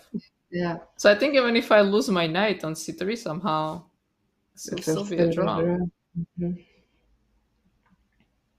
So in the game, she went to d2. Okay, so she's attacking the bishop. So maybe bishop d3. Threatening queen b2. And the knight will go back. No! Oh, no. Okay. I thought maybe there is c3, but there isn't. And this guy hangs. Okay. What's the life position? Oh, sorry, what am I doing? King d2. So yeah, Tan is still thinking after king d2. Yeah, this king d2. Maybe queen b2. Okay. So I think king e1 is forced. I don't think... No. Do we want to jump with this knight? Is knight d1 a move? Knight d1 seems very sketchy. Yeah. I mean, the bar says it's fine. It's a move that I would never make in a million years. Yeah, why do something like this, right? Yeah, but I think she will go king back to e1. But it's also an indication, the fact that now... I think there was one point where every move we made, the bar was jumping, and now we have... It feels like we can take a lot more liberties with our, just making moves, and the bar most of the time stays put no matter what, which also I think tells something about the position. Yeah, that white has more ways of keeping the balance. She doesn't have to find only moves to not lose the game, or at least not get into trouble. I don't think we ever saw any clear ways, except for that queen c2, queen b3, for black to make any kind of progress. Yeah, I really think that was the only moment where it looked like something tangible. Yeah, so now it's like the value of each move is less. I think like there's several ways for white to be safe in this position. So let's see if Black is going to keep trying, or she is already. I think I've said this before, like 5 minutes ago. If she's like ready to call this a day, Yeah, or I think she's. there's something in a position.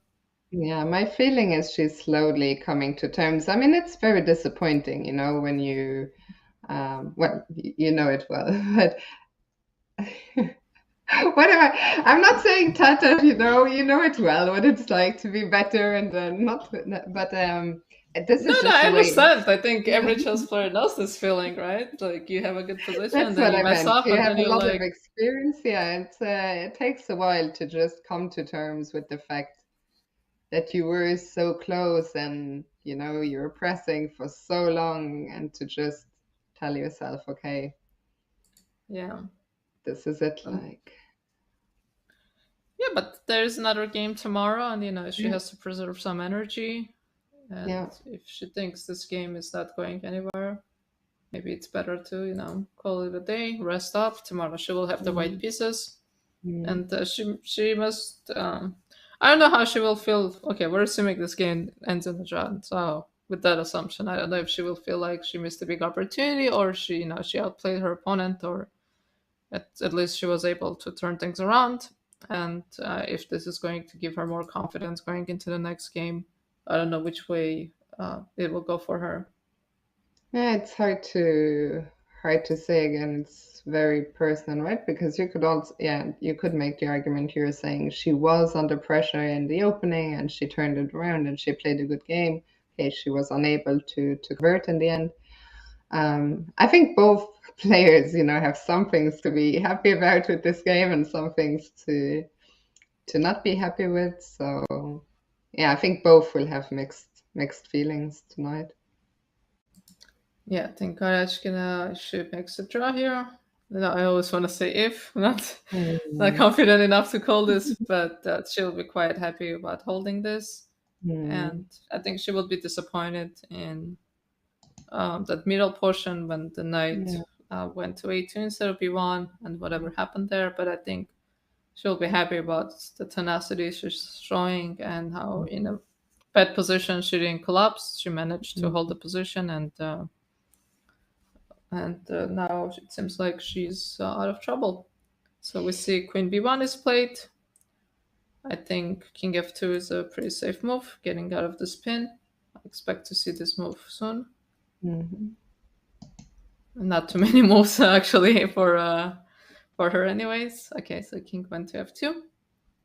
So what do we think will happen? But wait, was there one move? I think your move was also your move from earlier. Wasn't queen b2 forcing the queens off? In which line? Instead of king f2. What did you want? Queen b2. Ah. Oh yeah. Oh yeah, this was actually really nice. And now forcing the queens off. And I mean, And here, okay, suddenly white could start. White could start thinking, maybe I can make something work in this endgame.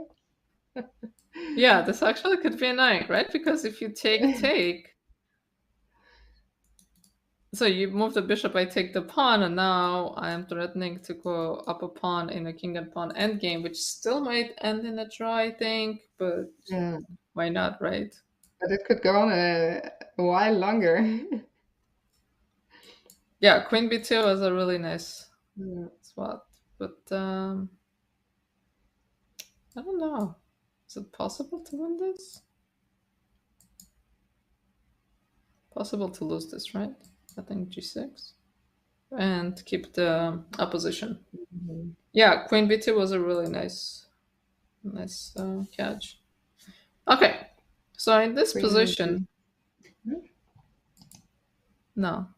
So after f5, I want to see if there's been any kind of repetitions. No, so this went here, knight d1. Okay, so far no repetitions. No. So I'm assuming queen e3 is coming.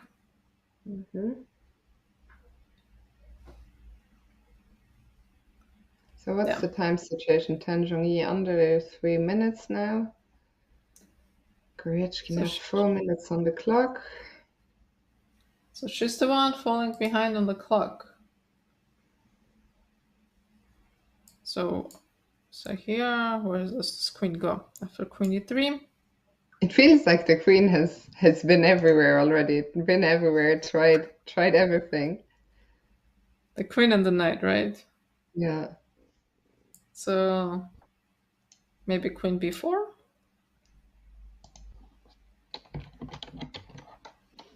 Did we see a version of this already? Oh, queen b4, queen e1, right? Or yeah, well, we had queen b4 when the king was on e1, and then queen d2. But here, yeah, this would be very similar, I guess.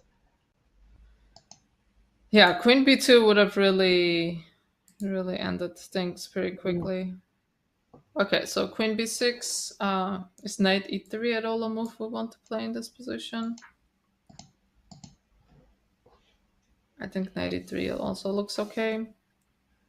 Is there anything after this move? Anywhere else the queen can go? Any square the queen hasn't been to yet? As she goes for queen e3, I think queen e3 actually, well, both moves make sense, of course, but queen e3 just to not pin yourself. And the knight from d2, as we've seen, has done such a great job. Queen a5 was played by 10. Okay, so that threatens new kind of check. So this might actually potentially be an annoying move. So the idea is if you start, what can I? I wanted to go here to threaten perpetual, but now you have queen d2 check. Okay, that's annoying. And you take the knight. And then if you check, I assume I check you, and now again you have to decide where you're going with the king, so maybe you can go up anyways. No, do we have anything here? So you can check. I come here. She did play queen e1. And queen a2. Okay, so this is actually the game. Queen e1, queen a2. And probably both moves are okay, right? Because we saw this king on e3 being out and about, and the king was perfectly safe. So I would think it's perfectly safe here too. Because yeah, black needs one more piece. Black needs a dark square bishop. Yeah, because here I come back. Yeah. So she went to e3.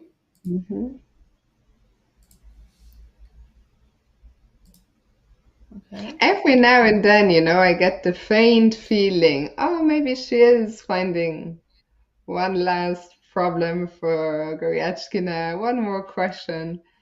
But I think at this point, also Goryachkina's body language has changed. She's making her moves, I think, a bit more confidently, she seems a little less stressed.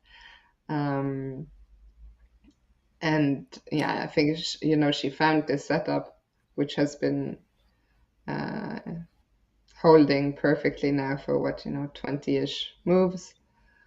And it doesn't seem that black can do anything to break this defensive setup. I was actually also just looking at the players in the camera. Now we see Tan Zhongyi, but I was actually wondering if their body language tells us anything, if Goryachkina feels more confident, but I don't know, to me it's a bit hard to tell. But I mean, we know the evaluation, it's a bit easier for us. I felt that she looked a bit more confident, actually. And I saw No, go ahead. I saw in the chat a few people have highlighted, just what an incredible defensive effort it was by Goryachkina, and I agree. I mean,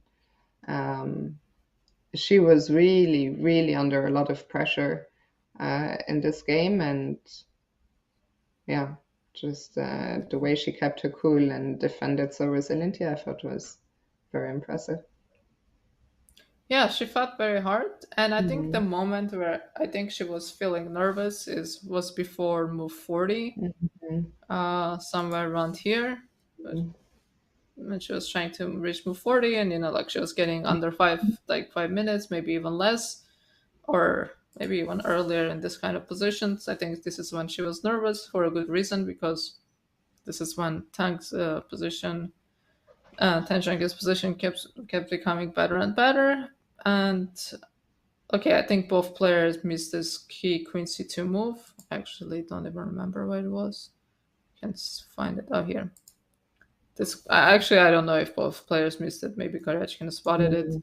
But after this, I think she did become more confident, because now she found this kind of setup. So yeah, I do agree. I think she's quite, compared to before, she's quite happy. And I think that moments of nervousness, when she was really nervous, are behind her. And we By the see way, that. sorry, Tatev, but only 30 seconds on the clock for Tan Zhongyi. Yeah, I just noticed that too. And she went bishop b1, again making a move with a different piece. Can we go knight c3 in this position? I guess I saw this is queen a7 check, so maybe something like queen d2 is the safer move. And if check, we can go queen d4. I mean, she really is trying to find something in this position. And good on her. I mean, I think it makes sense, apart from that queen b1 moment where the queens could, I think as long as the queens stay on the board, she can never really lose. And so, yeah, she played knight c3. Okay, so the queen has to check. Oh, the queen did check. King d2. Okay, so now the Goryachkina is the one playing quickly. Okay, queen d4 check. King c1 only move, I think. Yeah, the moves are coming in really fast now. Yeah, now they're just splitting. Yeah. Bishop d3. And I wanted to go queen e5, but then I realized this pawn is defended. So this would be very unfortunate. Bishop d3. So now what? Is this a very shameless move? Yes. That's if you're crazy. You have bishop e4, but I think if you don't have bishop e4, this is okay. Yeah. I should probably go back, right? We've seen this so many times already. I think we have seen this, like this 91. She's still thinking for now. So they did build up some time. They both have 2 minutes on the clock. Oh my god. I mean, she just had like less than like 30 seconds, and now she has 2 minutes. And she didn't actually go knight d1. She went king b2. Okay. So what is going to be Block's next move? That's the question. Check. Queen b6 check. Okay, king goes back to c1. I mean, Tan Zhongyi, we talked about how Goryachkina looks more confident. I think it also is clear that Tan Zhongyi, I think, looks pretty disappointed and resigned to her drawish fate at this point. So if queen b3, let's say. Can I try to... I'm trying to find a way to like get mated, but I'm failing. Yeah. So let's say queen d2. Uh-huh. Yeah, if you check, then I... Oh, but here, can we... Is this something? Did I manage to create some problems, maybe? So knight d1, queen goes to g1. Okay, didn't like my queen g1. Because now I just box your queen in. So you go here, and I just go here. Okay.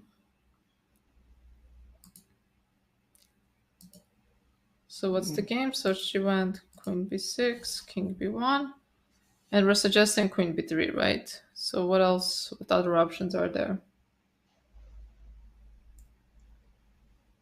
I'm running out of... Okay, queen b3. With a little threat. Yeah, but Endgame doesn't like my queen d2 move, but I wonder why not. Like, what am I missing here? No, I think it was this line, right? Check. And here. Yeah, I think this is annoying. I mean, So after... okay, there are still ways to.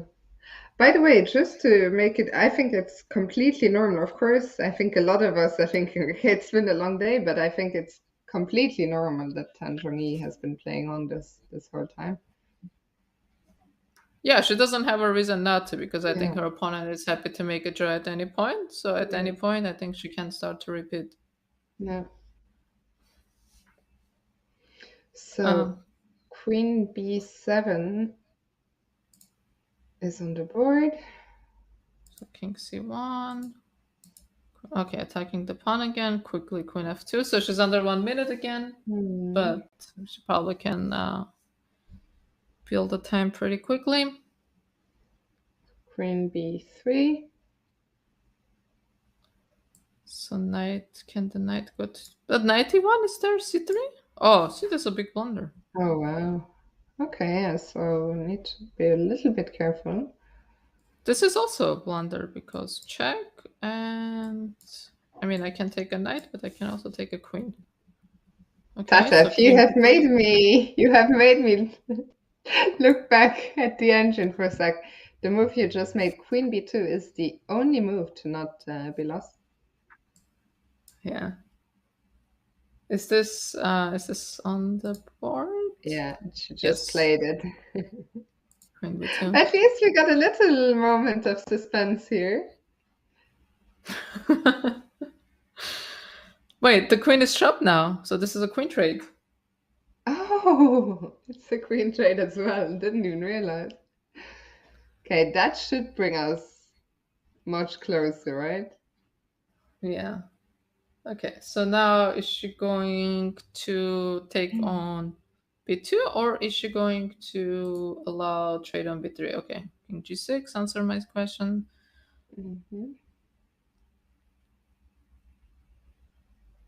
So takes. So can we, how do we go after this pawn? Yeah, King B2. B2? Bishop C4, I think. I think the idea is once you move your knight to go after my pawn, I go here and I try to take this pawn. Yeah. But can I just put my knight here and run with the king, and then... Can white try to play for a win here? But okay, even if you run to d4 and then what? So let's say I put my king to e6, so I go king f6, king e6. Oh. Oh, but now you're allowed b2. No, but what's the point? B2, king c3? I'm doing wrong. But what's... I don't know. But what's happening there? B2? No. Okay. I mean, you take on f3, I take here. What was the big deal? Okay, I'm going to check. Apparently, king d6 is a win, obviously. It's a win. Oh, and you cannot take this. Ah, that's the point. Okay. Okay. Let's see what's actually happening in the game. Okay, so king g6 takes, and bishop c2. Okay, so as soon as the knight moves, the bishop will probably go to d1. So who is... Okay, I turned on the agent to check the other thing, but now it's in front of me. Okay, so king goes here. Right, knight goes to d4. And I mean, to me, it looks like Tan overpressed. I mean, I'm fairly certain this will still just be a draw, but I would not want to play this as black when I could make a draw in a million different ways. It'll be heartbreaking if she somehow loses it, which I don't think it'll happen. But okay, now she has, again, 1.5 minutes.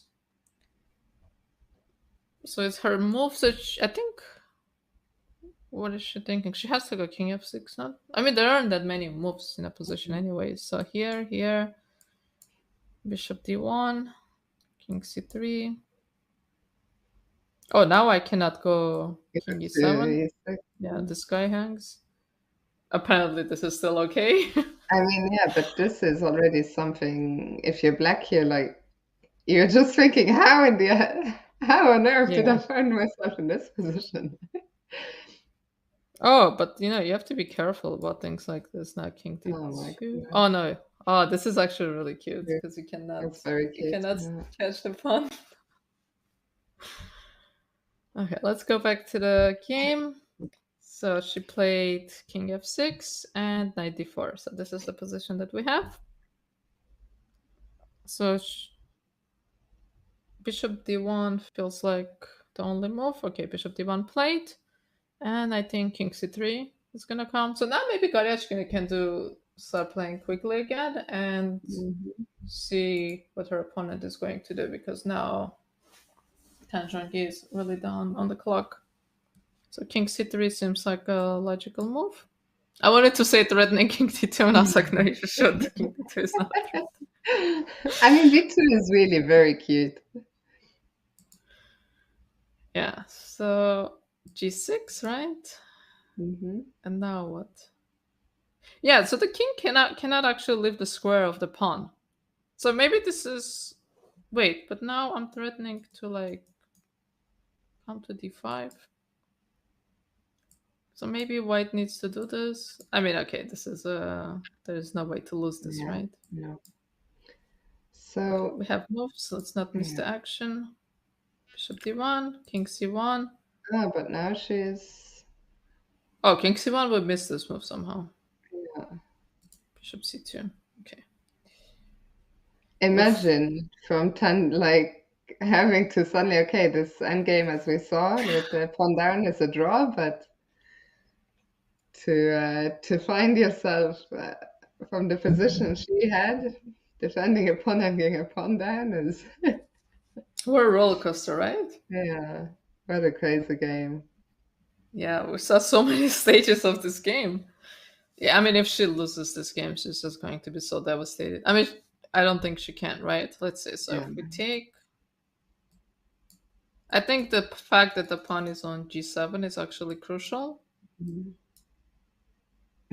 Let's say I go here. No, actually, is it that crucial? Because I can just...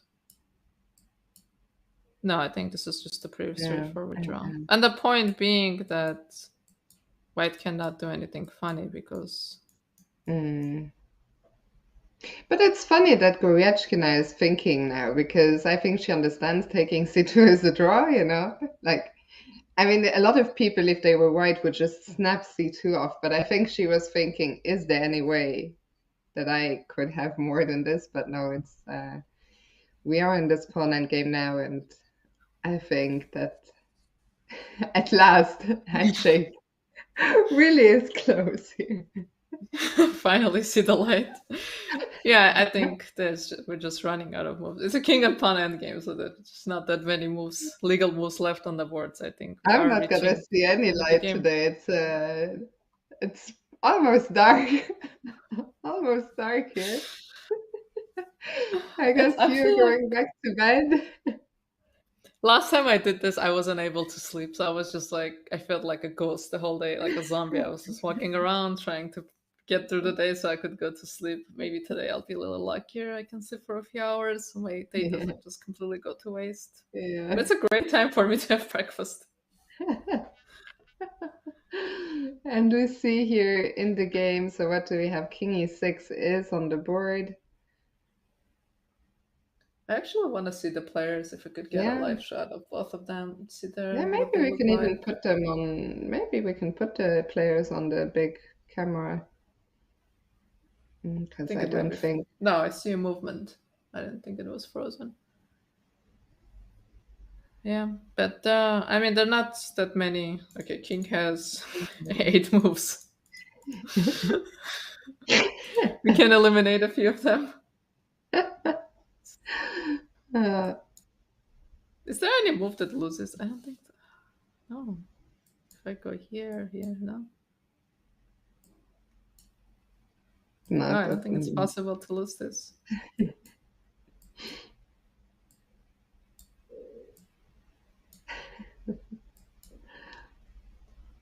No. I don't No, think it's possible. haven't been able to find a way to lose. Okay, so moves are happening. King d3.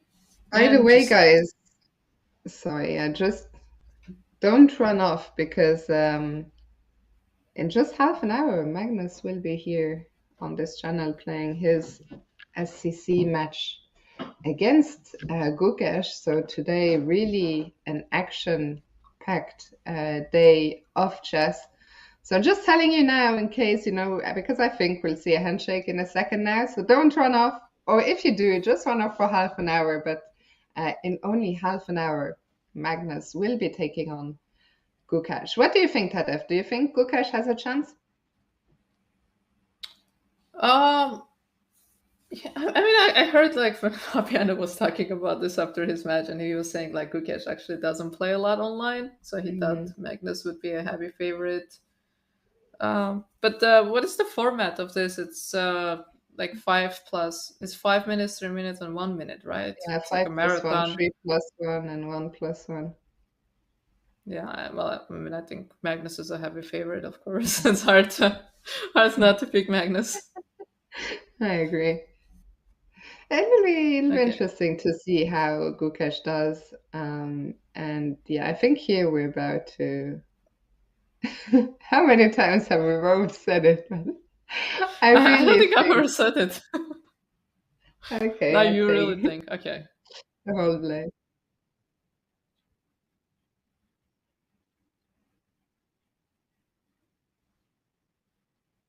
Okay.